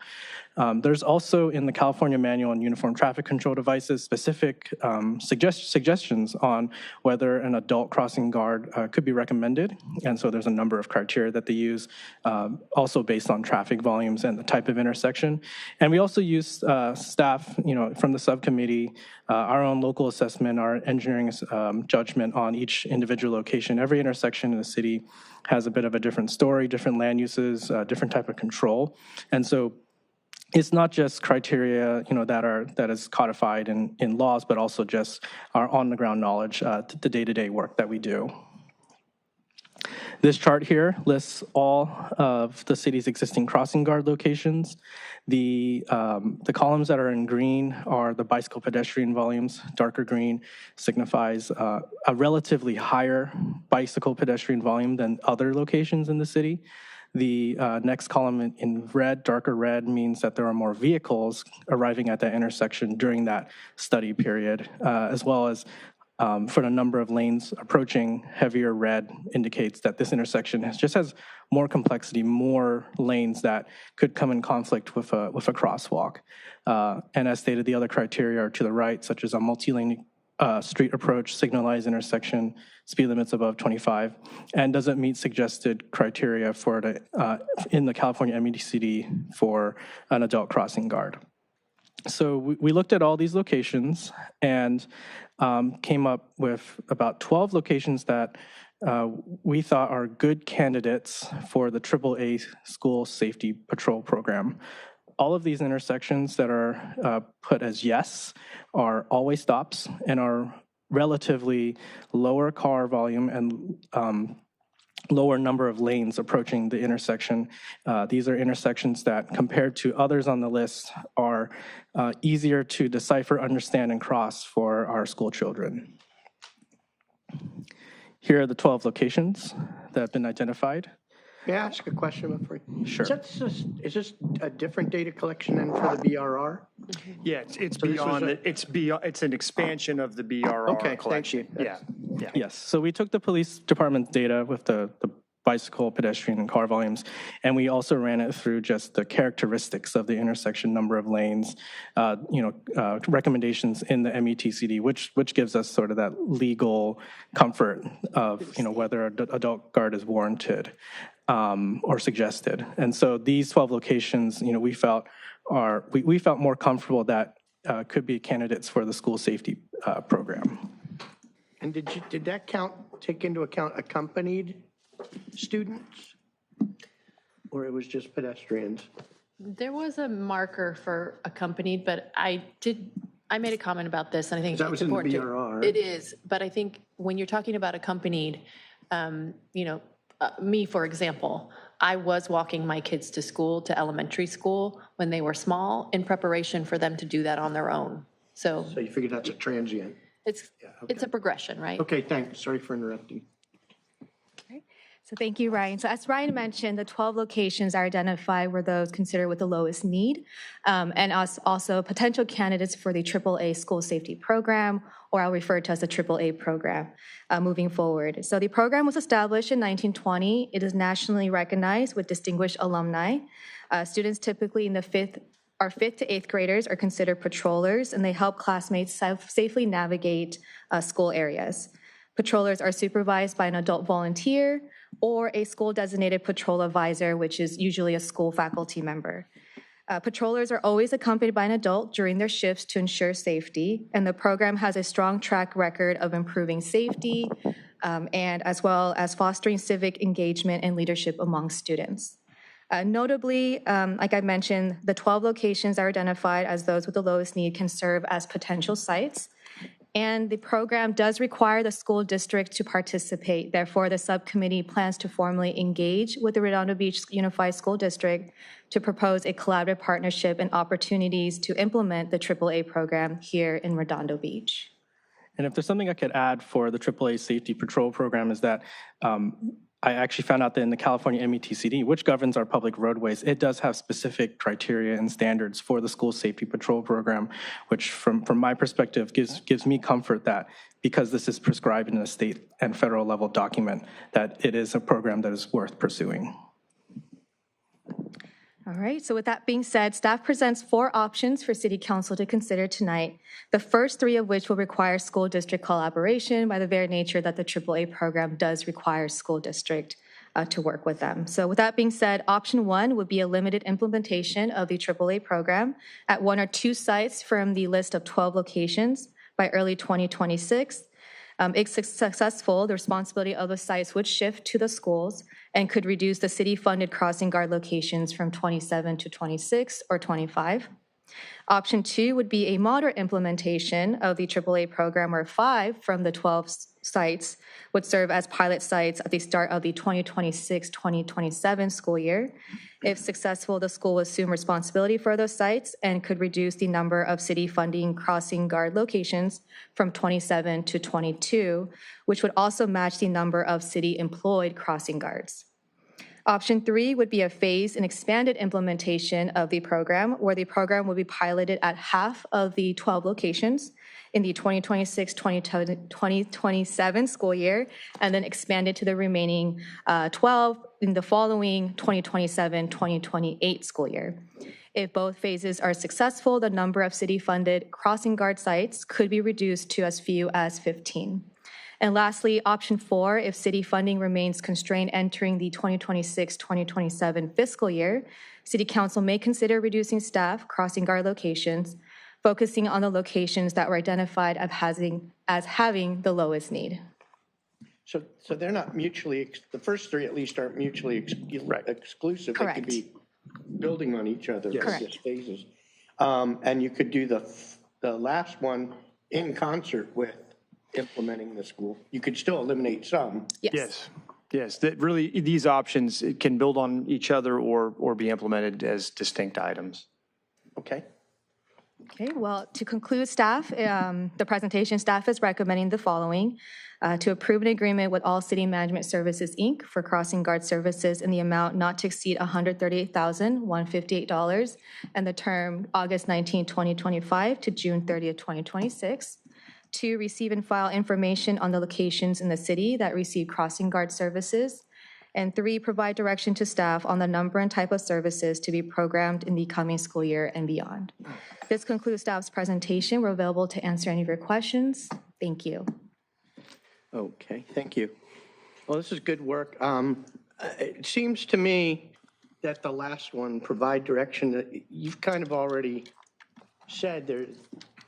You know, if we're going to implement the safety patrol program, we have to work with the school. And the earliest option 1 out of that was to do that early in 2026. I assume during this school year, since you didn't say 26, 27. Is that correct? Yeah. Yes. Well, with the idea that implementation would target, early 2026, recognizing that we're going to have to work with the district. But presumably, if the district was very supportive and we could identify volunteers to sustain locations more quickly than that, it could happen more swiftly. I think this was a more pragmatic approach to the timing, because it's going to take a few months to engage the district and then find volunteers. I'm not sure providing total direction. To me, it's more fact.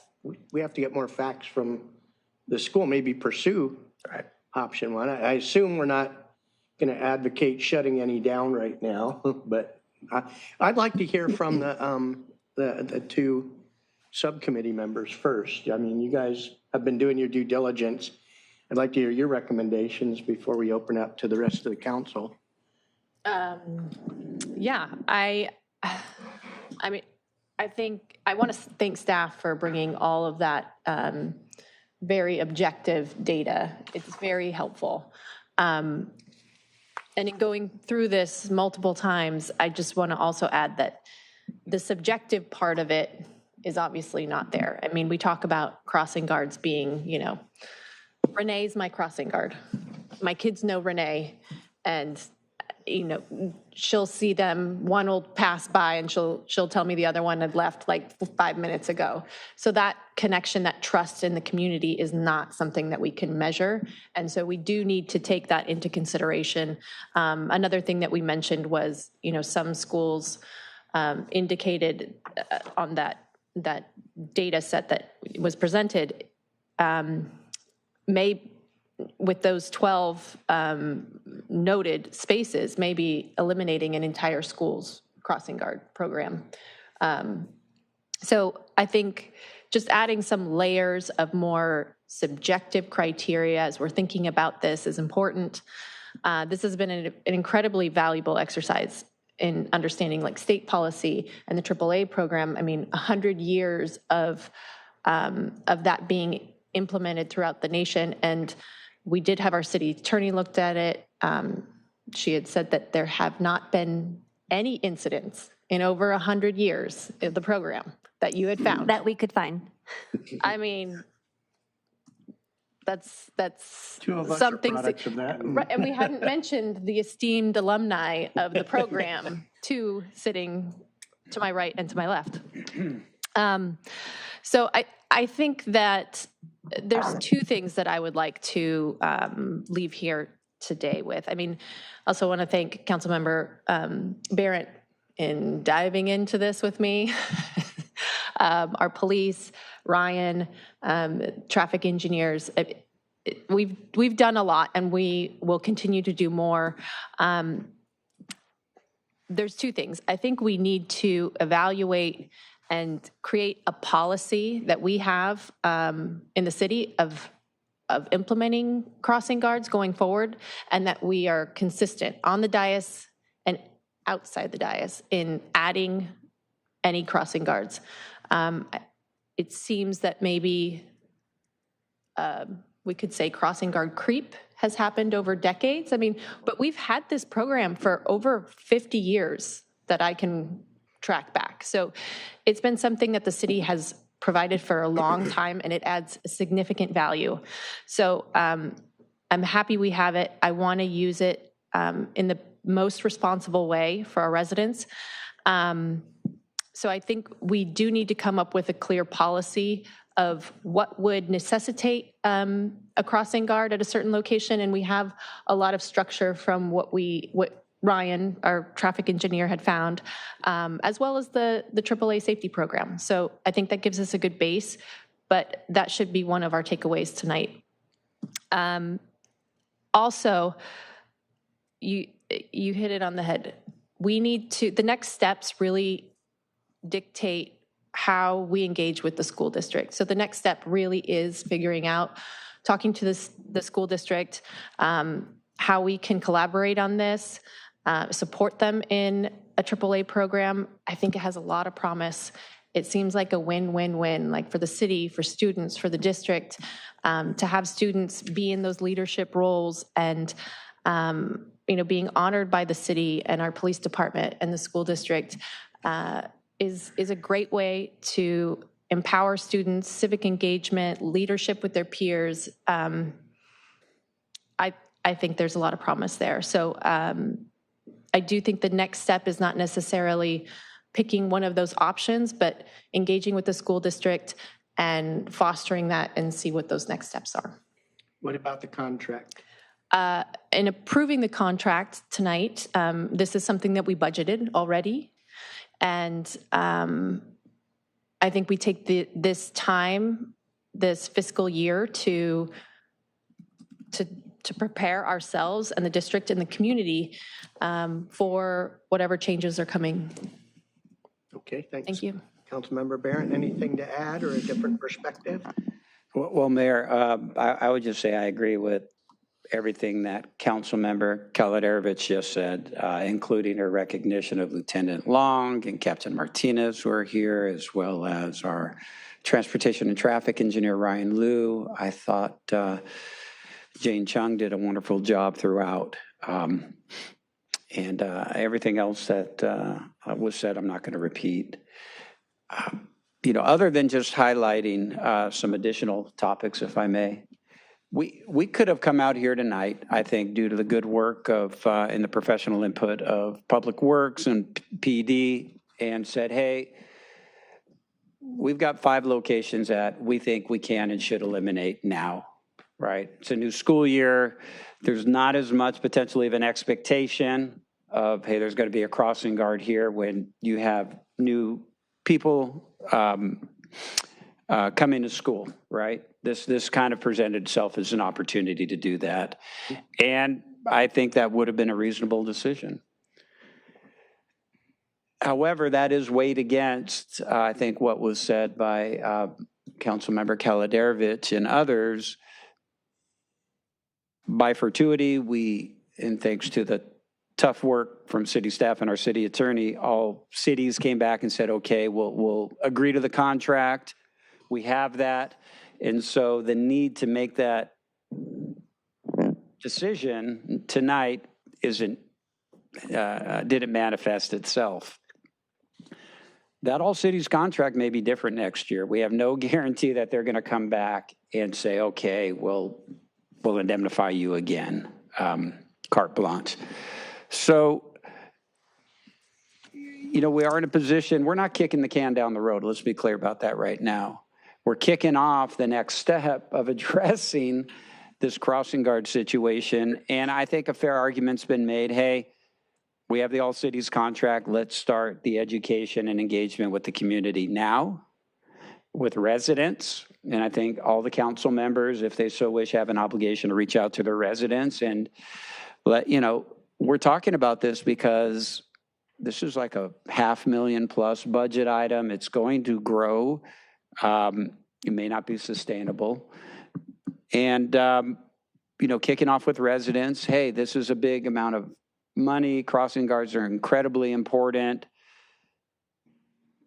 We need to make some decisions. Fortunately, it was found through staff and Councilmember Kaladerovich and brought to our attention by the mayor and Councilmember Castle, the AAA Safety Patrol Program, where it's kind of a win-win-win. There's recognition of students who get involved. There are safety issues. It gives us an opportunity to collaborate with the school district, I think, in a very productive way. During this period of time, we can hopefully start to implement that program depending on, what type of reception that receives from the community and our partners in the community. I do think, police have done a great job and, their support on this is going to be key. So that is a reasonable first step. If we're so fortunate to start staffing these in the near term with volunteers, that all cities contract is kind of a time and materials contract, and that, hey, great news, we've staffed a location with a volunteer. All cities, thank you, we only need 4, or we only need 3. So we have that flex. It's going to be incumbent on us, though, to engage and get residents on board with an understanding of, there's a role for everyone to play here. Going back to the data-driven metrics that Public Works and Police provided, we've identified 12 locations that are, call them lower risk, less utilized perhaps. And, there may be some opportunities there to reduce the number of crossing guards, at a minimum, seek to have volunteers get involved. That may not happen. And, we may be back, not next year, but maybe at mid-year before the coming semester where we have to make some decisions about, hey, 2, 3, 4 of these we need to drop off. We may need to do that. And I know it's been budgeted, it's in there, but we have all kinds of other uncertainties that come up throughout the year. So this is not necessarily money in the bank. So those are kind of the tough decisions going forward. Ultimately, as I said, I do agree, community outreach can and should be done starting now. We're doing it now. And, lean into this as we have been and move forward and make changes. So that's pretty much it. What's the direction tonight? I agree. It's approve the agreement. It's a as needed on-call agreement with all cities. Management, receive and file the information on the locations. And there are more locations. I mean, they weren't in this draft. We've got Artesia. Yes. Councilmember Waller shaking his head. Yes. We have Artesia and the bike path. I'm not saying, hey, we got to do that. But the point, and we also had on here The other location, the Inglewood and Grant, we just don't have, unfortunately, the convenience and the financial wherewithal to say, well, let's just staff all these locations. So I'm glad that wasn't on there because I don't want to call it pie in the sky. It's not the direction we're moving in. And so we're all making some sacrifices. I think a point was raised earlier that I agree with. And we should at least consider, should each school have at least one crossing guard as we start to kind of work through this? Maybe. But that should probably be given some thought and consideration, right? So no one's like, hey, we have 0 crossing guards at my school, and if we could avoid that, we should. And direction on the number and type of services to be programmed in the coming school year and beyond. I don't know if we should lock ourselves into and beyond, or even for the full school year.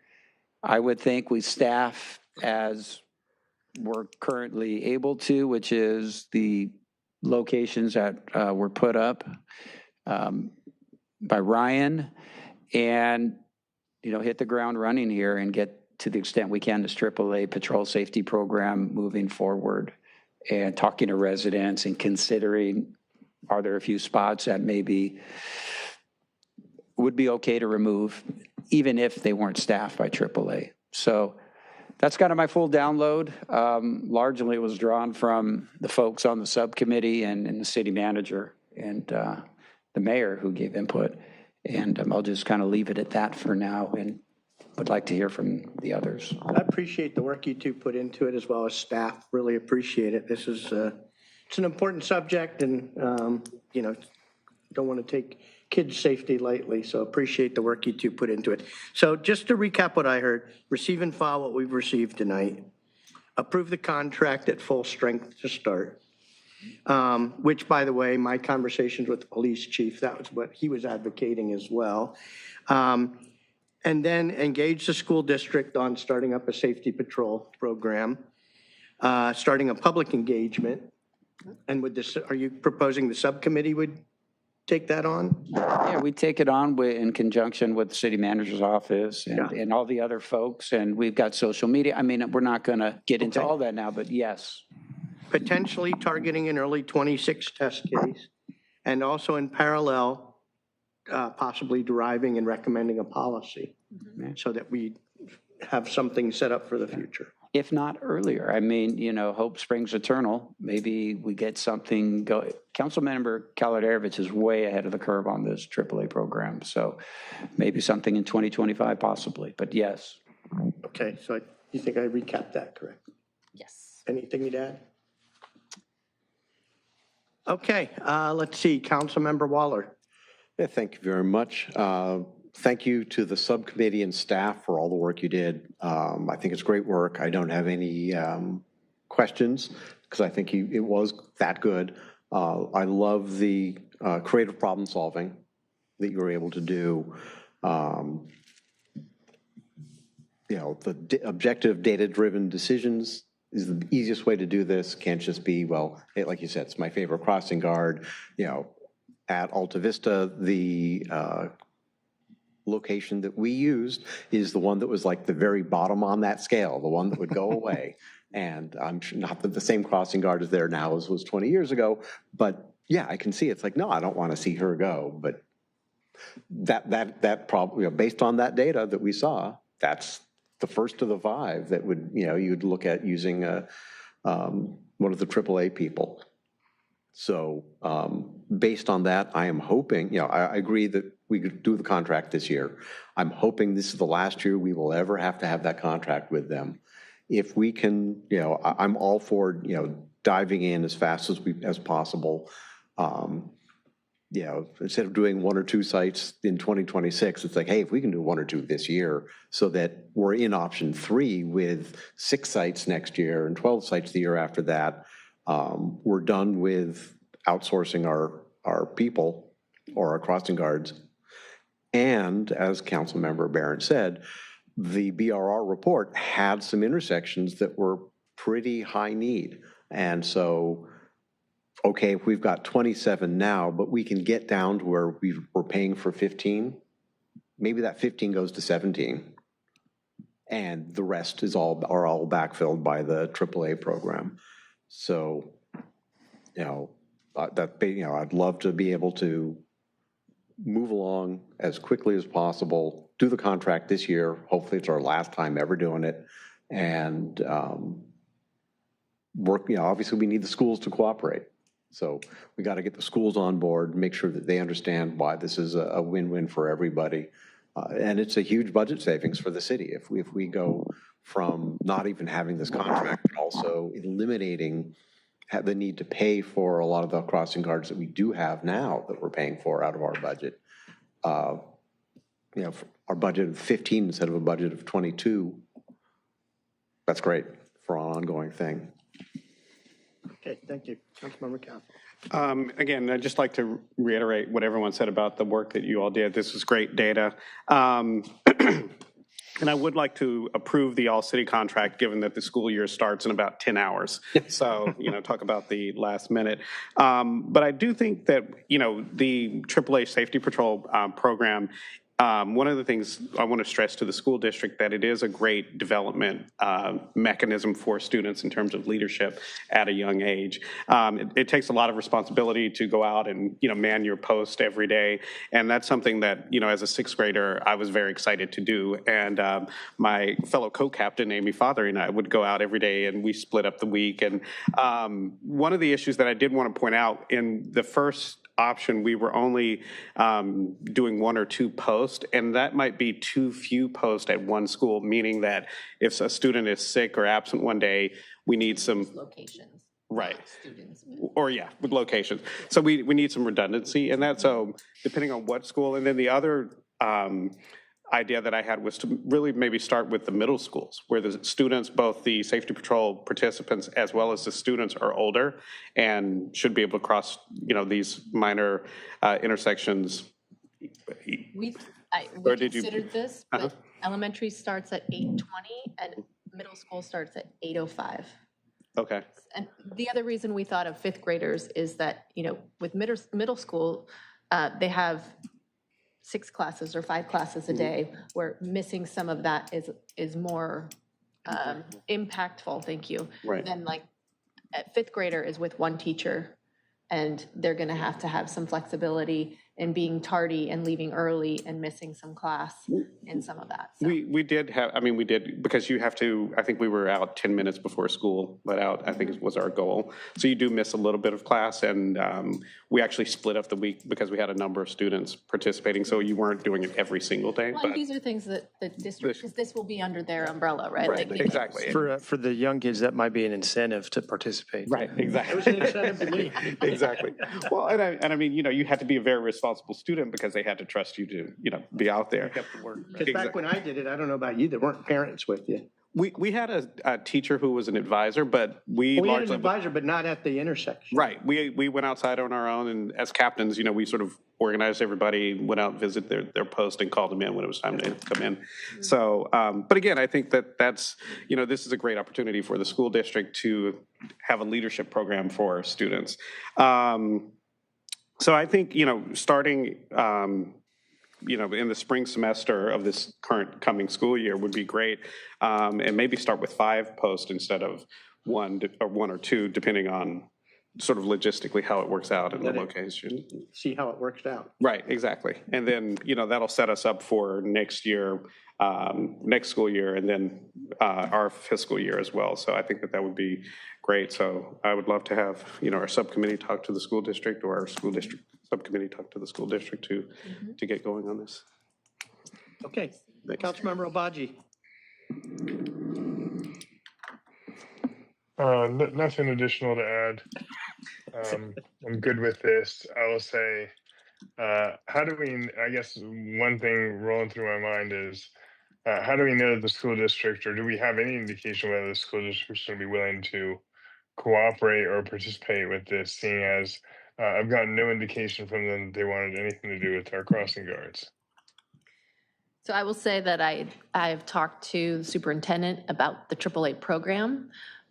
We have not talked to them about, this as we dug into it, falls under their umbrella and purview, and it requires their supervision, and they have to designate one administrative person to this at each school. So it's going to involve some of that, and I think that's why we're focused on this like as a partnership. So we have mentioned it to them, but we have not presented the program formally, and that would be the next step.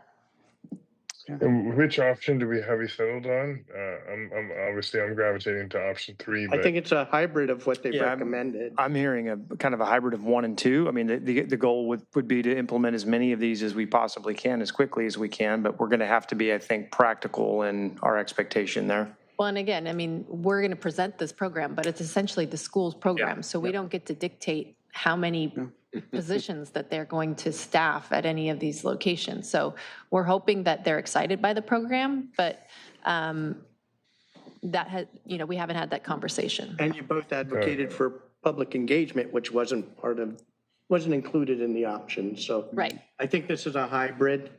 Yeah. Trying to achieve what was in some of those options, but doing some those are more intermediate goals. steps Yeah. before we implement those. Yeah, I would just add, and I believing and assuming that the city will be able to support this AAA program through our various departments as needed for our partner. Yes, I think that's part of this exploration to determine exactly what our role and responsibility would be vis-a-vis the district. Yeah. I too, briefly mentioned this to Nikki today in our call, and but yes, out of fairness, we've got to present it in its entirety to them, the impacts, help them understand it. Obviously, the subcommittee's much deeper into this than they are at this point, but we'll sort out how best to present what this could entail and go from there, and we'll support it as needed. Support it as needed with the various departments within your structure. Yeah. All right. Okay, so with that, I'd like to entertain, oh, I'm sorry, were you still? Same. Go ahead, Zane. I was just to finish up, I was going to say, additionally, we should highlight to the school district that this is a great resume builder for the students who participate. I mean, it's volunteering, right? It'd be great. I'm sure colleges would appreciate that initiative and leadership on an application or resume. So. Yeah, and if you need either of us to talk to anybody, let us know. Yeah, there's a very The alumni distinguished- network's big. Yeah, Supreme Court justices, presidents, vice presidents, all former AAA Safety Patrol. Yep. But also I would like, in the partnership, it means that we are, I think the way that we can really enhance the program and sell it to students, to parents who want to participate, is that we celebrate this civic engagement in a big way. Through the district, through the city, through the police department. That's where the carrot is. And we need to be committed to that. Maybe we gave them special dispensation getting into the youth commission. That's a consideration. Well, I mean, I mean, it's a resume builder. Exactly. Yeah, So I'm looking for A motion? a motion to receive and file what we've got, to approve the contract, and Eleanor, if we could get the signature to me quickly, because it sounds like it's got to be, the 19th. yeah, we got like 10 hours. So. To direct the subcommittee to engage with the school district and set up a program of public engagement and a recommendation back to the council for both, final rollout or a report back and any policy that you think we should establish. Subcommittee and or city staff to engage with the school district. Well, that's when I say subcommittee, I think that includes. There's staff that on the includes- subcommittee, yeah. So I'll make the motion. As stated. Second. Okay, thank you. Any member of the public? There's nobody here anymore. So, anybody online? We have no one on Zoom and there's no e-commerce. We have comment. Captain Martinez has a final joke. You're for not us. public, you're staff. You have to work a dad joke into this. I have a question for you. I just wanted to let everyone know. So yesterday, we had a meeting with our 22 city-employed crossing guards. They're all very enthusiastic about the school year starting tomorrow. But since this contract is going so late tonight, the other 5 intersections obviously won't be staffed by crossing guards. So we'll do everything we can on our end to make sure that they're staffed with cadets, parking enforcement, sworn officers if we need it, because tomorrow's the first day of school. So hopefully we can get this contract to them by the end of the week, but just wanted to let everyone know that we're looking at those 5 intersections, and we'll do everything we can to make sure that they're staffed for crossing guard duties, at least the remainder of this week until. And what I would say, Captain Martinez, is the mayor can execute very quickly, if not tonight, first thing tomorrow. So I don't know what their availability is going to be, but they, by all accounts, will be able to operate as early as tomorrow. So if they have any available resources, you can deploy them as needed. But I recognize that they're probably on pins and needles right now, so. Thank you. Yeah. Thank you. Okay, and nobody's online? No Zoom and no e-comments. Okay, so I'll call the vote. Again, one at a time. Aye. Aye. Councilmember Abaji? Aye. And Councilmember Barrett? Aye. Okay, motion passes unanimously. Thank you all for the work, particularly the subcommittee members. Thanks staff for all the work. Yeah, too. thank you, guys. It's great work. Okay, going down to O, city manager items. Nothing this evening, Mayor. Okay, referrals to staff. So I hate to do this to you, but I got 4 that I've listed from emails and conversations tonight. The first, I feel like I emphatically got an email from members of the Budget and Finance Commission and from our Director of Finance, kind of resurrecting an old recommendation on reserves, and that the council take that up. Now, I think we did deliberate that during the budget, but they wanted to re-up it. So is that a good one for the midterm budget, or? I mean, the only way you can have a real pragmatic discussion about reserves is in the context of budget, because they're one and the same. So if you want to talk about it, we could have that contextual discussion as part of mid-year. That's not really when you would be prepared to take the types of actions that would lend itself to an increase in reserve or a policy. You could make policy statements, but again, the effectuation of that change has to happen through budgetary action. They just seem pretty emphatic about it. I don't want to ignore a commission. Maybe we get a BRR. So can we do a BRR on it? Sure. I mean, we do a BRR on reserves. I mean, reserves are always part of your budget considerations each and every year. Maybe so. neighboring cities as a comparison. Well, they have some in what they've supplied That data us. was actually prepared. Did you all get the same email? Not the recent one. Okay, well, I will forward that out to the council. Just so because some of you weren't here at the budget deliberations, but it's for them to resurface it. Well, we were here, but in our budget, we actually have an increase in reserves. And last year, the Budget and Finance Commission made a recommendation that we increase the reserve, the minimum reserve from 8.3%, which is sort of 1 month's budget, up to 2 months. And so I thought that the extra money that we put in the budget this year was to build toward that number. The council has considered this reserve recommendation multiple times over budget cycles previously. At one point, staff strongly recommended that when we had the additional PERS pension bond obligation funds, that we actually put that into reserves.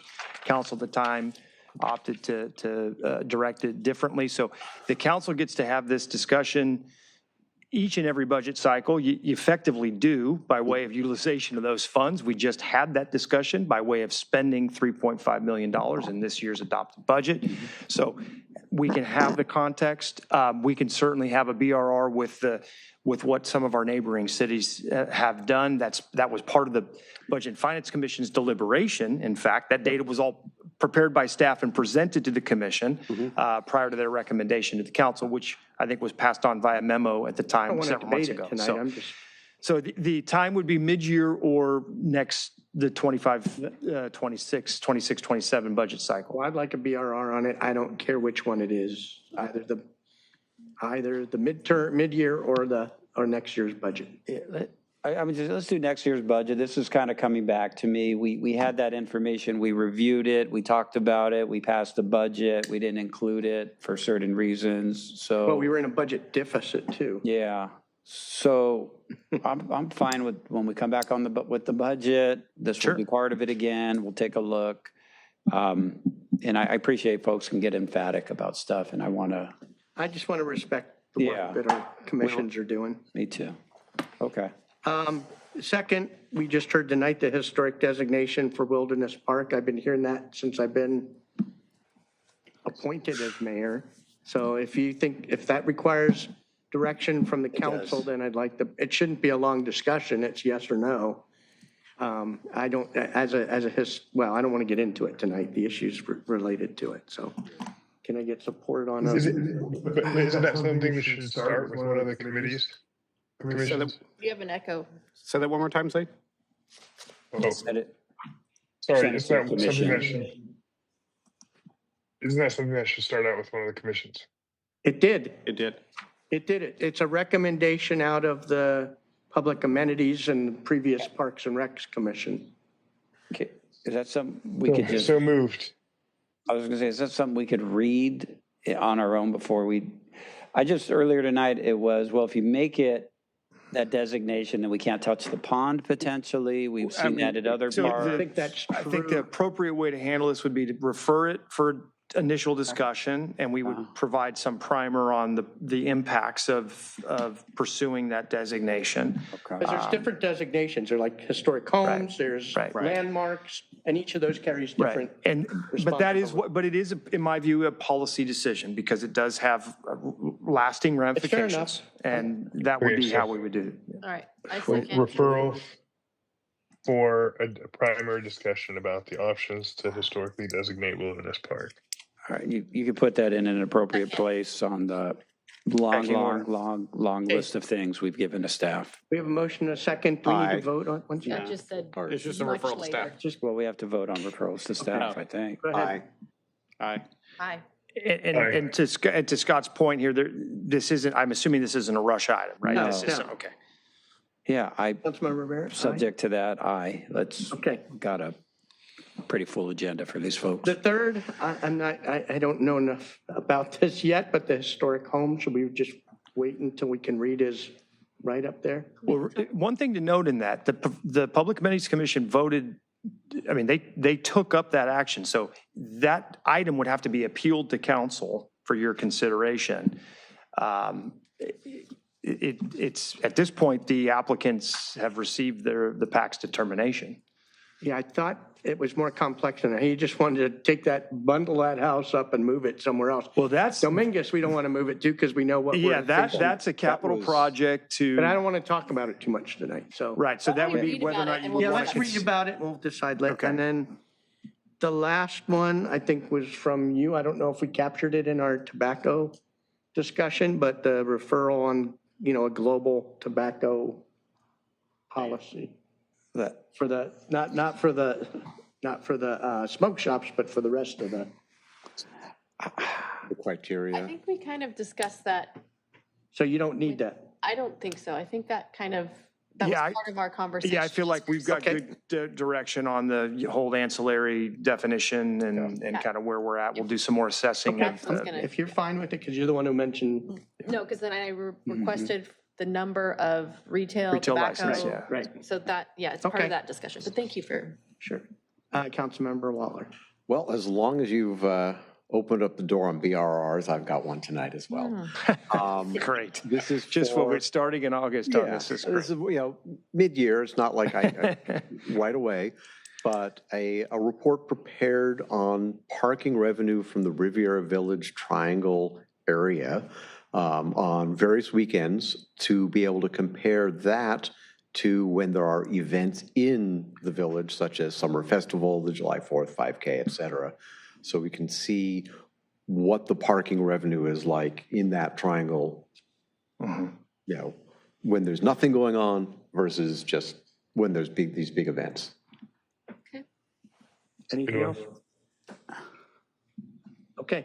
Nothing tonight, thank you. I'm good. No, thanks. Councilmember Abaji? No, thanks. Thanks. Okay. Councilmember Barrett? No. Okay. With that, I will take a motion to adjourn. Move to adjourn. Second. Okay, motion and a second. Aye. Aye. Bye. Aye. Okay.